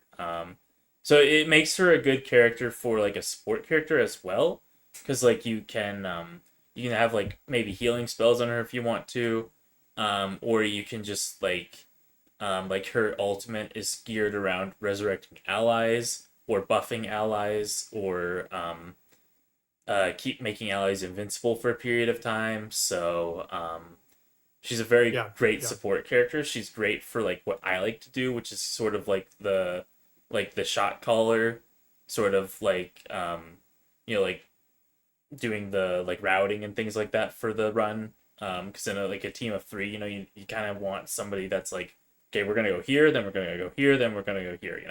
I kind of like to do that. I think that's Yeah. a really fun aspect of that game. My friends might, they kind of need to speak up if they want me to not do that sometimes because like I always do that, so I feel kind of bad. But Yeah. I Keep up. enjoy doing that. It's frustrating when the run goes bad, and it is your fault out of like three people. It's like I was the one routing, so it's like yeah, no, that's on me. I did a bad route. But it's also pretty fulfilling when like yeah, we went here, here, here, and here, and we got really good loot, and now we're like geared up for the boss, and we're doing really well. So she's just a great Right. character Yeah. for enabling Totally. that. I'd say like yeah, like I like Cool. that's why I like playing her and Undertaker that I talked about earlier is great for that too in a way. But she's a lot more like I have to focus on what I'm doing because I'm the main DPS when I'm playing that character. And then like there's also like Yeah. Wilder who's great for that too because he's very mobile. He's very get in get out with his grappling hook. It's fun to just kind of dance around the battlefield, dance around the enemy, and like be Yeah. in the Yeah. places that you need to be constantly, whether it's harassing the enemy or escaping the enemy. So that's what Right. makes Wilder fun for me. But yeah, that's that's putting a bow on Night Rain characters that I like. Um, yeah. Cool. Cool. And there will be more Night Rain to come. Oh yeah. We are getting into the Yep. nitty-gritty. So I'm excited to hear what else you have to say about that. So the winner of this for best story is Death Stranding 2. It's an incredible game. I'm not going to spoil it again because you're going to get to this eventually, I assume, after Death Stranding 1 at some point. Yep. Yep. So I'm not going to get to that quite. But there are some interesting aspects of the story I think I need to mention. So there are 3 different moments of this game I think that I will remember forever. Number 1 is because of the pure spectacle is the factory battle between not Sam, but a mysterious red samurai and Higgs. This red samurai basically. So the thing about Death Stranding is there's a lot of ink, there's a lot of tar, all this stuff. Tar is a very big part of this game. And this red samurai comes out from the tar and starts attacking Higgs in his factory. After Sam, who's you know the main character, gets basically, yeah, Norman Reedus. He gets basically held captive, and the Red Samurai jumps in and saves the day. And he basically manhandles Higgs. And this cutscene is one of the best directed things I've ever seen in a video game. It's incredible stuff. Like everything about this is great aesthetically, musically, choreography wise. Like it is just a banger scene. I recommend everybody go check out the warehouse fight scene from Death Stranding 2. Um, when I played it, I was like, this is like straight up the best cutscene I've ever seen. Like that's exactly how I felt after watching that. And it just might be just in terms of pure execution, it is leagues beyond a lot of other video games what they attempt to do in that scene. The heaviest part of this game though is Lou's death. So what I mean by that is the idea of Lou. There is something about this game, and I'm spoiling it slightly because it's there's a little bit more to this that I won't get into. But Lou's death is it has to do with the baby Lou. Basically, Norman Reedus is thinking one thing and another thing is happening, and the main cast is not being forward with him on what is going on. Um, and he basically has to have a come to Jesus moment about what his involvement is with this baby he thinks he's carrying. And he finds out that something went horribly wrong, and he's been trying to cope with this tragedy for the entire game. Um, if you really want to spoil yourself, check out the video about him coming to terms with it. I don't think Norman Reedus is an amazing actor, but he really does some great work here. I think, and it's a very strong portion of the game. The side characters like Fragile and Doll Man, who's great. He didn't make my favorite character this year. Um, but he in some ways he could have. Like those two are very critical to the scene working, and they both do work very well. Um, it's just a really heartfelt sequence. It's very dour. It's very somber. And the music, basically, Sam's having a breakdown in the shower, and he just completely falls apart. And he's holding the jar that used to hold the baby, and he falls apart. And it's a very emotional scene where the tears are getting lost in the shower water that is falling down his head and cascading to his feet. And it's really powerful stuff. It's what video games are capable of. It's this emotionality that um, that is not just cinematic; it is felt because you've been on this journey with them, and that's the power of video games, right? So that was a big moment for me in gaming this year. Was that scene? Um, the best scene in the game, though, has got to be, and this is the last thing, has got to be the repatriate death sequence and Tomorrow's savior moment. So there's a character named Tomorrow. Um, she has these world altering powers where she's altering the states of things in terms of making things old and young. Like she can like rewind people's internal clocks is basically the idea. Um, and she's really powerful. She's played by Elle Fanning, the actress Elle Fanning. She's very powerful in this game. She's maybe the most important character in the game for the second one. And spoiling the end of her really spoils everything regarding like the main story, obviously. So I'm not going to. Um, but basically, there's a scene where Higgs has captured. Um, it's like Higgs' pinnacle moment, and it's also the craziest gameplay bit and also secondary cutscene I can remember in the game. Basically, Sam, the character you play, is a repatriate, meaning it is a in narrative way to say, "Hey, I can respawn forever." That's the idea. He's functionally immortal, where he always keeps coming back to life because of some narrative thing from Death Stranding 1 that I won't spoil because it's very important to that first game, which you're looking to play. So I'm not looking to do that. But he's basically immortal and he keeps coming back. So Higgs has found out a way to punish that by literally setting him on fire with a fire that never goes out. And Sam dies forever, basically, where he gets lit on fire with this like chiral fire that never goes out. He dies, comes back to life, dies, come back to life. Like it is an endless cycle of torture that is happening to him, and because it's it's like his default programming to continue to come back to life. And the way this is demonstrating the gameplay is that when you die, you basically go into Sam's mouth with like the camera, a baby pops up and thumbs its finger at you, and you go into this like spirit realm, and you try to find your body again, locating it in the game with this first person camera, and you find it and then re-inhabit the body.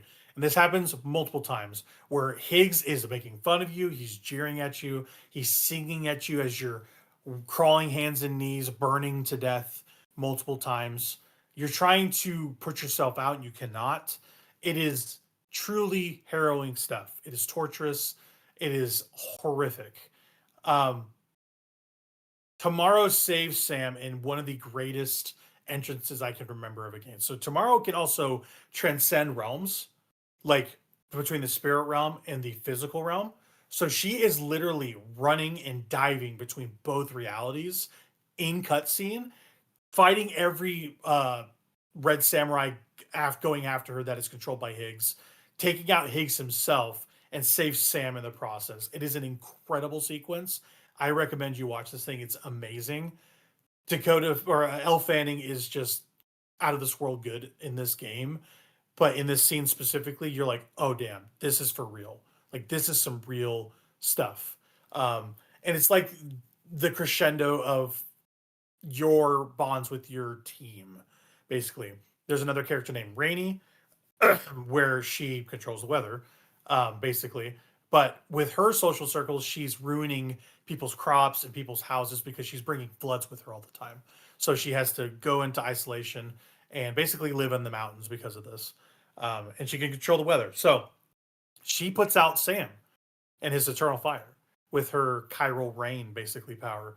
And this whole sequence is just gorgeous. Like she puts him out after he dies for like the ninth time.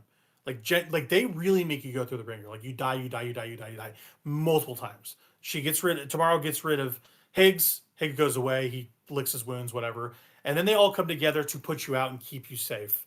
All three of the women characters, Fragile, Tomorrow, and Rainy.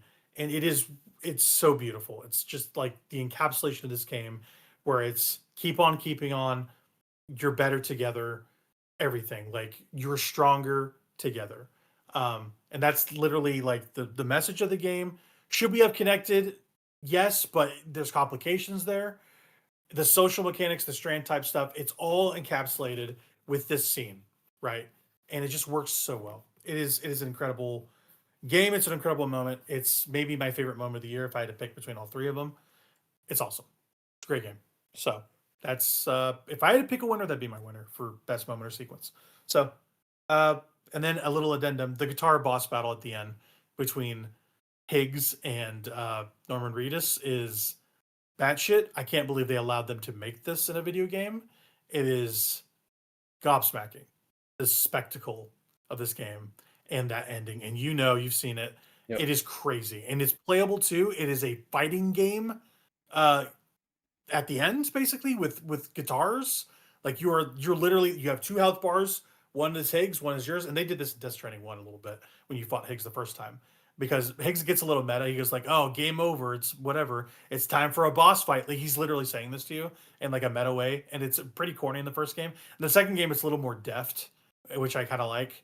And you're literally like hitting Higgs with a guitar, a freaking blade guitar, and then in the interstitial moments, picking away at it and lightning's shooting out of it. It's amazing stuff. Kojima is like out of this world in this game. But yeah, that's another little addendum. So yeah, that's kind of my best moment of sequence, that sort of thing. So pretty happy with that. Let's do this pretty quick. I think we can do this pretty quick. This is our honorable mentions portion. I think we just do that. We just mention because we do have 10 games to go over, and it's already pretty late as it is. I agree. Yeah. Let's do this. Yeah, let's do this. So just mention the stuff that you liked that didn't make your list. We've kind of talked about these games all at length. If you want to get into any one of them, please do. But yeah, take it away. You just mention all the games that you're interested in mentioning in this honorable portion. Yeah, so I had a Kirby Forgotten Land plus Star Cross World here. I think you might have played that too. Yep, I did. I played the DLC. This is your first time playing the game, though. Yeah. Right? Yep. Yep, I played both the game and the DLC, and yeah, it was a fun romp, like I was saying earlier. Just kind of like ran through it. Yeah, interesting. The DLC pretty lame. Just kind of like a rehashing of like um Yeah. levels. Like I guess does interesting ish stuff with those levels, but um I really didn't like that the final boss was just a third version of like the final boss that already had like two different versions that you fought. I know. It's pretty Um, silly. Yeah. and like I thought that the other version of the final boss was more interesting, um, because like it like spectacularly maybe it wasn't as interesting as like what they did with like the DLC version of it, but um, I really like the transformation of the boss into like the sphere thing, and then it's like, and now the show begins or something like that. Like that was interesting. I liked that sequence. So that was like the best sequence Yeah. in that thing, I think. Besides like going up into Right. like the forgotten like laboratory stuff and like having like the like actual like English talking to you, because that was like the one like cutscene that like felt like an actual cutscene and not just like a weird like silent film. Like a lot of the cutscenes felt like in that Right. game. Like I always felt like those Yeah, you cutscenes in that mentioned that. game, they were like missing an audio track or two. Like they felt really awkward. Yep. Like I lack remember of you like saying sound that. effects. Yeah. So um Mhm. Yeah, that's really odd. but yep, so that's interesting. Rataton, I talked about. Yep, it needs work, but I think it could be good. Monster Hunter Wild, same Yeah. thing, needs work. I think it could be good. It just has issues. Yeah. And they Right. addressed some like performance issues on PC recently, so that's kind of nice. But Yeah. Yeah. Yeah. Yeah. because That's that good. thing ran really bad on PC at launch for a long Right. time, Yeah. just until recently. I Um, remember. they had like this Mhm. weird thing that I kind of want to mention where like if you basically if you didn't look at the like all of the notifications of things you could get in the game, like DLC you could buy in the game, then the game Yeah. would run slower. Like you had to That's view insane. all the notifications, otherwise the game would run slower. And like That is actually crazy. if you bought all the DLC though, then you wouldn't have those notifications to begin with. And so the game would run faster if you bought all the DLC as a Wow. consequence. That's actually insane. I cannot Yeah. believe that. Yeah, the game would run better. It was such a Uh, like a huge deal when people found that out. Like there was so many memes about it. It was so great. Um but wow. only That's Capcom, only Capcom. It's so awesome. Um only Capcom. Yeah. Guilty Gear Strive I have on here because they released Venom, Unica, and Lucy this Yeah. year as playable characters. And yeah, all of them are pretty solid. Unica, I mean, like she was supposed to be this big deal for like the start of like a new like season of Guilty Gear Strive. They even like had like an anime revolving around her and everything that I watched. The anime was really Yeah. bad. And the Damn. character's not really that great either. Um, she like she's like a weird mix between like a Dizzy and a Kai Kisuke that I'm not really a big fan of, despite liking both those characters. So she's like their daughter from the Mhm. future, but yeah. And then Venom's awesome because I've talked about him before. He's really fun to play. I think you've watched me play him before.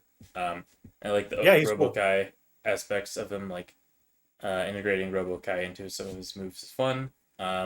Lucy's cool. I never actually like used her, but I watched a friend or I played against a friend using her. And yeah, interesting that they're adding in non Guilty Gear character for whatever reason. But Yeah. doesn't seem like they're going to be doing a whole lot more of that. I don't think because um, they like the next season is going to have like some kind of like new Robo-Kai design. And like some other returning Guilty Gear characters, so it'll be interesting. But looking forward to that. Gotcha. Okay. Then I've got Okay. that off remaster on here. I didn't actually Yeah. finish replaying it, but like I was just like, I've already beat this thing. I don't really feel like playing this thing again. I got like halfway through. I'm like, yeah, I don't really Yeah. need to replay this thing. It's a good RPG Maker game. It's pretty essential to like RPG Maker stuff if you're looking to get into that stuff. But it's a good RPG. I just didn't need to play it again because I already kind of knew what happens. So Yeah, I played about an hour and change of that game, and I was like, "Yeah, this game is really good. I just don't know if I have time for it right now." But yeah, I'd it's like to not get like back to it one it's day. not incredibly long. I don't think, but it's like long enough, I Mhm. guess.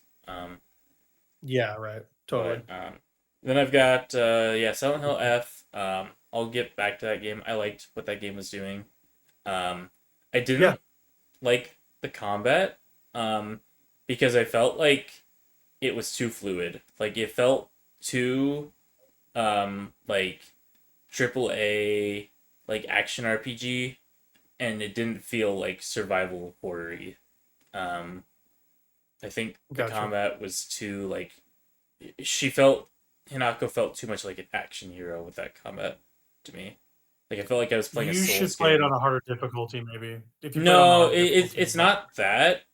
It's literally I'm saying like she feels like an action hero because the way she moves is just way too like graceful for someone who's not used to combat with a lead pipe. Like I The just moves, I agree. I think the sprinting does feel that way, or the dodging feels yeah that way. I wouldn't say about the actual combat, but the pirouetting and getting behind. Yeah, I agree with that. Yeah, I yeah do. it feels like Yeah, she's like combat trained or whatever, and like she's just not that. sure.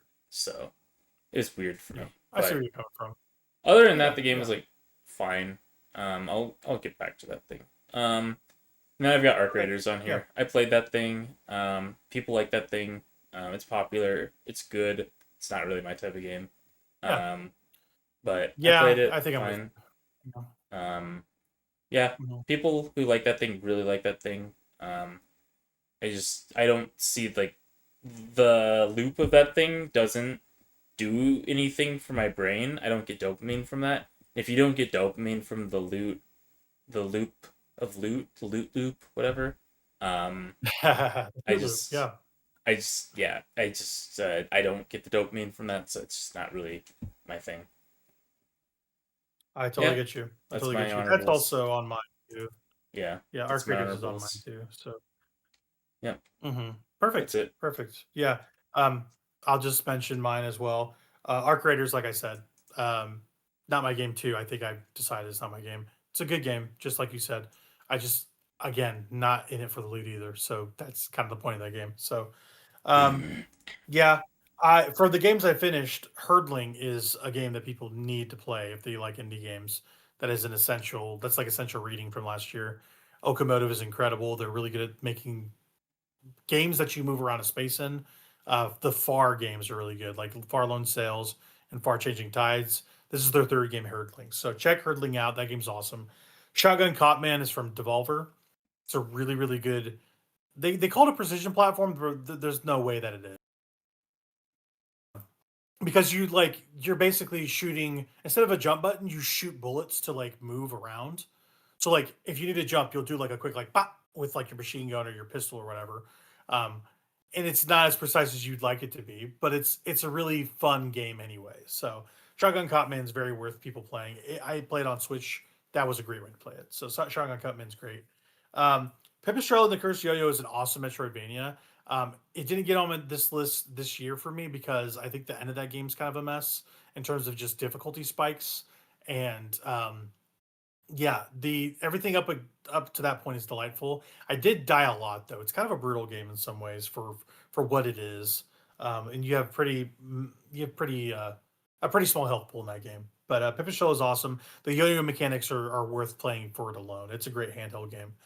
Sword of the Sea, maybe the best looking like artistic game this year, from Abzu developers and Pathless developers, Giant Squid. I have a soft spot towards this dev team. They're really good at what they do. They make art games. They look like it looks like Journey in some ways. If you play Journey, um, Pokemon Legends ZA is right behind. Actually, that this is right behind Persona 3 Reload for the most played game I played this year. It took me about 75 hours do everything. I did everything. I got the shiny charm.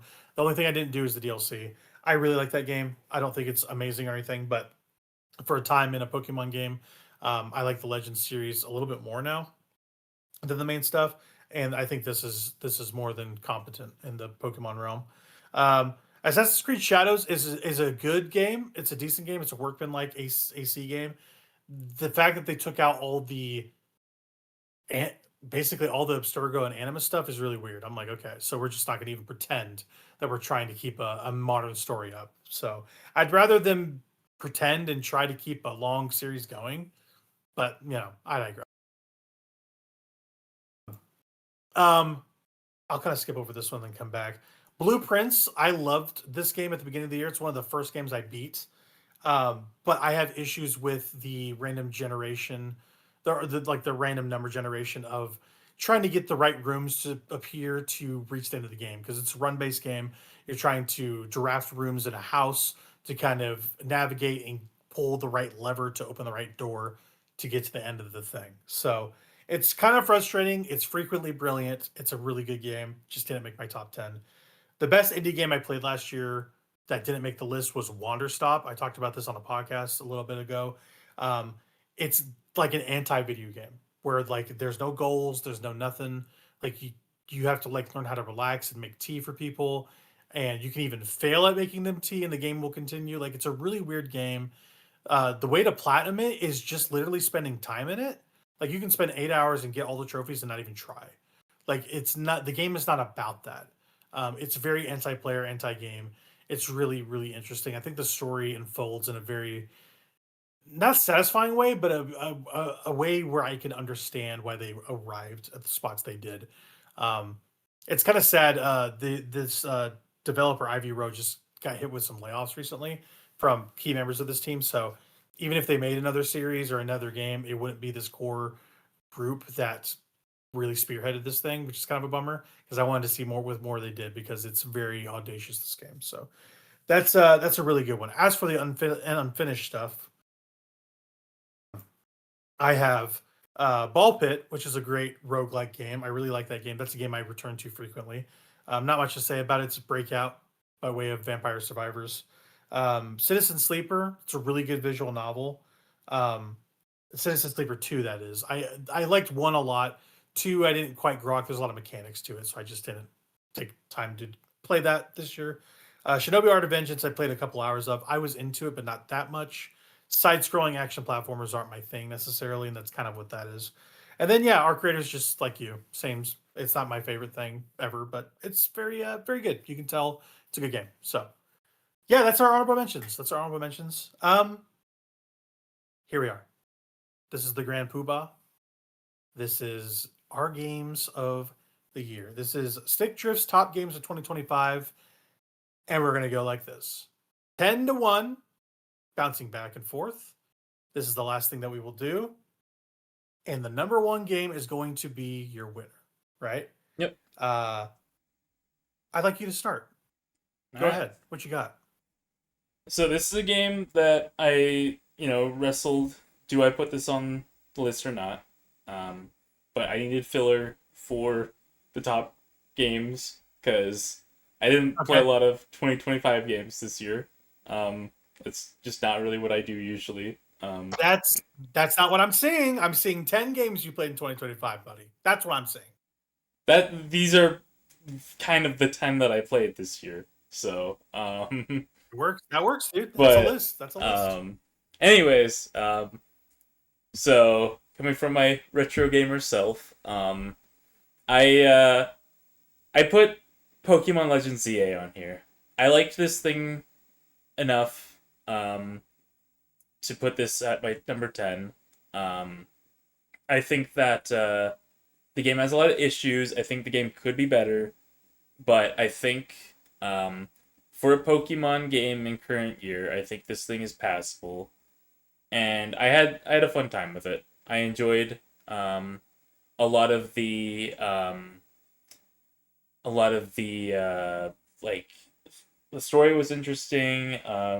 The gameplay mix-up was like, I don't know. I think that it was an interesting experiment. I don't think it really ended up changing much, making it like this sort of like essentially it's just like an active time battle system of Final Fantasy just gussied up a little bit. Like it has a little bit of positioning going on, but like really you kind of just sit there and click moves in real time.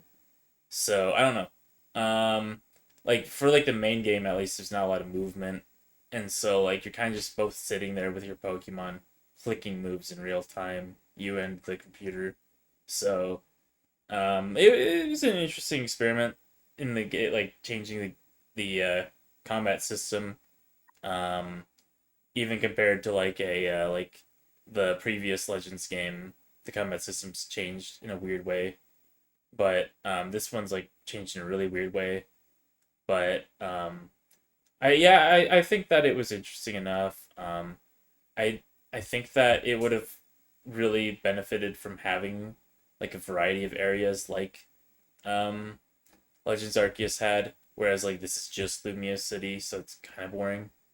Um, but yeah, I like the characters okay. Some of the characters almost made it into like my top characters. I was kind of looking at characters from this game for my top characters. Because um, yeah, I think that some characters were interesting, like Canary and Jacinth. I thought were both pretty interesting characters. But yeah, overall, it was an okay game. It was an okay Pokemon experience, and modern Pokemon is what it is. I kind of like it, but it's just it doesn't hit that same highs as like old gen Pokemon, so it's kind of disappointing. But there's still decent games Yeah. that I still get enjoyment out of, so it ended up on the list.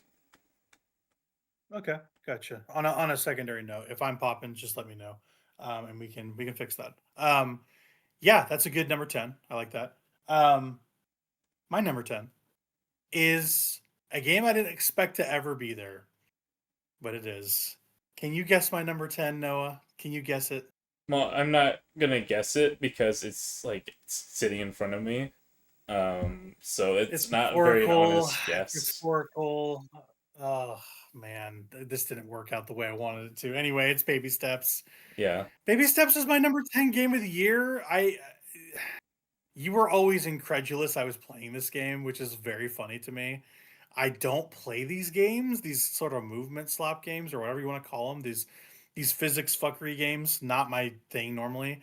I say that, but I'm kind of playing one now that I know that will probably be by the end of the year. One of these games I talk about, so kind of funny. But yeah, I don't normally play these types of things. I'm not a real big fan of say Bennett Foddy. He's fine. He's Old kind of a Bennett troll. We'll body. put it that way. Yeah. Yeah, he's Old like Bennett Foddy's a troll. He loves trolling folks. That's how it feels. This game kind of feels like a joke sometimes. yeah. But I was shocked to find out how much of a game it is. So you play as Nate. He's this 30-something loser sitting in his parents' basement watching One Piece of all things. Literally One Piece. I don't appreciate what they're going for, but I'll allow it because this is a learning time. So we'll allow it just the once. We'll allow it just the once. So we're gonna start with it. So basically this is just like QWOP in some way, where you are controlling the ambulatory movements of this guy, this dude. The one problem with this game is that the guy can't move his legs worth the fuck. Like that's the problem with him. He is always hell bent on just keeling over at any given moment. The thing about this game is you're controlling every single point of his legs wherever he moves, and you are manually moving across large expanses, and it's wild. It's wild. Like everything is manual in a way. It, there's some really brutal moments to this game. There's one game, or one part of the game that I'm really thinking of where I had to go up this cavern. It was like right in the middle of the game, and it was like a spiral mountain tunnel, and it was very tight to get up there because if you don't put your foot exactly where you need to and it's unstable footing, you'll just fall. You'll just fall, and there's nothing you can do about it. And whenever you fall, the character model basically just seizes up and goes like, "Whoa, what shit!" and he just falls over, and there's nothing you can do about it. And it's really disheartening whenever you've been spending, let's say, 30 minutes trying to get up a hill, and you make one wrong step and you're on your ass. Um, but there is a lot of pathos to this game in terms of whenever you reach a hill or like a thing in the distance, something will always be there as a reward. Be it a funny moment, be it like a hat you can wear, whatever. They're always constantly rewarding you for getting to places that look like they're interesting. And I really like that. I really like that. The thing that I heard about this game first was on Giant Bomb. Jeff Grubb was talking about it. And I was like, okay, I won't be into this. No way. But the thing that got me into it was him constantly talking about it. And then me going, well, this is on sale on PSN. I should check this out. So I did the meme of the girl in the beanie going, "What the hell, sure," and I bought it pretty much sight unseen, other than hearing about it. But yeah, it's really charming. The story is quirky and weird in really fun ways. Um, all the dialogue in this game is like improved. Like it feels like they might have had like a I don't know, an idea for a scene, but they like animated around a bunch of fumbly dialogue, which I think is funny. It gives this game a sort of real, I don't know, genuine feel that doesn't feel like it's scripted. I kind of like that. It's kind of like a comedy routine of a game. Um, but the end of this game is actually really awesome. And it's kind of got something to say. Like you're constantly going through this game, not asking people for help to your detriment, honestly. Like you are just being self reliant to the point of, I don't know, just complete self harm. Like you're like someone offers you. There's a moment in the game where someone offers you an easy way to solve a situation to conquer this mountain. He literally like goes like, "Hey, here's some steps. Go up the steps." But you being the character that you are is like never wanting to impose or never not wanting to be useless to people. So they go like, "Oh no, no, I'm gonna decline this. I'm good. I don't want to do this."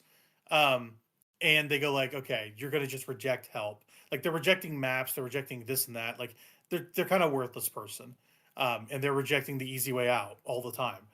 And it's interesting at the very end of this game, when you finally accept help and you're invited inside, the game ends. I'm like, wow, okay, that kind of hit me pretty hard because I'm a self-reliant person. I don't want to trust anybody for anything. Like I want to do my thing. I want to be able to be self-sufficient, but sometimes you just can't be. And it's like a lesson in that. So baby steps hit hard in that way. It's number 10 because I think it's one of the best games I played last year, and I really got something out of it by the time it wrapped up for sure. By the time I got done with it, it felt like a journey. Every small step feels like you're climbing a mountain, and I really like it. Like the game really challenged me in the minutia of its mechanics, especially. And yeah, I just think the characters are really fun, especially. It's a fun cartoony game that actually has something to say and has a lot of heart. So it's weird. It's really weird, but I kind of need more of that stuff in my life. So baby steps. That's my number 10. So yeah, I like it. I like it a lot. You're number 9. What you got? Yep. This is a game that I've literally only played once, but I enjoyed my experience with it enough to where I was like, yeah, I'm just gonna put this on here. I think this is a fun game. Um, it's Yeah. Peak. This is a popular game. You know, Very. and you know, it's well deserving of it. Turns out popular things are usually pretty good. Um, and this one I happened to like. And yeah, it's got a very simple gameplay loop. You just climb a thing. You can do it solo, but most of the time you're just gonna do this with friends because it's more fun that way. Um, Yeah. and Yeah. yeah, I mean, I'd say the biggest issue I have with this thing is how like performatively long some of the climbs are. Like it can be like a day long commitment to get through this game. Like some of these like climbs take like multiple hours to go up. Um Wow. yeah, there's some really high climbs when you get to like some of like the higher elevations. And yeah, it's not like something that's like I don't feel it's like arcadey in a way that I thought it would be. It's a lot more like survival simmy, um, in a way that doesn't almost lend itself to like this sort of like genre of like friend swap. Because like if somebody dies, like you can't really get them back until after the hour long or so climb to get up to the top. So Yeah. it somebody will inevitably end up just like be sitting around while the others are climbing. Um, so maybe like mods like have better systems for this than the base game, but like the base game as it is like very sim focused, which is kind of neat Okay. for one of these things. But yeah, it's weird. But I like it. Yeah, it's fun. It's got like the quirky stuff to it. That made it popular. And it like merchandises out the wazoo, even on like the main menu for the game. But Yeah. because it was one of those like hit games with the streamers and stuff. But yeah, it's pretty interesting. It's interesting enough. Had some fun with it. Yeah. Yeah. These are from the developers that did the famous quote of $8 is basically $5, and that is something I resonate with, and I think that's hilarious. They're very Yep. funny for that Yep. quote. So It's yeah, quite true. Yep. Peak's a good game Yep. from what I played. Yeah, Peak's a good game from what I played and watched. I've watched more people play it than I played it, but it's a very interesting game. So Yep. good pick. Good pick. I like that. My number 9 is Dispatch. I mentioned this The Switch 2 end of the version, year, of right? course. Oh yeah, the censored version for all the Yeah. homos out there, right? No, I'm not into that. The Dispatch is a mature game for mature folks, and it's mature in all the right ways where they actually have adult issues. It's the metaphor thing where we talk about adults having adult problems Yep. and having people that understand their role in society and their role in the world. Actually, um, it does a lot with the team centric superhero stuff without becoming too annoying. It's not like it doesn't have like a bunch of quippy dialogue. It's not too Whedon esque like Josh Whedon sort of stuff, but it's like all the characters are relatively realistic in their depiction. I really like that. And everybody has a firm grasp of who they are, really, even though they can be kind of messes, right? The game can be sexy when it wants to be, and extremely sincere also. And I think its sincerity is its biggest strength because every word has meaning. It feels like whenever characters talk, they have intent behind them. It's not just dialogue on a page. And I think the way that this is conveyed is with really good voice acting. I think the voice acting in this game is great. It's a kind of a mix of things. It's a bunch of rookie voice talent that are primarily from the internet, actually. Like Alana Pierce and Joel Haver and Moist Criticals in this game, which is kind of funny. But then they have like bigger name actors like Matthew Mercer and Travis Willingham from Critical Role. Well, actually, they helped produce this game too for the voice acting. But then they have like big actors like Aaron Paul and I can't think of his name. Jeffrey Wright. Yeah, that's Jeffrey Wright playing Chase. But it all just really works. Like every component of this game works. It's 8 episodes. It's very Telltale like that way. But in some ways, Telltale's Telltale. And I think the story they tell is really interesting, and they give you enough choices, even though they funnel you ultimately into the final thing you're supposed to do. But they do have an interesting ending to their game that kind of leaves. Well, you can choose this ending, I guess. You can choose ultimately what to do with the final resolution, and I think it's going to really affect what if they make a new season. So it's very interesting. Um, the voice acting is maybe the highlight. I think it's really good. But the game part of the game is really good. You're dispatching superheroes to go solve things. Like it's a simulation aspect. You need a cat. If a cat's stuck in a tree, you can get a person that flies to go get it. That sort of thing. If someone needs to talk at town hall, get a superhero that can talk really well. And everything is shown on this like graph meter. Like they're better at some things, worse at other things. You can level up accordingly to how well they do. But yeah, like everything about it thematically and mechanically and just artistically works really well. It's a really nice looking game too, and I felt like I wanted to play it again to see all the stuff I missed. So it's my number 9. It absolutely deserves to make it. I understand the criticism that people say it's more of a movie than a game because there's a lot of light mechanics, but I think it definitely passes as a game because the game aspects are fun. So Dispatch is my number 9. And it deserves a spot on this list. Absolutely, great game. The number 9. So, you're number 8. What do you got? Yep. My number 8 is Hades 2. I think this game is fun. It's got interesting story, interesting cast of characters, very character heavy game, I'd say. And Yeah, it gets a bit repetitive after a while. Like you figure out like what the best things you can do are with any given weapon, right. and the pick Yeah, three style of it, along with like the rerolls that the game um, gives you, kind of just makes the game a bit samey at a certain point. Um, and I think that's kind of where I fell off the game. I didn't end up like 100% completing it, I guess, like the story, but I did like a run of Typhon and several runs of the freaking uh, Chronos, and yeah, that was satisfying enough. I got what I wanted out of it and had a good time with it. So okay, gotcha. Good, good. Hades 2.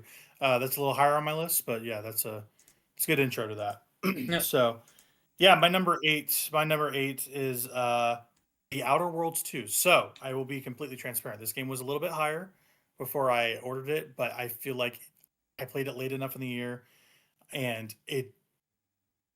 I don't like other games. Well, this game is right where it needs to be. I'll put it that way. Put it that way. All these games above it, I think, are better. Ultimately, even though I was very hot on this game at the end. Um, but yeah, Obsidian, they only make good games, in my opinion. Like all their games that they make are really good. Everything that they do is a banger, really. Like Avowed was great, and they did Star Wars KOTOR 2, Fallout New Vegas. Like that's the one that people point to. And Outer Worlds 2, they take the New Vegas systems and they run with it. And I think it's really really good. The stuff they changed, the differences they made from the first Outer Worlds. They completely revamped the skill system, the flaw system, and the regular RPG systems, and it just works a lot better here. They understand the game; they want to make a little bit better too. But the thing that really stings for me, besides the story, the main story is better. The original story for the first game isn't awesome. It's fine. You go to it for the characters and the side stuff. The companions in this game are really good. They pared them down to only five, I believe. I think it's 4 or 5, um, and they are way more interesting than any of the characters in the first game. Besides one, Parvati is one of the best companions ever. She's in the first game. I think she's better than all the companions in here, but not by much.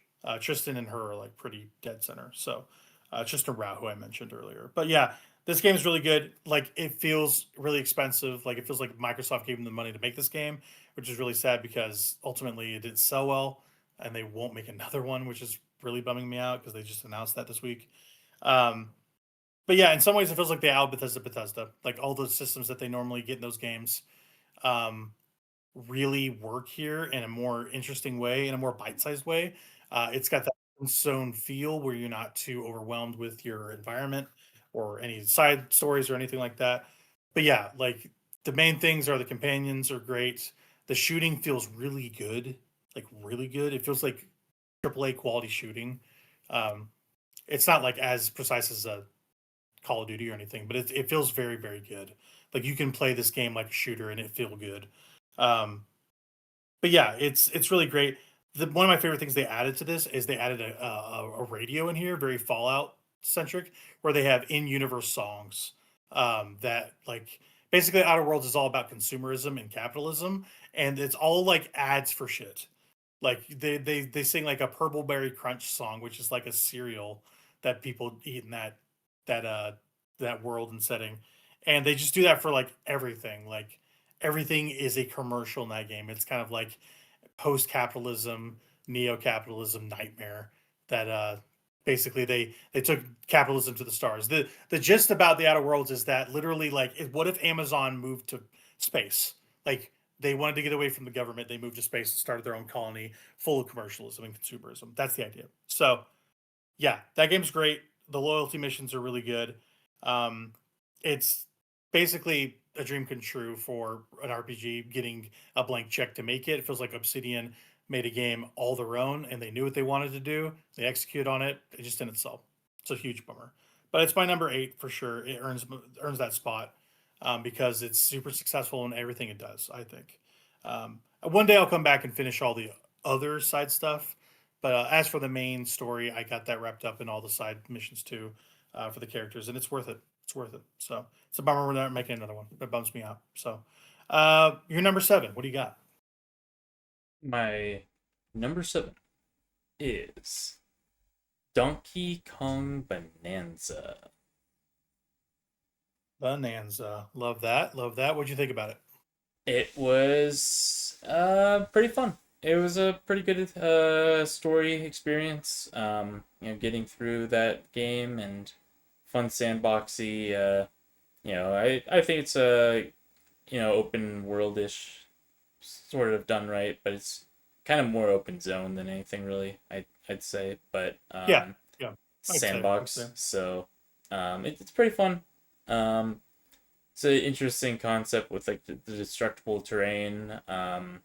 I don't think it needs another go at the destructible terrain. Like I think the issue I have with the destructible terrain is that most of the time the puzzles are just completely circumvented by just punching around the puzzle to get to the banana. Yeah. Um, Very true. so it just doesn't have as much like a focus as like a Odyssey does in that regard. But it was an interesting experiment and it was fun. And yeah, the story's passable. The stuff with like the final boss and stuff like that's really fun. The like surprise reveal villain's fun. So Yeah.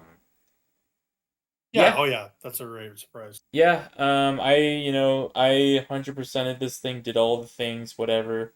Um, and that was not a great experience. It's not really the type of game Yeah. that you need to do that with. It was just kind of performative, honestly. I didn't Yep. feel like I was Yep. doing anything compared to like an Odyssey where like that's where the fun is because you're doing like there's a set path in Odyssey to get the star or the moons, whereas in Donkey Kong, like there is no set path. You just kind of do it, and so it just feels performative at a certain point when you're just digging around all the puzzles to Yeah. get to the bananas. So, um, It's all the moons slash whatever Banandium gens are bespoke in Mario Odyssey compared to Donkey Kong, where they're yep, just kind of thrown around. It feels like yep, so. absolutely, yep. Yeah, I'm with you Um, there. but yeah, fun game, fun soundtrack, good vibes, great Switch 2 Yeah. title. But Mhm. and it had a little bit of chug, sadly, in places. That was kind of disappointing. But yeah. Perfect. Yeah, that's great. Yeah, that's also on my top 10. I will be getting to it shortly. My number 7 is Silent Hill F. Again, no spoilers. This story is really good. It wraps up well. I wouldn't say everybody's happy, but it's a really interesting wrap up for sure. Um, Again, this is okay. So this is the first time they've done a Silent Hill outside of America. We'll put it that way, and it really works in its favor. I think the Japanese setting is really good. The history of the town is really good. It's the first new game from the developer, Neobards. They usually port and remaster stuff. So this is like as a first effort, pretty interesting. Again, it's got a lot of visual novel flavor in it. Rikishio 7 does this stuff. It's got a lot of good writing and a lot of good like double meanings behind like a character will talk to you and say something, but you look at them, they'll mean something else. And it gets that across really well because the game looks really good. The performances and facial capture are really great. Um, but the thing I think that will raise people's hackles the most about this thing, either for good or for bad, is the violent content in it, and in terms of not just of content, the maturity of the content of like what it's being depicted, but like the actual intensity of it. Like there is sadistic scenes in this game of self mutilation that's really hard to get through. Like I was peeking through my fingers, sort of thing, and I'm a grown man. Like it is gnarly stuff that you see in this game that are basically you're self-sacrificing yourself for some aspect of their dream world, and I don't want to get into it, but it's very gratuitous. But it manages to toe the line between shock value and gratuity pretty deftly. They don't show you everything; they show you enough to really shake you. and I think it's very well done. Um, it's painstaking. It shows torment in a way that is really disturbing. It's something I will remember about this game for a long time, that they really went for it there. The atmosphere is really toxic and very suffocating. I felt like I was nervous and a panic wreck, like Hinako was playing this game.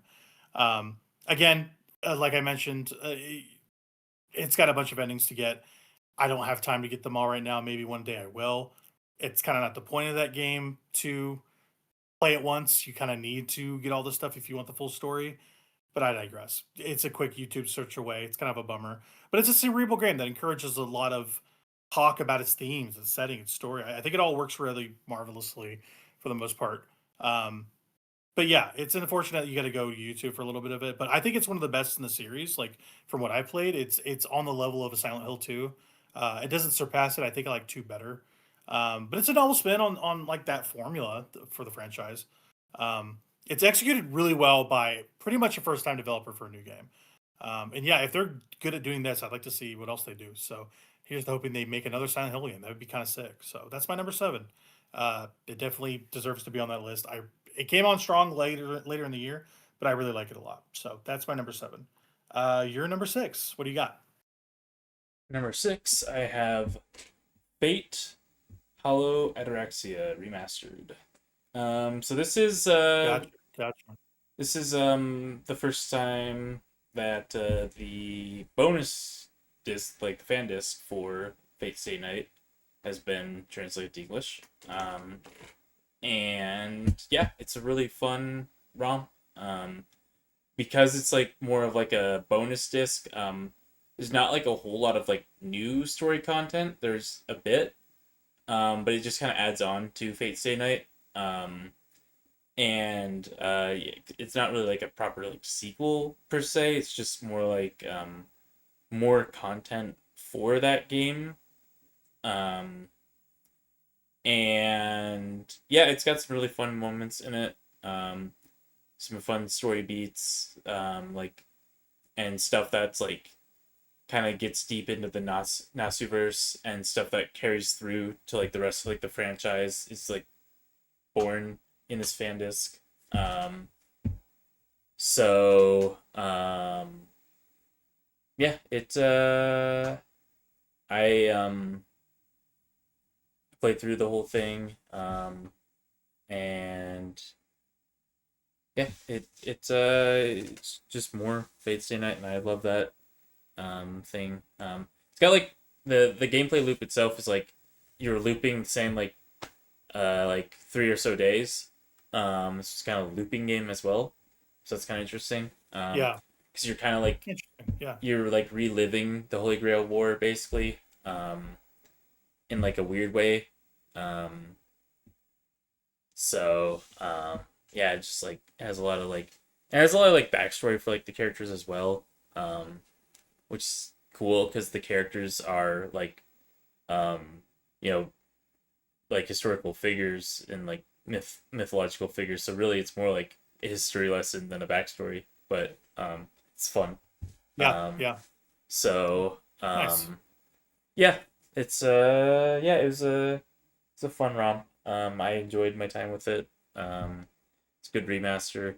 Um, and yeah, it needed to be translated. And I'm excited for whenever I got to get around to playing the Tsukihime remake that they did on Switch. I don't think they are ever gonna put that thing on PC, so I just need to get that thing for Switch or for PS4. I think it's on PS4 as well. And I um they're doing that in like that weird like Final Fantasy VII way, to where like they split the Tsukihime like novel in two. So like half of it is in this first remake that they put out, and then um they're gonna do another half later. I'm kind of wanting to wait for that later half to come out, or like to be almost coming out, so I don't have to wait a long time to play that half of it. But yeah, so that's what's coming up in like the Nasuverse sort of pipeline. But yeah, great remaster. Glad that Gotcha. they got around to it. So Nice. Perfect. Yeah, my number 6. Also, Donkey Kong Bonanza is on this list. Yeah, this game is really fun to play. I think this game is one of the best feeling platformers ever made. Um, the moveset's really interesting. I think the actual like skill trees aren't that great, but like the movement of Donkey Kong feels right. It feels good. It feels very novel and fresh for what it is. But I think it's at its core, it's a reflection of the people that made it. Like it's a game with both high highs and low lows. I think I would have been better served just beating the campaign only and just kind of setting it down for a while and coming back to it when I wanted to, because the 20 hours I spent beating the game was incredible. Like by the time I hit credits in that game, I was on a high. I was like, this is better than Odyssey. Like it was that good Mm. for me. But like you said, the end game doesn't hold up. It's at the bargain. I think it's a lot of grinding, a lot of grinding. But it's got its head in the right place, even though like the game itself doesn't hold up all the way, and I mean that technologically sometimes, or technically, um, where like there's a lot of low res textures, there's a lot of like shoddy character models and stuff, but like as long as you're Yeah. blasting through stuff and doing whatever, like it kind of doesn't matter. Like you once you turn your brain off and don't worry about all the low grade stuff, like the quality is there for you to have fun, I think, and that's worth it. But like at some point, like as you're smashing stuff, the mechanics kind of wash over you in some way where you just becomes a blur. It becomes a blur, and I think we both agree about that. But it's fun to go ape Yep. shit, literally, when you're like trying to smash everything. That's Sure. always Yep. fun. It's always fun. Yeah, it's Um, just like smashing through things like for like the story purposes and like getting through the game. Like that was fun, but then it got like very performative when you were like trying to do everything. yeah, It's kind of annoying. yeah, for sure, for sure. It is annoying. It is annoying. But yeah, like in many ways, it's a messy game. Especially its visual design is not coherent in a way. Like there's a lot of low grade stuff in here too, but it's not a bad looking one. Like it's a pretty good looking game. Um, and it looks great most of the time. Like on Switch 2, it's pretty impressive looking. It's very shiny, a lot of particles floating around. It's kind of you Yep. know, kind of the vibe you get. Um, but yeah, like again, you can't think too much. You just gotta like haul ass and smash stuff, and I like it for that. In some ways, I prefer the movement to a Mario, but you miss the specificity and precision of a Mario game too, and also the collectibles. Like I mentioned, they feel just kind of tossed around sometimes. That's a bummer.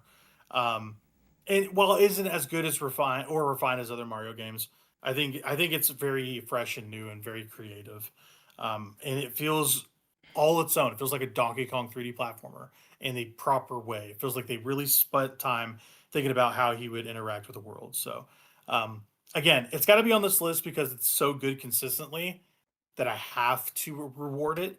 Yeah. But some of the flaws, some of the shortcomings don't get there all the way for me. Again, this was way higher before I started really thinking about this stuff. But once you're picking nits, like then you go like, okay, this section needs to change. So Yeah. this is my number 6 because it's polarizing in some way, but I still had a blast with it. It's a fantastic game in a lot of ways. Yep. So Yeah, and shout out to yeah, the Fractones. Those guys are awesome. They almost made like my top shout out. character because those guys are so cool. Yeah, I like shout out. We love them. We love they're those guys. stupid idiots. We love them. They're awesome. Um, Yeah, you're number 5. So you've talked about this game a little bit. I guess if you want to add anything else, please do. yeah, yeah. The number 5 is Bravely Default remaster. Yeah, I love this thing. Like I said, childhood game of mine. Got me into like JRPGs, proper, and um, yeah, it's yeah, like I said, it's a pretty decent remaster. Weird design choices, like, but they didn't overall they didn't really add a whole lot with the remastered. Like I think they have like I think they have an additional dungeon in there, but by the time you do that Oh, dungeon, like you kind of just like breeze through it because you're so like powerful at that point. Like mhm. yeah, I kind of just like skipped over everything. I think I just turned off encounters because I was like already max level, or close to it. Um, Right. and yeah, a great game. Yeah, I hope that they bring over the sequel. so I can play more of it. Yeah.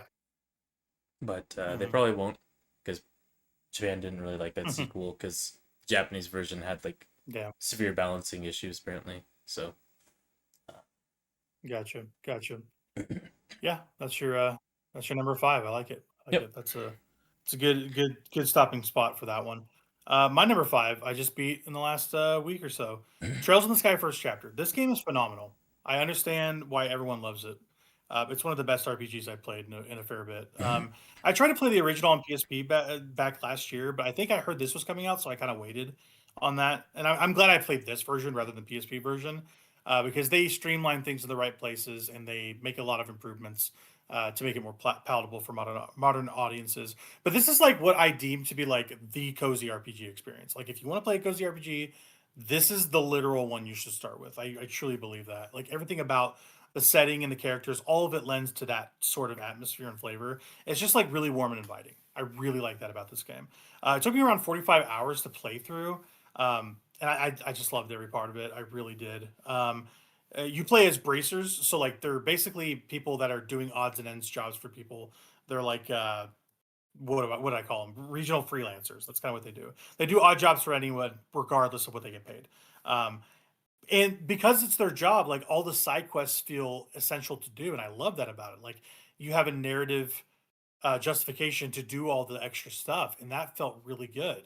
To just do all at once, right? You feel incentivized to do everything, everything that everybody asks of you, basically. And you go from like region to region, solving all these problems, and it never feels like tacked on or boring because of these characters' roles. It feels important to do this stuff because they are important to their communities specifically, and having the side content feel fully integrated makes it feel more doing. I did all 73 quests in this game, including story quests, and I had a blast. Like I did not feel like I wasted my time at all. Like even the odd job was great. It's by far the thing I will remember most about the game, for sure. I like that it's also smaller scale. Like the story doesn't get world ending or anything. You're not fighting some eldritch terror or anything like that. Like there's some politics that crop up towards the end, but you're really like helping your community out. Like that's kind of the point. Like you're not saving the world, but you're helping your community, and that's kind of also doing that by proxy, in some small way. And I really like that. There's like a nice community aspect to this game. It's very warm. It feels like you're being a friendly neighbor a lot of the time. But the thing that kept me coming back was the gameplay. Like the gameplay was a big deal. Like if not for another game on this list that I'll mention, their combat system, like this would be my favorite combat system of the year. I think it's fantastic. Like they do the metaphor thing where you can beat things up in the overworld and then switch into turn-based combat. Like they do that here. And it's really good. It's not as immediate as in metaphor, but it's not skill checked like or level based. Like you could just do it whenever. And metaphor, you could only enable that function if you were over leveled over that character, and so you could skip that fight. But this basically you smack them real time, and then you stagger them, and you have advantage into your RPG turn-based stuff. But in kind, they can do that to you, very similar to metaphors. So I really like that. The thing that varies up as the game plays is you get a bunch of party members that kind of cycle in and out, and that's how a lot of things change in the game. And they have a lot of like good quality of life stuff like fast forward and stuff like that, where you can like talk quicker and move quicker and fight quicker. That stuff being added to other RPGs is great. People should keep it up. But yeah, I adored my time with it. It was great. It looks amazing. Plays even better. Definitely worth your time. Definitely worth your time. If you're debating on try it, please try it. I can see why people hold this game in really high esteem. They have a teaser for the second entry, the second remake, at the end of this game. It's kind of awesome. And that's supposedly coming out this year. So I will be playing that when that comes out too. But yeah, the reason this is only 5 and not any higher, I want to reward newer games that like are new, because this is a remake ultimately. I feel like I can't get it past where it's at, but it's pretty high as it is for how late I played it. So um, yeah, if I didn't want to keep to that rule, it'd be top 3. I genuinely feel that way. I really love this game. So yeah, play it if you want to check it out. So that was my number 5. Your number 4, what you got? So for number 4, I have Toho Dystopian. This was Yes, I a remember this. yes, this was an indie roguelike action RPG. that I found on Steam Store, and I really enjoyed. Um, yeah, it's kind of just like a pick up and play. You've got four characters to choose from, all with like very unique move sets, and you just kind of slash your way through hordes until you get to the like boss of each zone, and then um, it's you just kind of rush through, and you either win your run or you don't, and then yeah, it's the same like um, set of like worlds that you go through, but the issue with Radaton was that it took so long to get through those because they were like very like intensive like you know runs through those worlds. Whereas with Toe Dystopian, the runs like through those worlds are just so short. Like you go like you fight like three waves of enemies and then you're on the boss. It's like snap, snap, snap.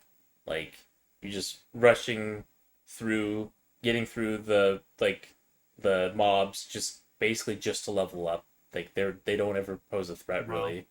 And then you get to the boss and you That's enjoy hard. the boss battle. No, that's good. Um, um, that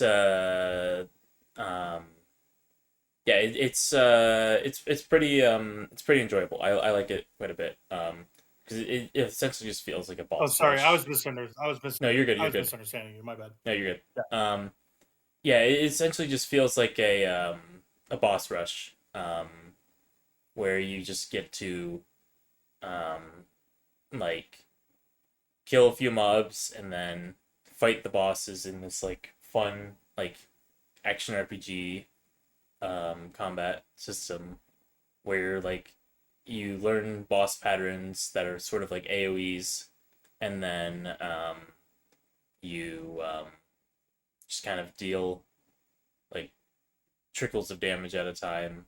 Um, and yeah, it's I enjoyed my time with it quite a bit. I 100%ed it, and Yeah. um, it was really well done for what it was. It was just a one man like game, just fan game, and it really like it was a really good demonstration of like what a like simple pick three roguelike could be, um, hmm because how like easy the runs were to just like pick up and play and just like run through. So it was a very enjoyable experience. Yeah. Very easy to break Cool. too, especially with like So- certain characters and certain combinations.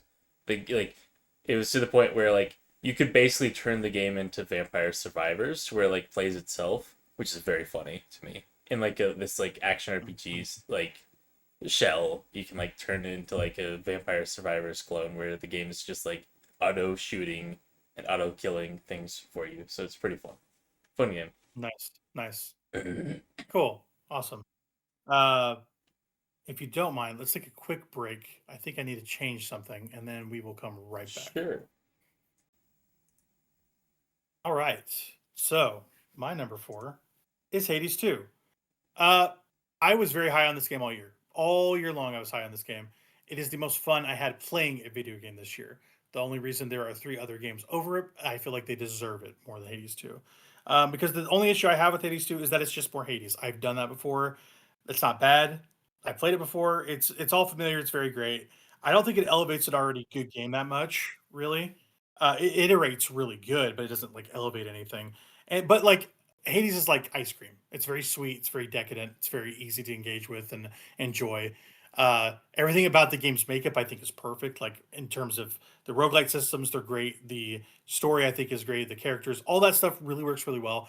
The detriment is that it is more Hades. That's not bad. It's just more dessert, right?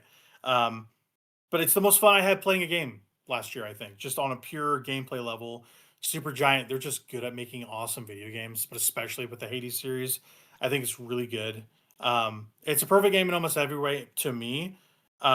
I even like the ending too. Like people don't like the ending of this game. I think it's pretty good, and I think the art is just immaculate. It is some of the best 2D art you can see in a video game. There's so many ways to beat this game, so many ways to play it. I like that it incentivizes you to do up and down runs multiple times. There's a lot more to this game than there is Hades One, and it feels like it's far more substantial. But it's not my number one game, but it's in my top five for sure. Hades Two is really, really good. I would, out of all the games that I had on my top 10, this was the first game I would go back and play because I just enjoyed it so much. And I'm so glad I played this on Switch 2, especially. So, my number four, Hades 2, absolutely. I think that game is so, so good. So, your number three, what you got? Yeah. So my number three is another dive into obscure indie games that I found on Steam front page this year. Love it. Love it. And it is Doll's Nest. So I talked a Yeah. lot about this game at like the start of the year. And this is like made by like the visual novel people. Freaking what's their faces? I can't even remember right now, but Oh, gosh. I can't remember either. but they did like Steins Gate and stuff like that. But yeah, they were like, hey, what if we did action RPG Armored Core Souls type game? And Yeah. yeah, it works. It's really fun. I really enjoyed my time with it. It's like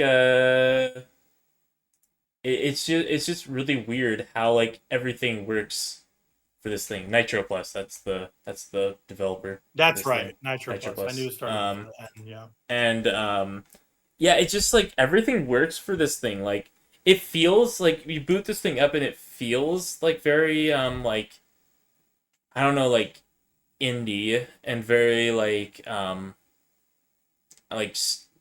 Steam front pagey, but then like you start like going through it, you get used to like the controls and you like start picking up parts for your armor girl and you're like, wait a minute, this has legs. Like you Yeah. start like Yeah. customizing your armor girl, like you start getting more and more like pieces for her, and like you're like, wait a second, you can like honestly, I think the customization for your armor girl in this thing puts Armored Core 6 to shame. Like Wow. the like different just like different like movement options you can have for your armor girl is absolutely insane. I barely explored any of the like depth of it because I kind of found the one that I like in these sort of things, which is the classic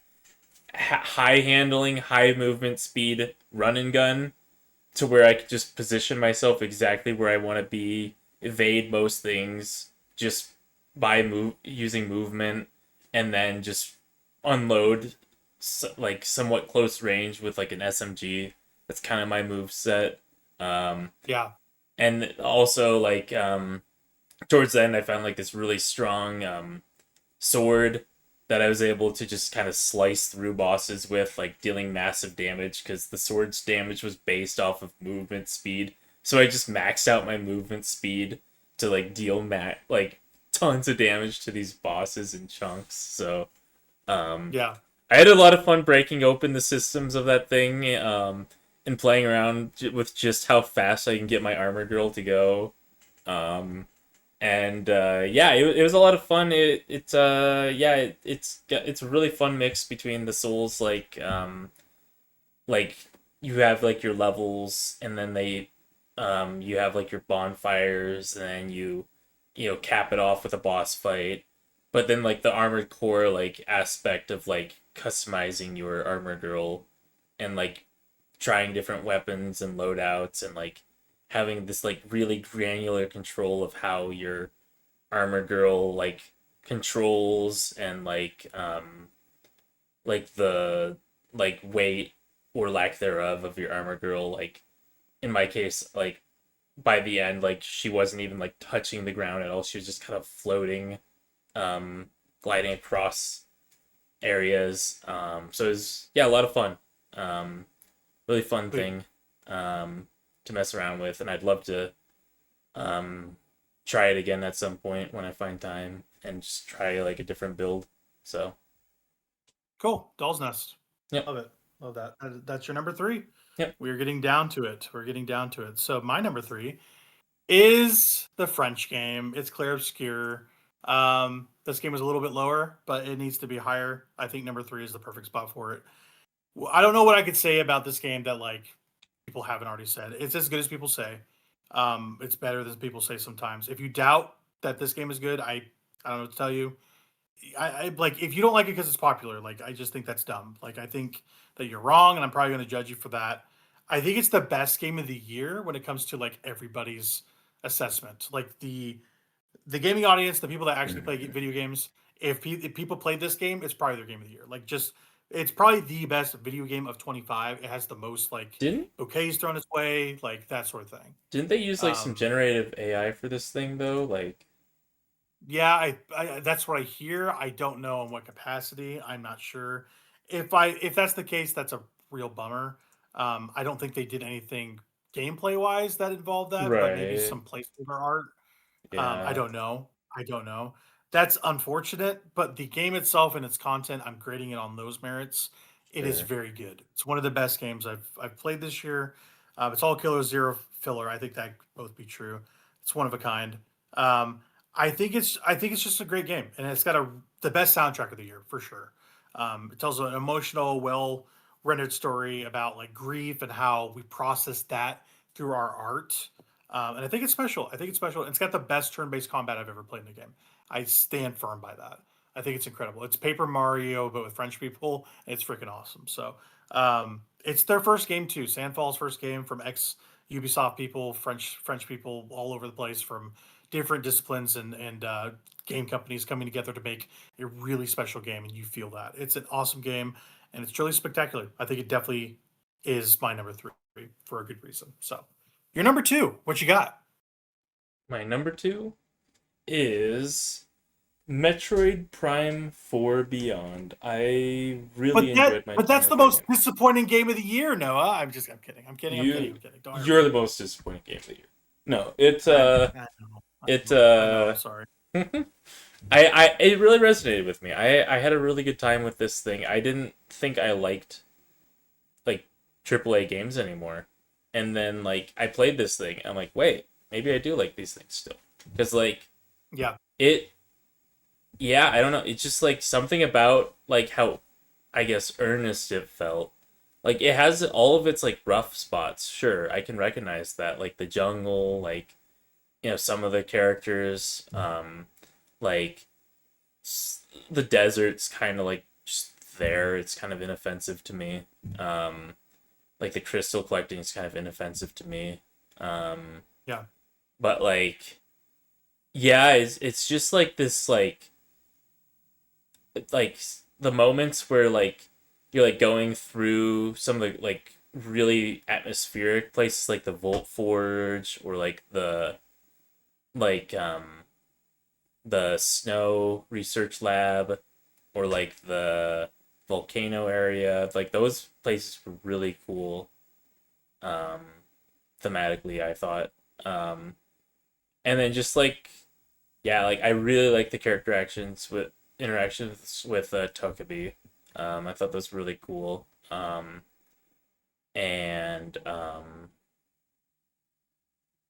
yeah, I mean it's like yeah, and like the boss battles were all pretty neat. I think the most annoying parts with the characters and with like the gameplay were like when you had to babysit your friends, and like use like Samus's like revival psychic magic stuff on them.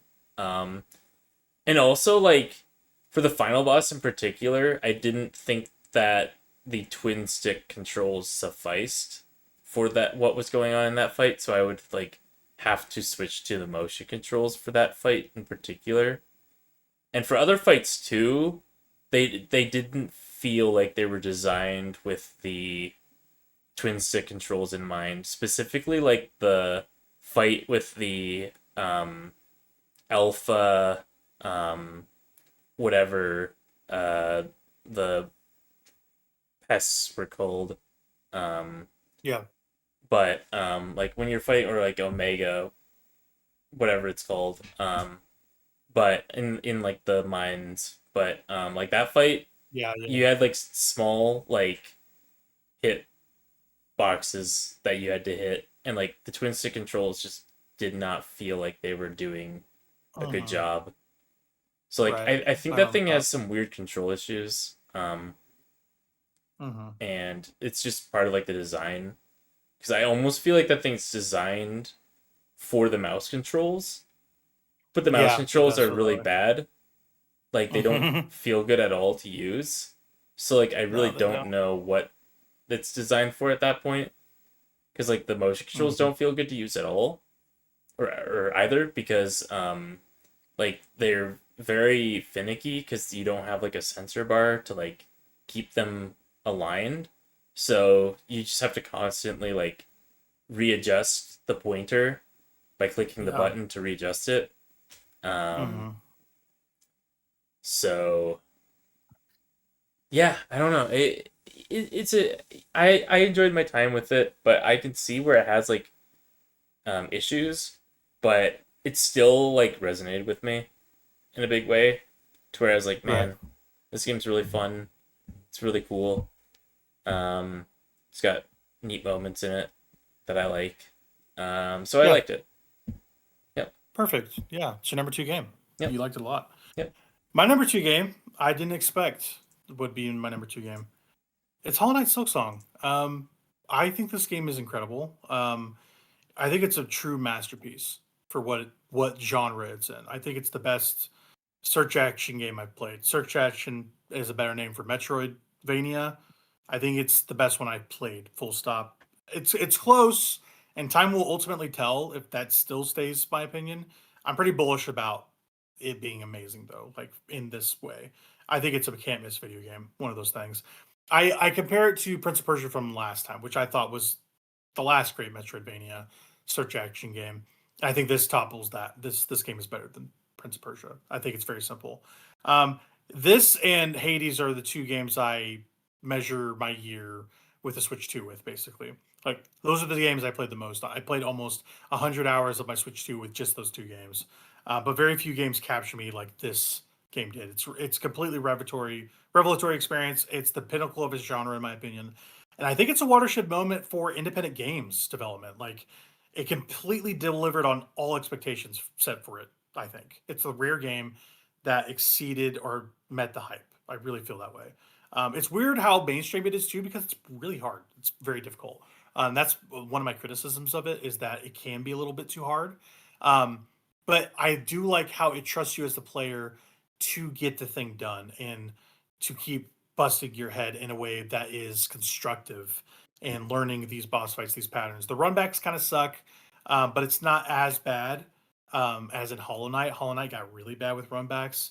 It's not that bad, but it's frustrating. A lot of enemies hit very hard. It's a little tough. The hardest part of this game, though, is right on the doorstep of the final boss. You go through this crazy gauntlet of just fighting mobs. It's really, really hard. I had to walk away from the game multiple times at that point. But once I got through it, it felt like amazing. It felt amazing. It felt like I was messing up and not being able to do a good run of that, which is a bummer. The bosses look great. The enemies are incredible. The animation is just on another level. The drawing and or the art, I should say. Everybody's so well drawn and animated. Basically, it's a huge step above the first game, like in every single way. It's amazing. That game was really good to start with, but Team Cherry, they've like grown and matured since that first game in every way. And there's an attention to detail and execution. I think it's great. I just think it's absolutely gorgeous. The art style, especially, and some people don't like the art style. I'm a huge fan of it. I think it's great. And I think it's mind-boggling how primarily two developers with some assistants can make a game like this. I genuinely feel this way. Also, the music is incredible. It's the same guy from the first game, Christopher Larkin, coming back to do Silk Song. Definitely worth it. The best boss fight of this game has got to be I think it's the Clockwork Dancers, where they are choreographed to the music as they fight you. It's incredible. It's the most memorable cuts or fight scene in the game. and it's super fun. It's so fun. I think back on that segment really fondly. But yeah, it's great. But the best thing about this game has got to be the way it plays. It plays so crisp, so beautifully. There are multiple ways to play. There's different like fighting styles and stuff. A million different charms. But there's no better feeling search action game than this, in my opinion. Like everything that you want to do, you can do it, and it comes out crisp and looks amazing. And just everything about it is just brilliantly designed. I love Silk Song. I think it's so good. The story is surprisingly good. The characters are great. Sharma's a standout. I love Sharma. But I think the thing that works ultimately for this game the most is Hornet talks in this game, and she's very animated and very direct in this game. I just love her personality. Like she brooks no fools, and she's always telling someone directly what she thinks every time. And I love that. I love that every word she uses is very purposeful, and it's like its own currency. Like she never wastes a single period at all. Like she is always very direct, and she always knows what to say. And just like the world and characters and personalities of this game exceed the first Hollow Knight in every single way. I adore Silk Song. It's damn near perfect. The only criticism I have is that it's really hard, and it can kind of be a ball buster for sure. Um, but like I think it's better than Hades 2 in this way as a sequel because Hades 2 is iterative and really good at that, but it's ultimately the same game. Silksong is superior to the first because it is functionally a different game in a lot of ways. The things that they evolve exceed every single piece of scope about the original. And I think it's just amazing. Like this game is so hard too. It makes the first feel like child's play, but you feel like you earn every single inch you get in this game. But despite the difficulty, like every aspect of this game works for me. Um, but yeah, that's my story. I'm sticking to it. Honestly, I think this game is incredible. The reason it's not number one is because that it is a little too frustrating in some ways. But yeah, that's my number two. What is your number one game of the year, Noah? Let's hear it.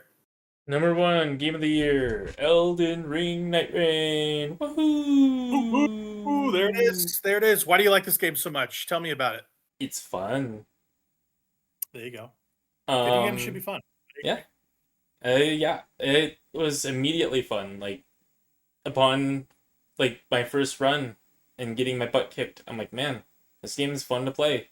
It's very arcadey. You get in, you do some actions, you either get your butt kicked or you kick butt, and it doesn't waste your time. Yeah, yeah, It has a lot of ways of kicking your butt, and so it feels good when you overcome those ways and you kick the game's butt. Especially with doing it with yeah. friends, because then you and your Nice, friends nice. feel like you're kicking the game's butt. It's a lot of fun. Um, the yeah, it's got a lot of like depth to like I mentioned before, like the characters. It's got two unlockable characters. One's like kind of hidden a bit, so it's kind of neat. Um, and then just like so many like systems in the game are hidden away in like the run, for you to discover and utilize and capitalize on to like further your runs and further like the power that you gain in a run to make your routing better. Um, and yeah, different like weather effects, spice up the game. And like all the characters play very differently, use different like optimal weapons and tool sets. And each character has like different skills and ultimates that are fun to play with. And yeah, it feels like a weird combination of like a roguelike, a hero shooter, and a Souls game. And it Yeah, does like all the best things of those genres wrapped up in a nice little package. Um, perfect. Love that. it's just really fun, whether it's solo or especially with friends. And it's yeah, it's got it's got some difficulty spikes to it. Um, and but it it almost always feels like doable. Most situations in the game feel very possible with Yeah, with just like good teamwork and hard, like a hard fought victory basically is needed sometimes, but Yeah. pretty much every situation feels possible in that game. So yeah, it's just a really well done um, one of those like multiplayer um, roguelike sort of games. Yeah. Yeah. It I feel like it needed more recognition than it got this year, honestly.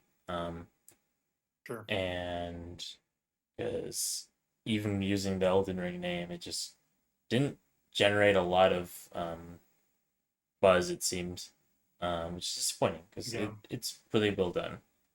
I think the only Yeah. issues really with it are in its multiplayer components for like the crossplay and voice chat, or like just Right.